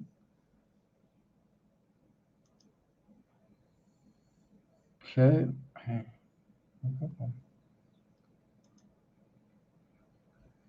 And yeah, there's what else can you do is just take a couple of photos from around there. But one thing that did stand out to me, I'm just going to take the sound off, was there were signs all over saying pass with care or something like that. We'll get you one in a moment. So there's probably the best view yet of the ranch area. And just think how kind of intertextual it was. We were on a ranch in California and a crime happened sort of there. Now we're one in New Mexico and same sort of thing. There's also quite a good view of the building. Not sure if that is that church. Doesn't really look quite like that church. Maybe it is, not quite sure.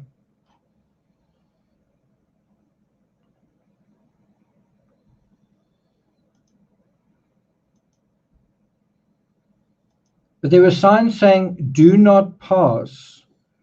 And then other signs saying, pass with caution. And that is, in a sense, a summary of the Rust incident. Don't pass over this weapon. Do not give this person this weapon until you've checked it. If you give this person this weapon, do so carefully. And to be driving by these signs every single day, every morning, every night, do not pass, do not pass. And ultimately the reason why Helena died was someone passed a weapon that was loaded. It's almost like the fabric of this area was saying, do not pass, do not pass.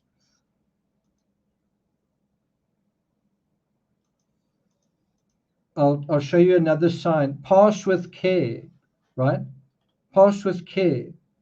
It's like the area itself was saying, guys, do not pass or pass with care. And then someone didn't pass with care, and then that led to someone losing their lives, right? Didn't pass with enough care. That is what stood out to me in this particular area, again, unexpectedly. You wouldn't have seen that, you wouldn't have known that had you not been there.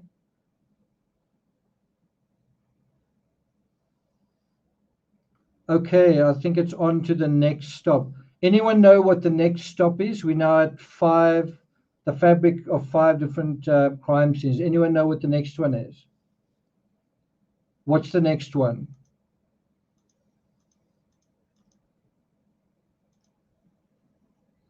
Beautiful house, right?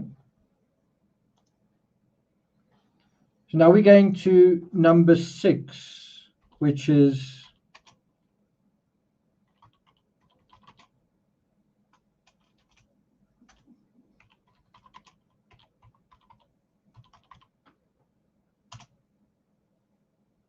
okay, Suzanne Morphew. And we're approaching Moffett from the south, not from the north, as you would imagine. We're approaching it from the south. And I found that quite interesting as well, just how much nothingness was on the south side. In other words, once you leave Moffett, there's really very little after that. Very few people, very little in the landscape in terms of development. And I thought, didn't somebody know that? Didn't somebody know that after Moffett on the south side, that's the thinnest fabric you're going to come across?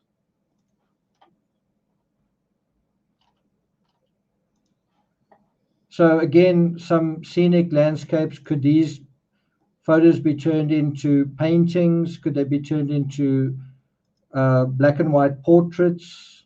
What do you guys think?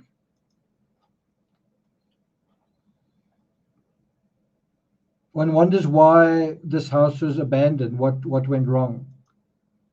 Look at the amazing color in this particular picture. Look how almost red that is.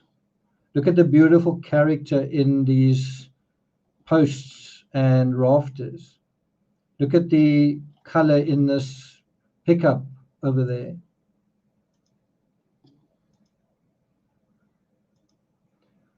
So it wasn't long after taking these pictures that we had lunch somewhere, and I literally fell asleep in the restaurant. So although this seems like just all wonderful, I was very tired and, still not 100%. And so we went to a restaurant, and first of all, I fell asleep, and then I went and slept in the vehicle. And I was so asleep that when I got a knock on my window, it was like I actually had to be physically woken up. I was so tired.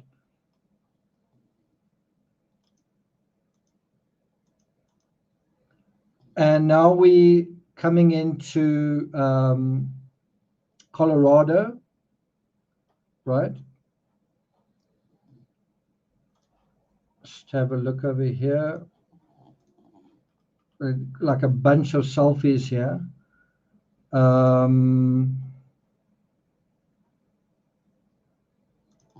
But yeah, this is basically coming into Colorado, and you can see the weather was pretty cold. A big storm was on its way, and leaving New Mexico behind us. And this is now heading towards the fabric of Moffett. We're in southern Colorado heading towards Moffett. And there's very little between here and Moffett. This kind of reminded me of a set from Mad Max. But there you can see how there's quite a big distance between Santa Fe, which is right by... I had to get out my car, run back to the sign, take a photo of this just to show you guys. But there's, around about 60 miles between Santa Fe and Albuquerque, and you've got to drive there and back. So it's actually 120 miles, right? And that's what the crew had to deal with going to the Bonanza Creek Ranch.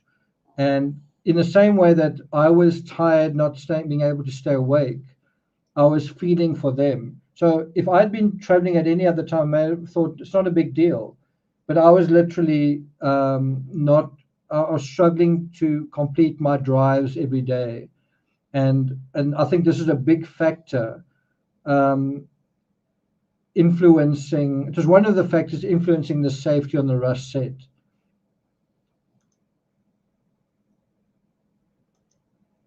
Okay, so this is just some town that was in that area. And now we're approaching the Great Sand Dunes. You can see the area is starting to change. But you can see how deserted it is, how few photos I've taken. There's not really anything to take photos of. It's just very empty. Now we're in Saguache County, and this is the county in which Suzanne's body was found.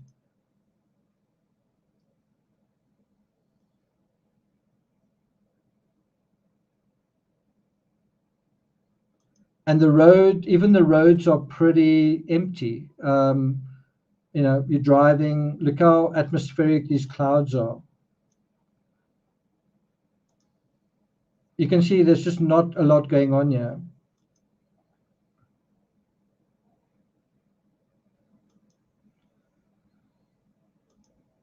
And so this was a little bit of a tourist attraction in the area. Someone had a farm and they were trying to make ends meet, and the farm wasn't working out, and so they turned this into kind of a alien sighting, alien. What do you call it? What do they call it? just a place to look for aliens, I guess.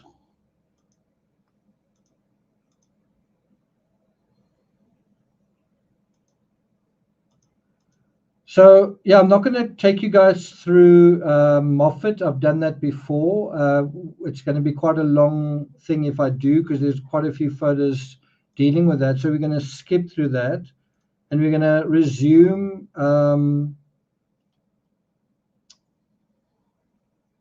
We're going to resume from this point onwards. Where is it?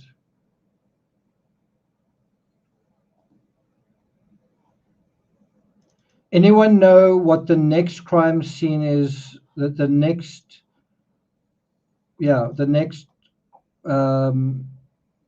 case is on this trip. Anyone able to think of the next one? We are now at, is it number 6?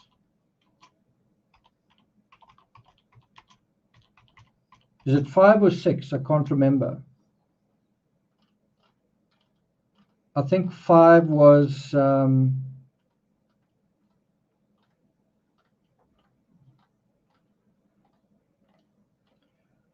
wasn't 5 Bonanza Creek Ranch, 6 was Moffat. Isn't this number 7? Are we at number 6 now? Just trying to think. 6, 7, 8. I think we're at number 7. Yeah, 7.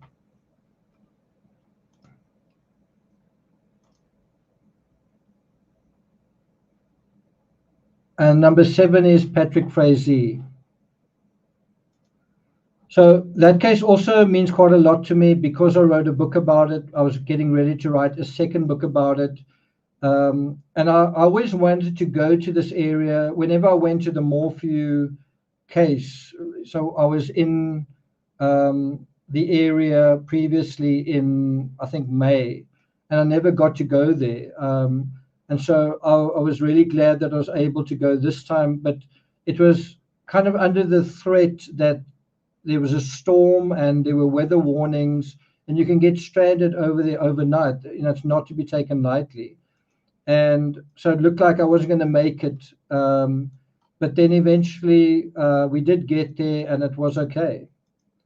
And if you know the Patrick Frazee case, then this should ring a bell, because this was where Patrick Frazee met with, what's her name? Crystal Kenny, and they went their separate ways. She went back to, I think, Idaho Falls, and he went back to his farm.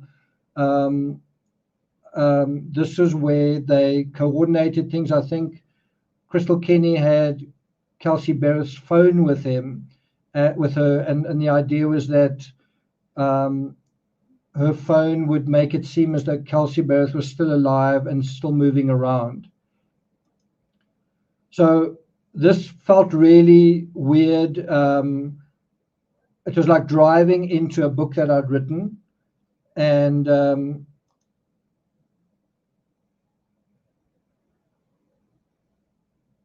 then, anyway, this is the scene where they parked their vehicles and kind of had a meeting.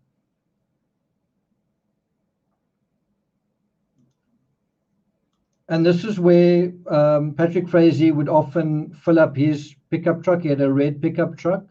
There's CCTV cameras right over there, and there's another one. If I can put Timmy down, I can show you perhaps the original. Let's just see if I can pick it up. Patrick Frazee.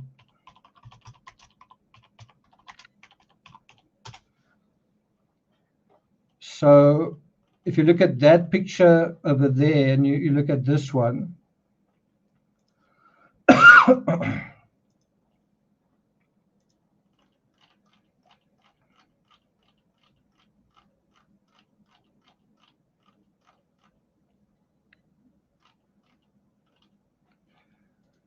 do you recognize it? Do you recognize? I'm filling in over here. This is the year 2018, the 24th of November, Saturday. there Patrick Frazee is, and is filling up some fuel, right? And so where I was I was parked at this one. I actually felt dumb afterwards. I should have parked over there, but it's not too much of a muchness, right? And so the camera that picked him up was this camera over here. Do you see that?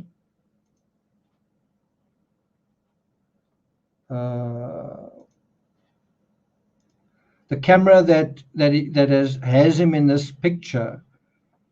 Let's see if we can pick up this funny shaped barn and this diesel sign in my picture. Okay, so the diesel sign I can't quite see here. The funny shaped barn, well, you can't see either, but anyway, it's this camera that captured that image. And I didn't have to go online. I kind of had that image in my mind from writing about it.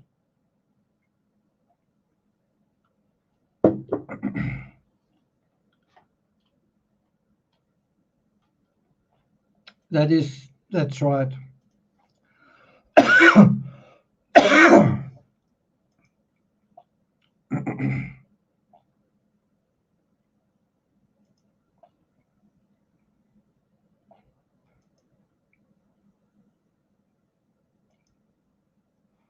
So there you can see that funny shaped structure in the background there. If you needed more confirmation.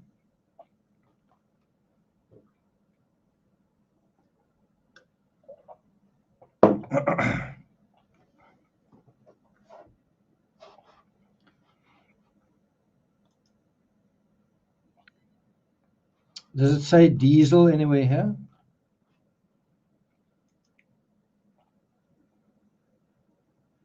So also got quite a sweet deal here, $3.49 for gas. I remember when I was there paying over $5 in California. Okay, and so now the idea was go to Cripple Creek, which I should have done, or try and find the farm in Florissant, which I did do, but we kind of struggled to find it. There's that structure. Look at this interesting old house over here. You kind of wonder what's the story of what happened in that house.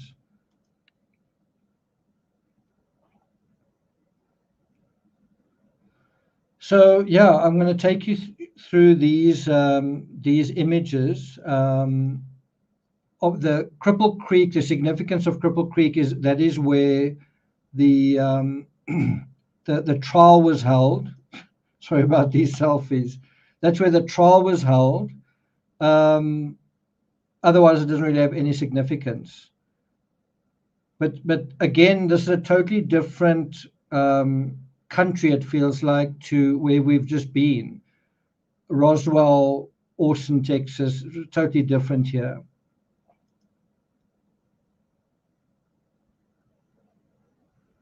Very mountainous landscape, lots of trees, quite similar to the old Barry Morphew fabric, right? So something that was unexpected with this was we were looking for the Frazee farm because that is where, let's see if I can find it.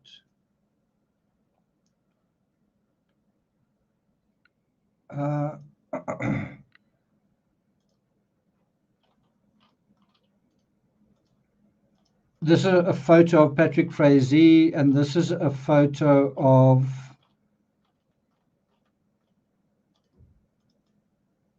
where they ultimately found Suzanne Morphew's remains. They found like a fragment of a tooth on this kind of driveway. And on the very last scoop of dirt, that's when they found that and that was the only evidence they found of her. All they could tell was that it was a human female, adult human female from that little fragment of tooth. But I wanted to kind of see how close we could get to this area. And in the end, we couldn't. But we, instead of that, we had quite a special experience. We encountered this wolf, but you can see the road. If you look, stop. If you look at the road and the color of the road, and then you look at the color over here, it's kind of similar, right? It's a kind of a similar thing that's going on.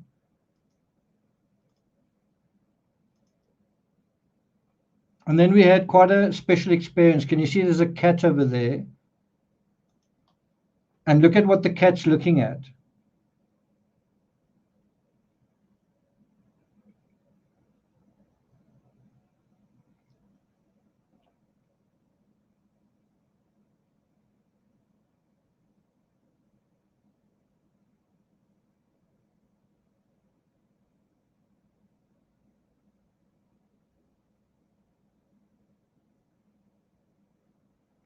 Yeah, so that definitely was quite a unexpected special experience. The guy said that this wolf was 40% wolf, but it certainly felt like the real thing. And it's got very thick fur, very big paws, bigger paws than you'd expect, and just a beautiful animal. What was quite strange with the wolf licking my fingers was a couple of minutes later, some deer would be doing the same thing and probably be smelling this wolf. So it definitely was a unexpected magical moment with this wolf.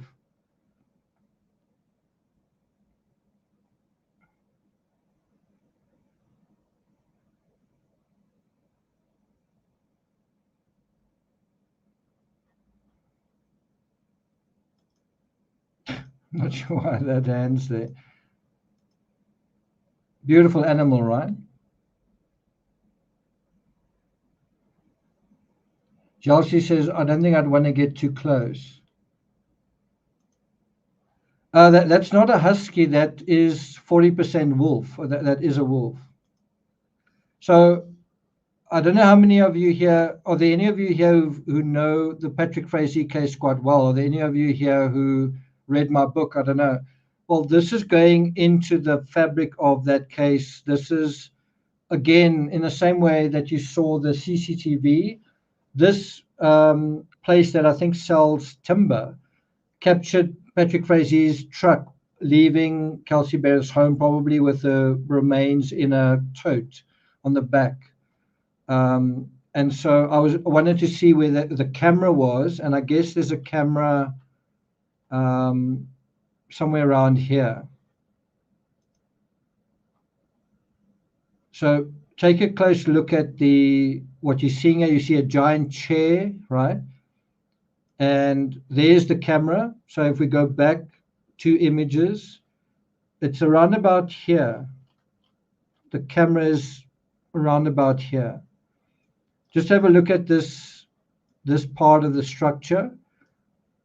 And there's some white over there. Well, the camera is right there, just under this alcove. And that's not the only camera. Let's just see if I can get it. Patrick Frazee CCTV.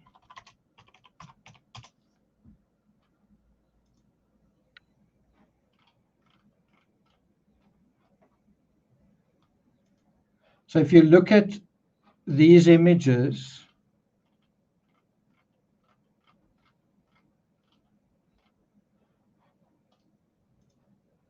if you look at this image, that image you're seeing there is taken from this camera, right?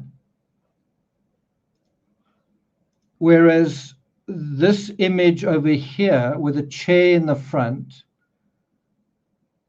and what they noticed in this image was a tote, and it's actually Kelsey's remains are in this tote.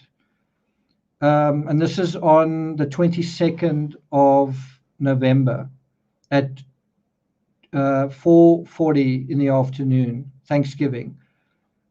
now I was looking, where is this CCTV camera? I just wanted to know for my own, out of my own interest. And there it is. It's that camera. It's that camera that took this shot. This shot over here. And you realize when you see this sort of thing, just how useful CCTV is in solving cases. If you wanted to investigate a case, one of the first places you want to start off with is just CCTV. It's very underestimated. So from this angle, you can see there's the big tree. That's kind of the reverse angle, right? And then that's the view beyond that. You can see this is also a very pretty town. It's also kind of a fairy tale setting. I also thought, wow, I could actually live here. It's quite nice.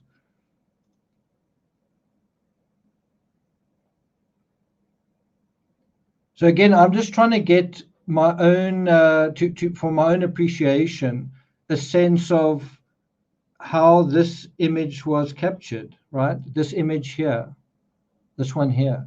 There you see log cabin, you see the chair, and you see this path, and you see the road, and you can see the mountains in the distance.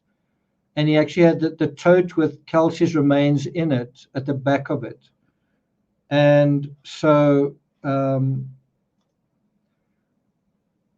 which camera captured it? Well, the answer is this one.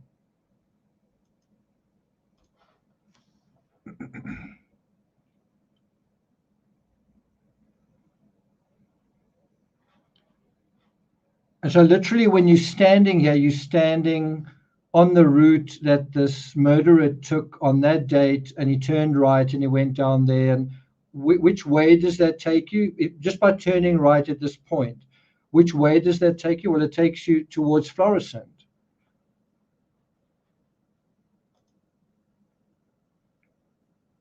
And that's the view that way. And is the view that way going to show this chair and that? All right, and it's the view towards that sign and that chair.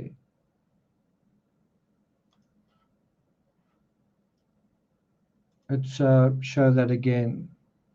Right, that sign and that chair. So you had two CCTV cameras on this building that captured him approaching, and Kelsey Berreth's home's just over here, approaching from there at a critical time of day, and then turning right, going towards back to his farm. And so this is entering the area where Kelsey Berreth was killed, where she lived, and also where she died. Also, what I found probably worth mentioning is that they haven't done anything to this house, although it was a very brutal crime that was committed here. The house still looks exactly the same. So some people can continue with their lives. Right?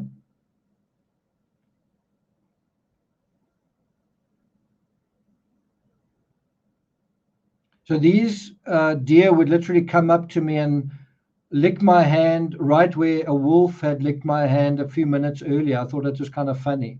They were probably like, oh, are you going to give us some food? I smell wolf.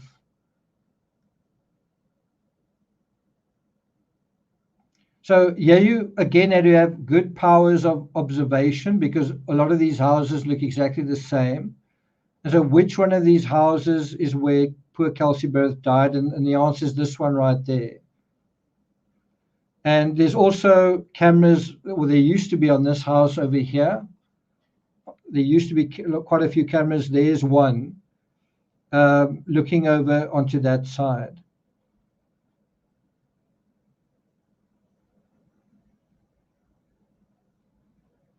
Okay, so I want to take you back to this image.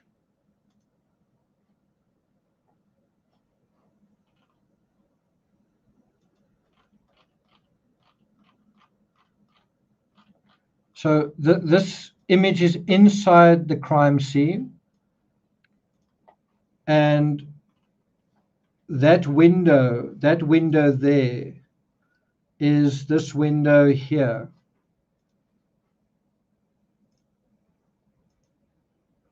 Let's go back a bit. Is that window there, right? Let me show you again. This window here, you can see it's kind of rectangular, is this window here. And Kelsey died in this room.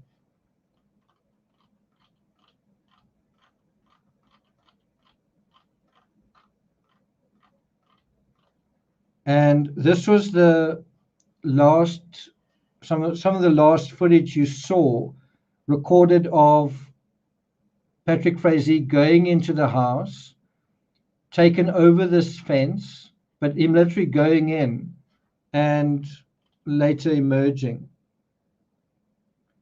And then you got to say, well, is this the same location as that one? Well, there had to have been a camera located somewhere here. Do you agree?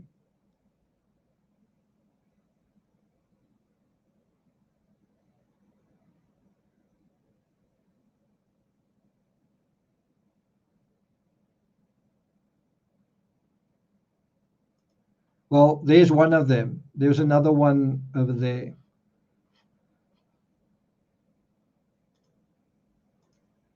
So anyway, that's that. This was the encounter with the deer. They're smelling wolf. They're like, I'm not sure if I do want to talk to you.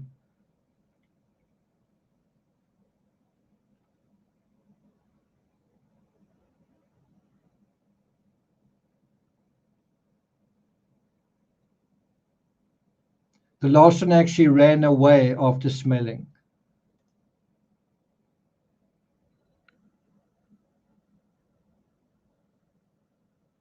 You can see they really are put off. That's not what I expected to smell. So anyway, so that was that area. I'm not going to take you really into much more detail regarding this, but we did go a bit closer. I was trying to find a camera, but I'm pretty sure there's a camera under this. The interesting thing is, if I can't see the camera, you can bet that Patrick Frazee couldn't either. I'm trying to see if I can. Anyway, very sad case, but let's kind of move on a little bit. A little cat coming to say hi. Some deer. Can you see it's quite a beautiful setting? There's some people there who actually thought we just moved in and they seem to want to hang out. But we were just passing through. So this is the road that he would have driven down to get to that CCTV spot that you see down the road there. Does that make sense?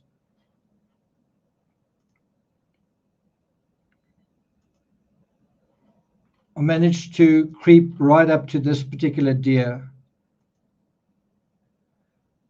And then the last sighting of Kelsey was at I think a Walmart. And so I wanted to go and have a look at that. But I think instead of doing that, we went to Cripple Creek. So we're going towards Florissant again. Now we're heading up over a pass, and this is taking us to Cripple Creek. And again, what a beautiful kind of landscape. Very historic, lots of history in this area, lots to talk about. There was a beautiful little bit of sun breaking through the cloud over here.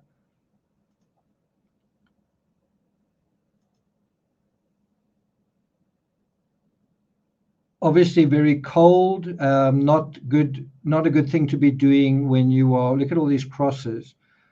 Not a good thing to be doing when you're trying to recover from COVID. That's just so funny. And then, there is that kind of magical sun breaking through there. Thanks a lot, Josie. Thanks so much. So this is where the Patrick Frazee trial was heard. It was heard off camera, and I covered it. Most of the trial was the basis for my book. And I must say, I was very touched by this case. I found it more compelling in a way than the Chris Watts case, and it happened very close to that time. The Chris Watts case happened in August. This case happened in November.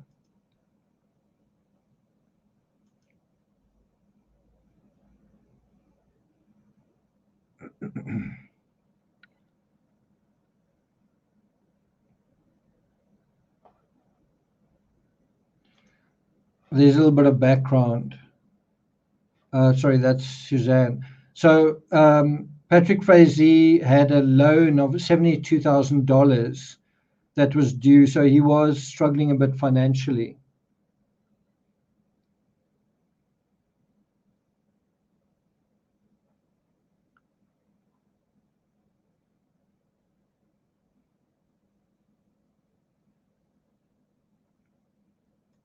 So that's quite a familiar view. If you're familiar with this case, that's the court building on the left.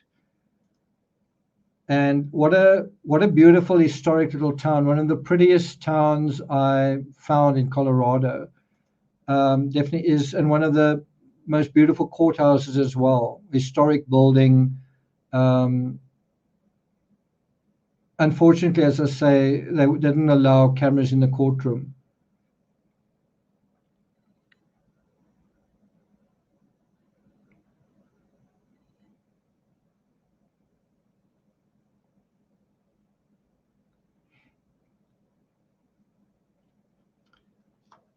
So yeah, this wasn't also a very good thing to be doing, running around in the cold. The sun's about to set. And so that's why my cough definitely wasn't getting better, because I was pretty active. And I wasn't completely well, but I'm still glad I went. There's a police station right around the corner. Right over there is a police station. That's the court building.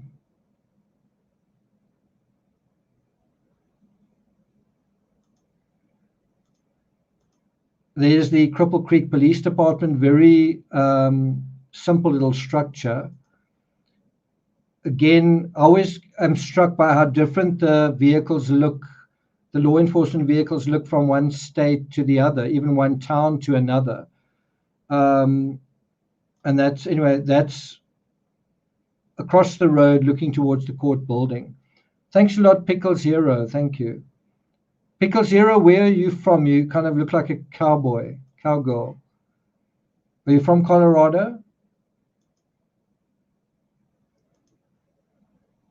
I remember at this point, my companion was getting very agitated because I think we'd left the car unlocked, and she was getting quite upset that was not good, laptops inside and so on. So rushed back from there. Kansas, Colorado, okay.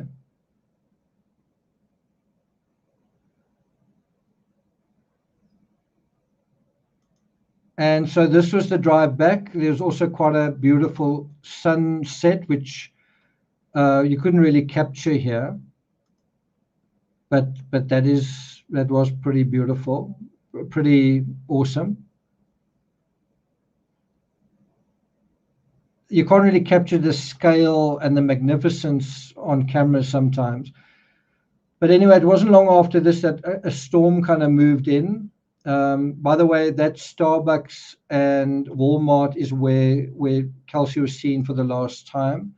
I think I can just quickly show you the last photo. This is footage of her, the last footage that was ever seen of Kelsey. Didn't mean for that to happen.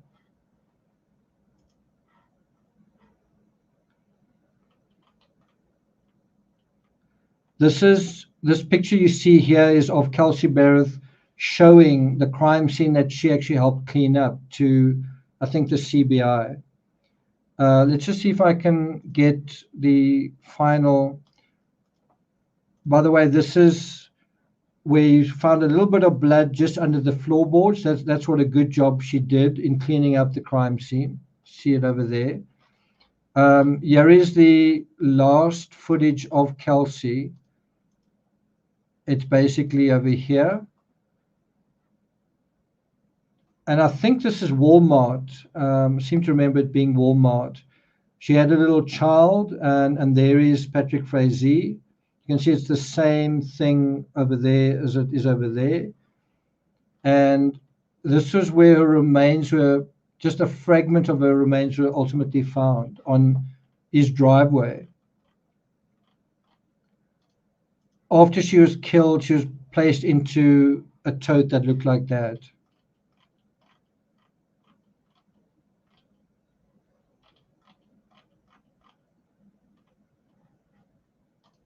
These are just some,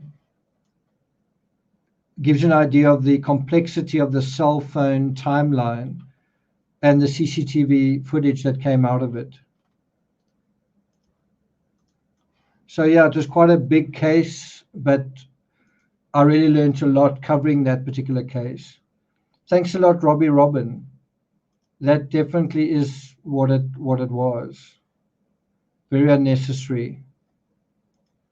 And Patrick Frazee was like a rancher, but he was also like a hunter, that kind of personality.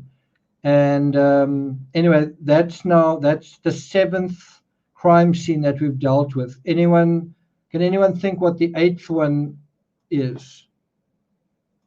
What crime scene fabric that we've dealt with? Can anyone think what the 8th one is?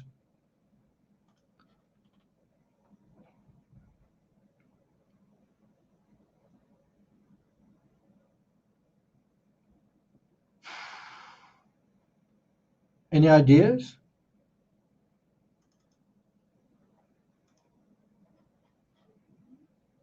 Any thoughts? So this is in Broomfield, Colorado. This is north of Denver. Some of you have seen this footage already. This is not the 8th scene because we already dealt with Suzanne Morphew, but this was going into it in a bit more detail. What was the hotel room like? You know, the dumpsters, that whole area. So it was getting a little bit more information in that regard.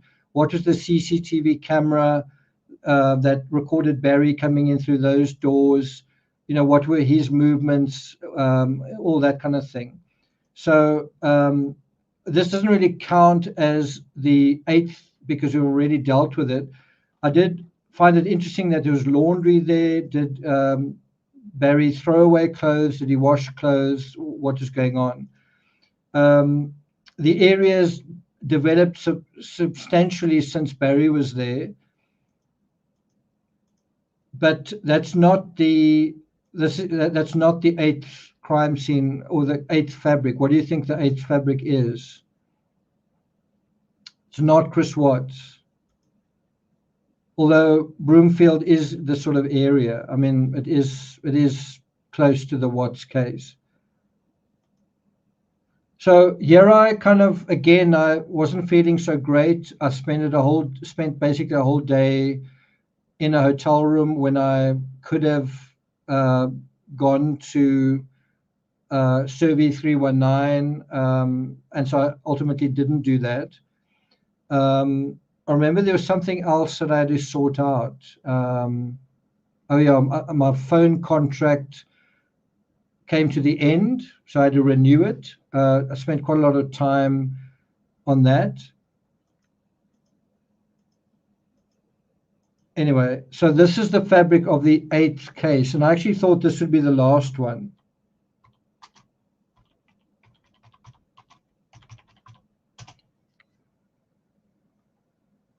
I thought this would be the last one. And it was going to the Christmas Star. I actually think it was JC's idea to do that. I actually can't quite remember. But anyway, Christmas Star. And the crazy thing is I was coughing so much after visiting the Christmas Star. When we went to the Ramsey home immediately after that, I didn't even get out the car. So we're right there at the Ramsey home. I'd been there before, but this is the Ramsey home at night.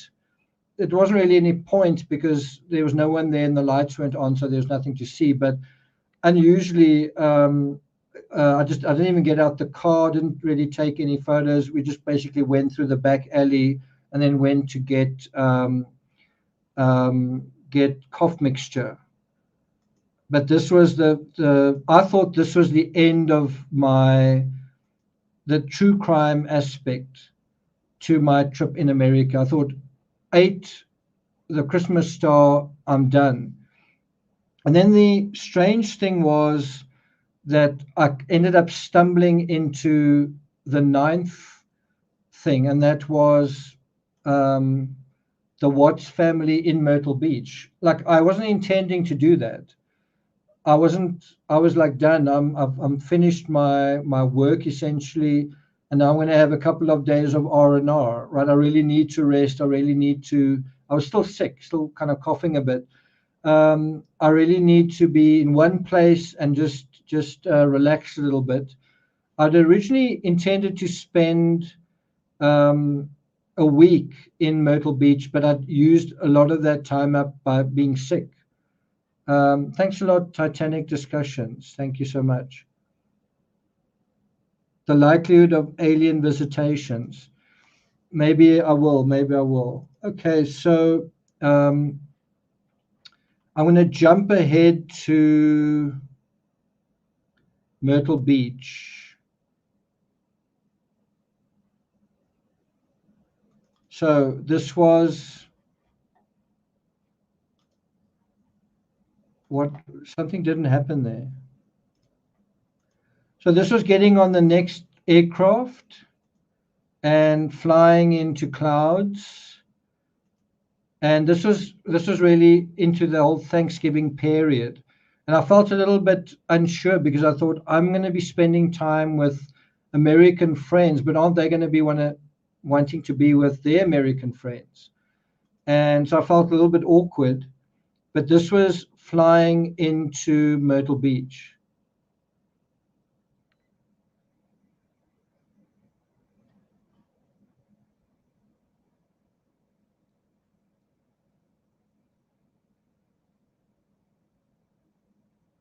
Or is it Charlotte? I think it's Myrtle Beach.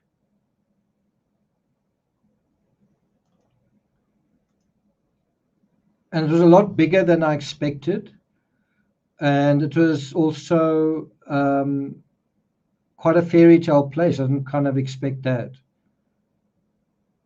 There's the buildings on the beachfront over there.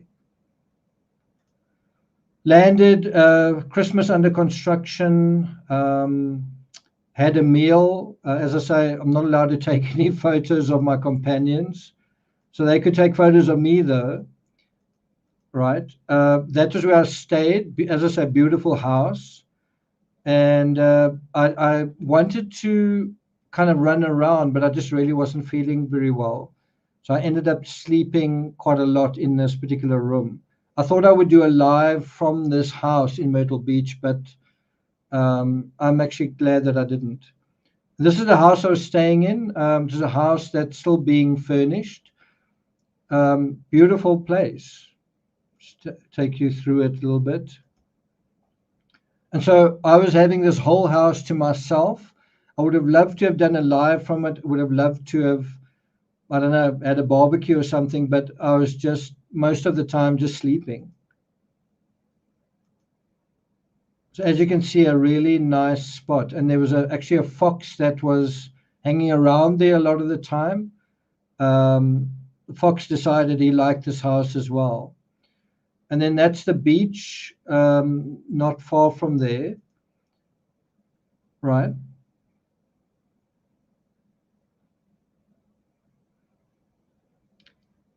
And that then brings us to the 8th crime scene fabric. Do you know which one it is? Right? Sorry, the 9th crime scene fabric. 9th, which is the Watts case. And this was a total surprise. I wasn't going there for that. If anything, yeah, definitely that wasn't the point of that trip. So I was actually told by my host that, you know, this is where Shanann and Chris and the kids stayed. This is the beach where they went out and they were playing in the, it was Cece and Bella's first experience ever of the sea. And I was like, really? I thought it was much further south. And so we ended up going there. Let's just try and get ourselves there. These are just some, that's quite a nice picture. End of day photos. Caution.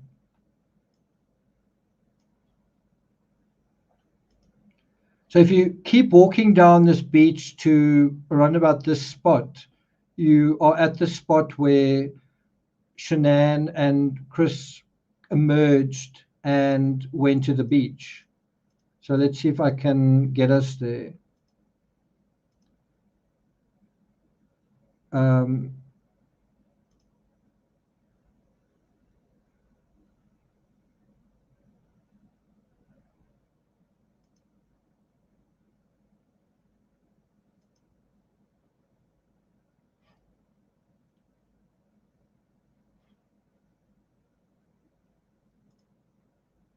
Okay, does that ring a bell?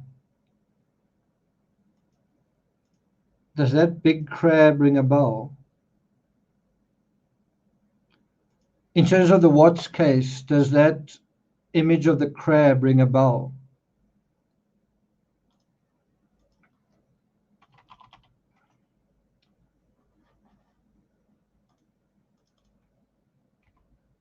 What did I just do now? Somehow made the screen.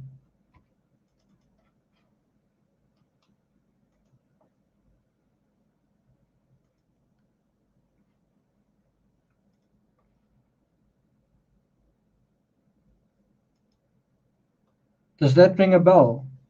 That picture that you're seeing there. How do I get it out of full screen mode? Exit full screen, okay. See if I can find it. Chris Watts, Myrtle Beach, crab. Anyone remember this?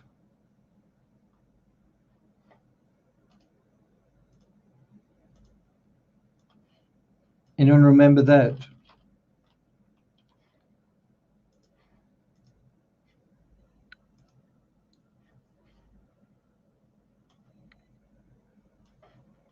I think it's the same spot.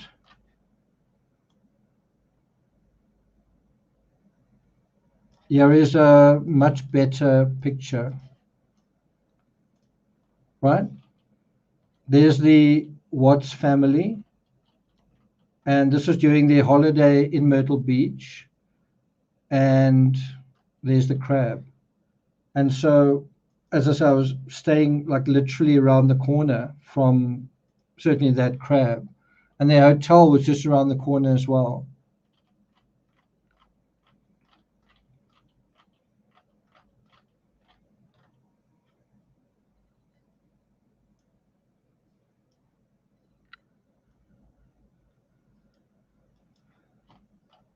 And then if you look at this particular image, if you look at this image of CC, there's Chris Watts, and you look at this area in the background there, see if I can show you another one. That one's probably going to have to do. But if you look at this sort of area, there's actually a blue mat that they're walking on. Let's just see if I can find that one. Chris Watts, Myrtle Beach.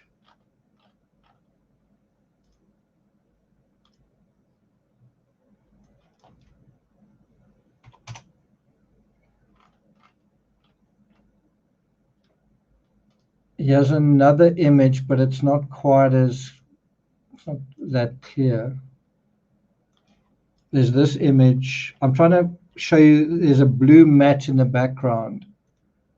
I've got it in my mind. I'm not sure if I'm going to be able to find it as easily. But anyway, take my word for it. So if we go a little bit further through this,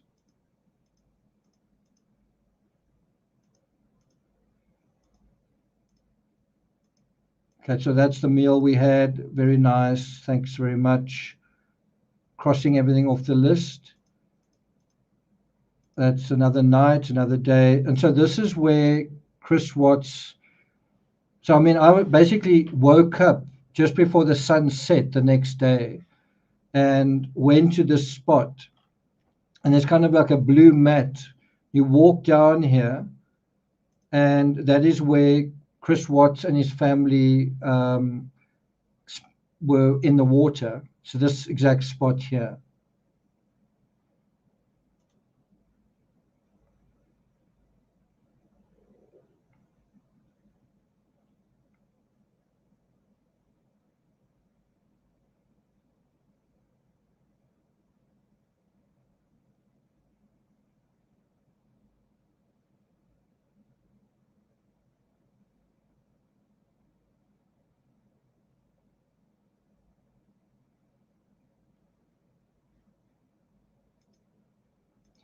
And so if you look back from this perspective, if you look back from those waves, do those waves look familiar?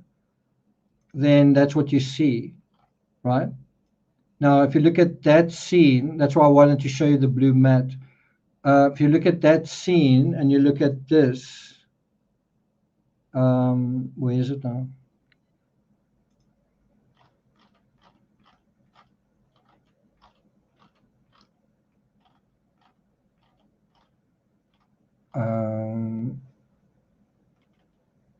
That's one picture I've got of it.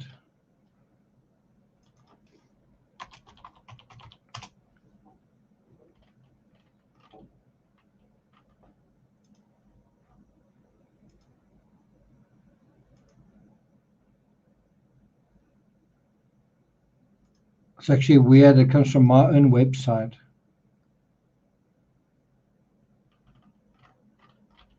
And all the images have been removed, so that's not very helpful. It's basically this image here. This image here. That over there is that over there. I'm just trying to see if I can locate a better image for you guys. Unfortunately, a lot of the images I posted have been lost. So I thought I had it a moment ago.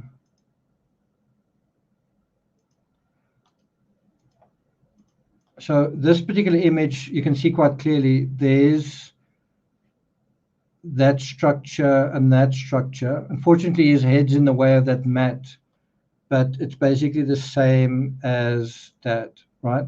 Look at the color of these buildings and that. There's like a kind of a gray building, and it's the same as that. So that's the exact spot. Look at this trash can and look at this. The trash can's moved. But there was a trash can also looking like that somewhere around here. Well, there's a pole here. See if we can see the pole in that image. I can't quite see it. But anyway, take my word for it. Oh, there's the trash can. There's a trash can. Oh, and there's a trash can. Okay. Can't quite see the pole. Unfortunately, this is a bit of a restricted view. See if we can get a better view, perhaps with Shanann.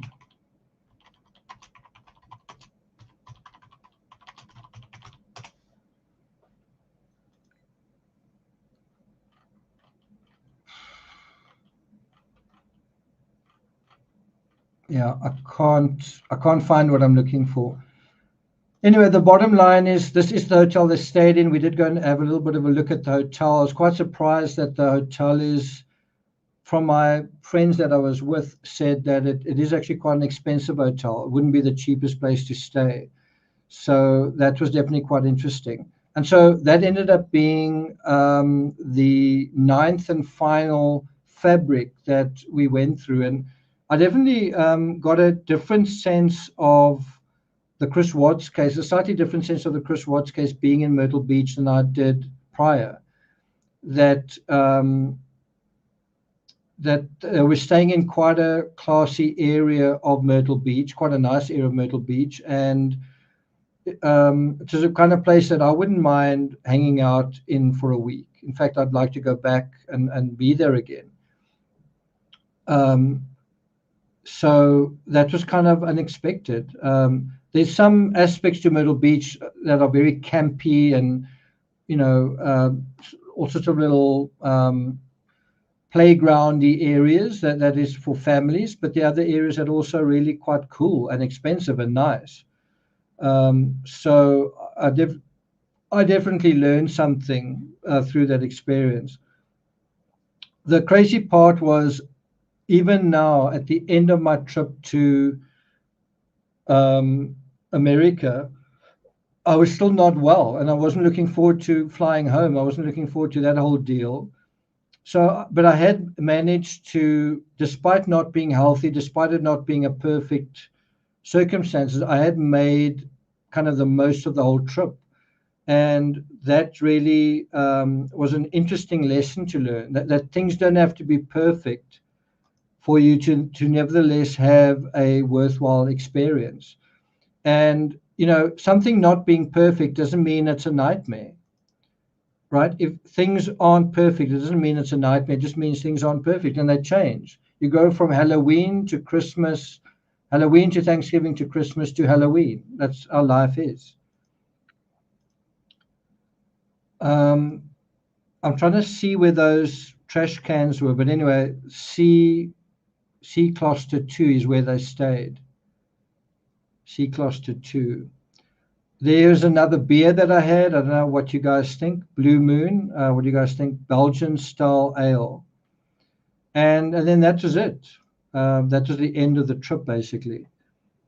So I'm going to end off here. I can't believe it's been a 5-hour live stream.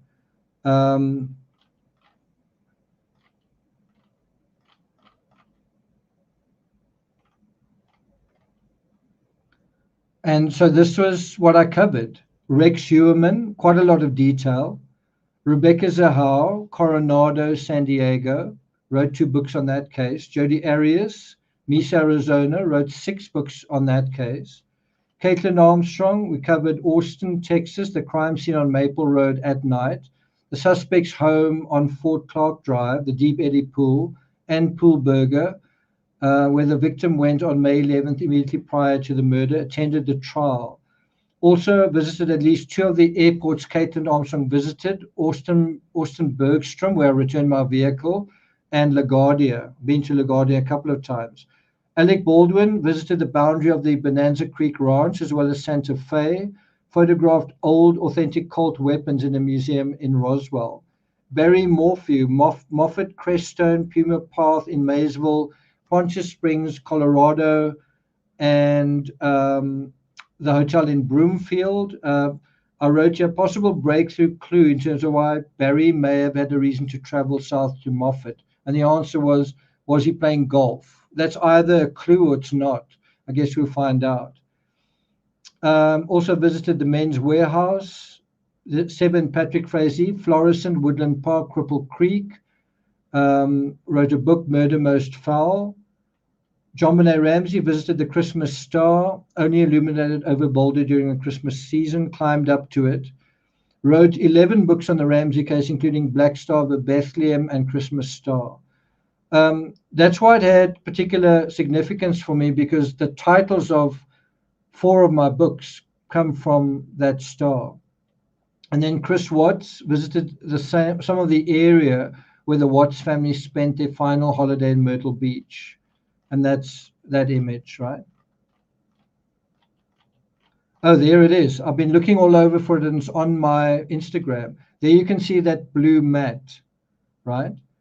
There's like a blue mat that they're walking on. Here it's covered in sand. And when I was there, it was still there, that blue mat. So you can see it's definitely the same, exactly the same area. Let's have a look at the buildings behind him. And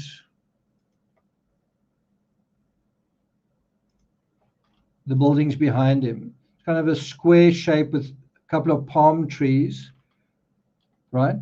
Squarish shape with some palm trees. There's a silver thing over there. Squarish shape with some palm trees and kind of a silver thingy over there, right?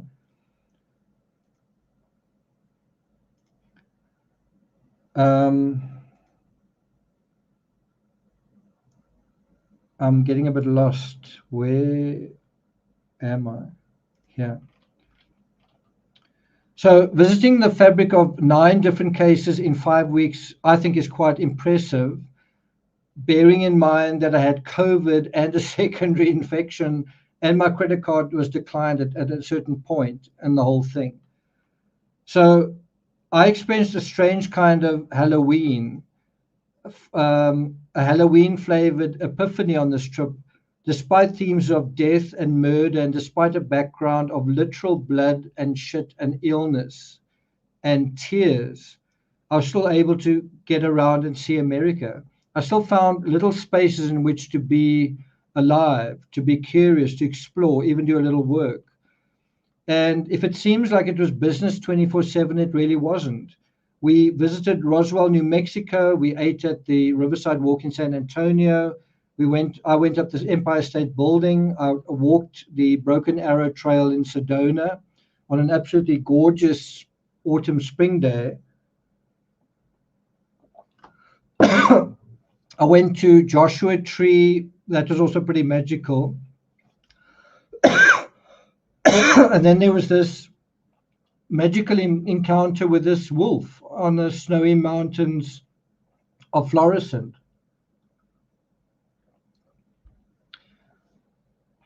Close to the Continental Divide. So in the midst of all of that adversity and suffering was all of this magic and beauty, right? Really was quite something.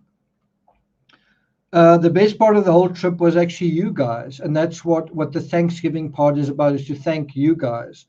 Some of my travel companions who I'm not allowed to mention, you know who you are. Thank you so much.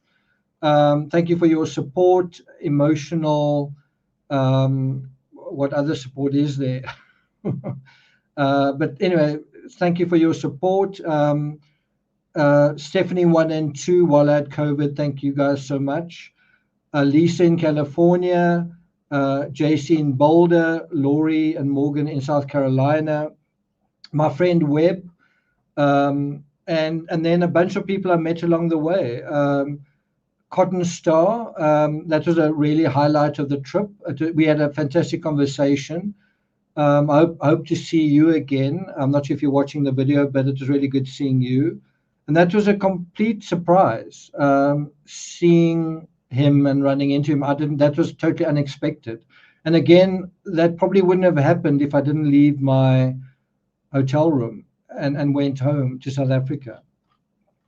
So that was definitely a highlight. Especially meeting one of what I believe is one of the true heroes in high-profile true crime, especially of the Ramsey case. And then we had a strangely magical moment in front of Kelsey Berreth. So there's the sight of so much horror was such a beautiful moment that we didn't expect, with these deer that came up to us. There were many other people that supported us during this trip. Jean's brother David, Webb's wife Laura, many patrons who wanted to meet me but that couldn't. SM Kowalinsky, who's going through quite a tough time now. Our thoughts are with you. Terry Dean, who was constantly encouraging me to lend my voice to the Mo Wilson case. Liesl Maguire, I'll make more of an effort to try and meet you guys the next time around. Lynn Lippy, who sent me the most amazing box of herbal teas. Thank you, thank you. I have to say, as bad as COVID was, the real nightmare was trying to claim travel insurance, which I'm still in the process of trying to do. That's quite an extraordinary statement, if you ask me, that as horrible and terrible as COVID was, the thing that's been even worse than that has been trying to claim travel insurance.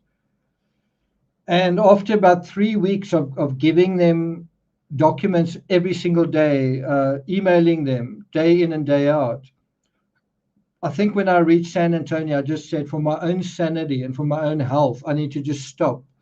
And I'll continue this pride-swallowing siege when I get back to South Africa.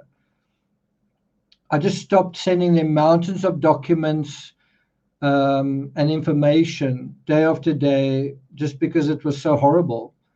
In terms of this channel, I haven't spoken very much about my recent experiences moving through any of the 9 cases. I've spoken a little bit about the Morphew case, a little bit about the Rex Heuermann case, a little bit about the Mo Wilson case, but there's still quite a lot to share with you in terms of Jodi Arias, instead of in terms of the Bonanza Creek Ranch, the Rust incident,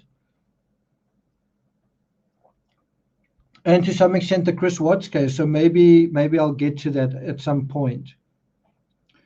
I've showed you some of the photos. I haven't shown you nearly all of the pictures and footage from Gilgo Beach, from some of the other cases. So I'm eager to do that. We'll see. We'll see whether that does happen.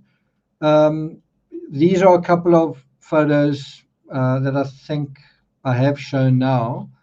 Deep Eddy, the Deep Eddy pool. One thing that I realized covering the Mo Wilson case was that the Mo Wilson trial started on November 1st, which is Dia de los Muertos, or Day of the Dead. The case started on November 1st, and I was literally staying in someone's home where some of those skeletons were on the walls and on the tables. And it then ended, for me, certainly. So I covered the trial. The trial ended with a verdict. Justice was done. And then you end up on Thanksgiving, right at the end of that month. But the interesting thing is, for the Mexicans, it's the folks who celebrate Dia de los Muertos, or Day of the Dead, it's not a somber holiday, right? It honors the dead.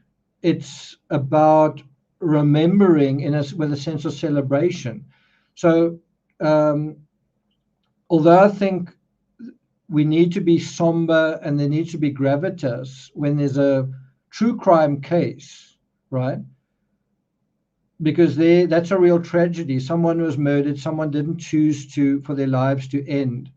I think there's a lesson to be learned from Dia de los Muertos, which is that you can remember loved ones. You can remember people who have died with a sense of celebration. It doesn't have to be a funeral. It doesn't have to be an unending sadness. And so I wrote down the script on Thanksgiving early in the morning. And I wanted to say, Thanksgiving is about honoring one another, being grateful to be alive, which is where I am now. And I really felt a really strong sense of gratitude then, in this house by myself at the end of my trip. And I really wanted to share that with you then. But I'm sharing it with you now. And basically, I wish you wings on your 2024. And may you find your wings to your Christmas star, wherever that may be. And that's how I ended off this particular story. So I hope you guys have a great 2024. And it's okay if it's not wonderful. It's probably going to have its ups and downs. I think the thing I really wish is resilience, and that's a totally different thing. That's something you've got some responsibility for, where it's not just, I hope that the gods smile on me. I hope that I'm going to be lucky and have a good year. Part of luck is the luck you make, and you make that luck by building your own resilience. And resilience is a combination of where you decide that although things aren't perfect, I'm going to make the most of it. It's part of that. And resilience is also where you aware that things aren't great and you say that's okay. It's when you expect everything to be wonderful that you're likely to be disappointed. So in terms of the poll, I asked you guys, how was Christmas? 38% said slightly disappointing. And I can put up my hand and say I'm one of those. But if you think about it, and this is kind of the conclusion for this whole live stream, Christmas is like a setup. You spend days and weeks looking forward to it. Everyone is preparing in their own way. People are going in their separate ways to see their families. People are preparing to whatever, they're preparing their homes, they're preparing meals. Lights are going up in entire towns. Decorations are being put in place. But you can see from a long way away, it's a setup where for a long period of time, people are anticipating Christmas. It's supposed to be the special experience, and it is. But what you don't expect is for things to go wrong, for someone not to like the food that you've made, or for someone to make some remark that's not going to be very nice, right? One way to make sure Christmas is going to be awesome is if you tell the little kids that are going to be there, the adults that are going to be there, before you even arrive in my house, before you set foot in my house, I've put a lot of effort into this. And no matter whether you like it or you don't like it, you will say how wonderful it is. That's one way to absolutely assure that you're going to enjoy Christmas. But in the real world, that's not what happens. Someone was telling me that they went to all of this effort to prepare for Christmas, and the kids that were there just picked at their food, didn't seem to like the food very much. That someone else complained about the air conditioning and this and that. That's the reality of it. And what I'm trying to say is Christmas is a setup where you can't help but be a little bit disappointed given the amount of expectations that are built up over time, with everybody else building up their expectations. Christmas lights, songs, music, pictures, right? All of it saying you have to be happy during this time. And the chance of something being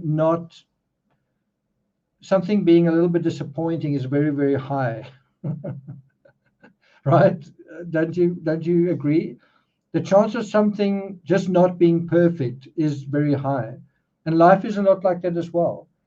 Don't have unrealistically high expectations. You can be positive, but don't expect it to be a certain way.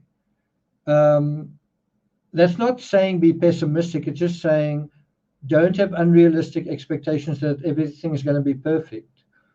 And if things aren't perfect, then that shouldn't be a big surprise either. But it's also not the end of the world. You don't go home and sulk because things weren't perfect. Expect that there should be certain things that don't work out. 18% of you, 1/5 of you, say that you had an awful Christmas. So my heart goes out to you. Our hearts go out to you. We want to celebrate the 44%. That's quite a lot of you. It's almost half. We had an awesome Christmas. I don't know if you've been completely honest, but I would say I fall into the not bad but slightly disappointing category. 38%. I'm with you guys. Wasn't wonderful. It wasn't terrible. It was pretty good, but there was a little bit of a disappointing aspect to it. That's life.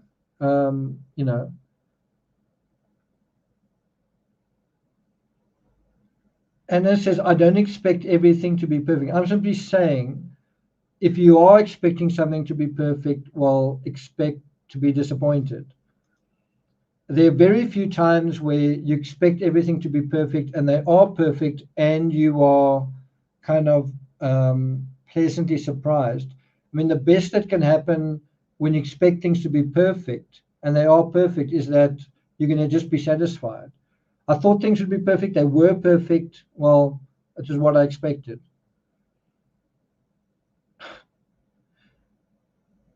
Pickle Zero says, sad for those having a crummy Christmas. Yeah. Make your own happiness. Cool.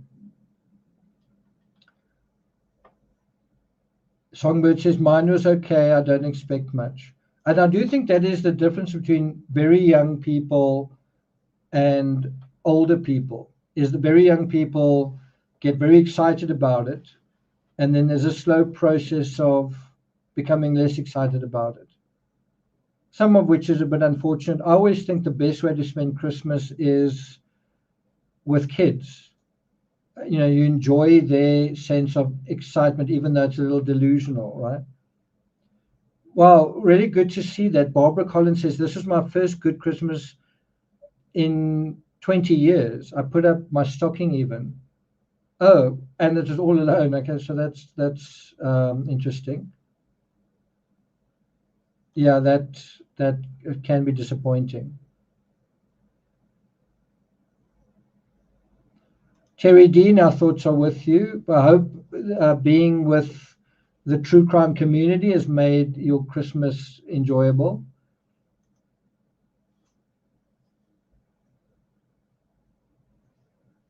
Yeah, I think we do.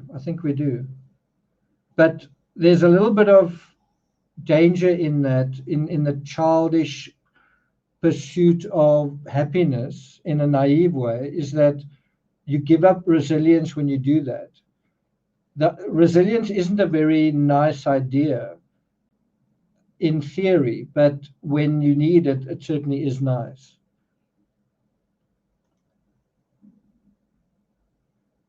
Sally Vella says this was very enjoyable. I didn't mean for this to be a 5-hour live. Actually, probably the right way to have done it would have been to collect 5 photos from each of the 9 crime scene fabrics and then just do it that way.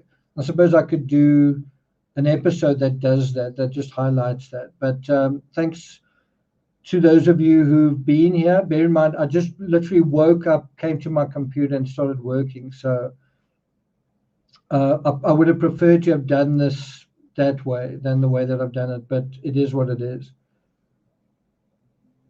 Chelsea says, I wish you all the happiness in 2024. Pickle Zero says, oh my God, the best 5 hours ever. Okay, well, that's quite a compliment. Cool, thanks a lot.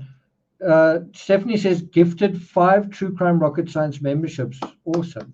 Timmy says, thank you. I think he actually wants to go outside.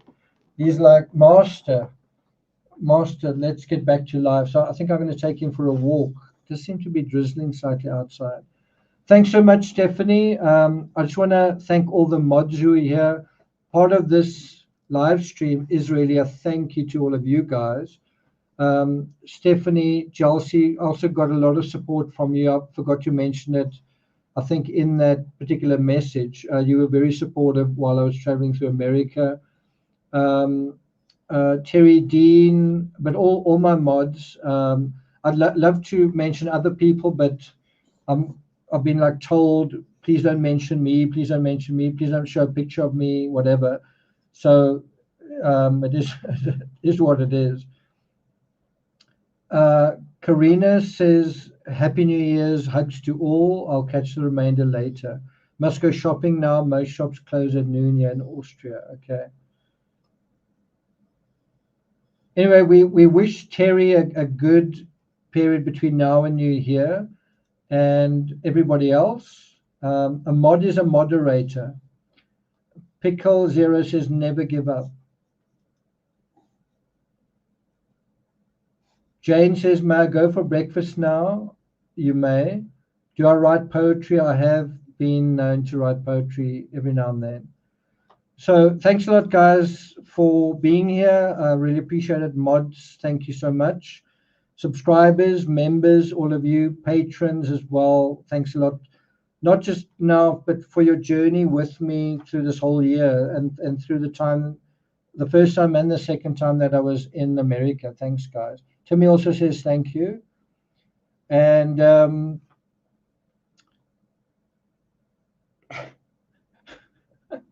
then thanks for the super chats as well. Really appreciate it.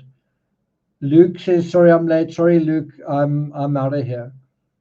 Much love today and every day. Thanks, guys. Thank you, thank you, thank you. Okay, guys, hope you have a good next couple of days. And so I'll see you guys next time.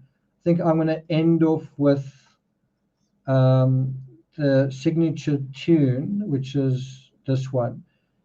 Right. Take care, guys. All the best.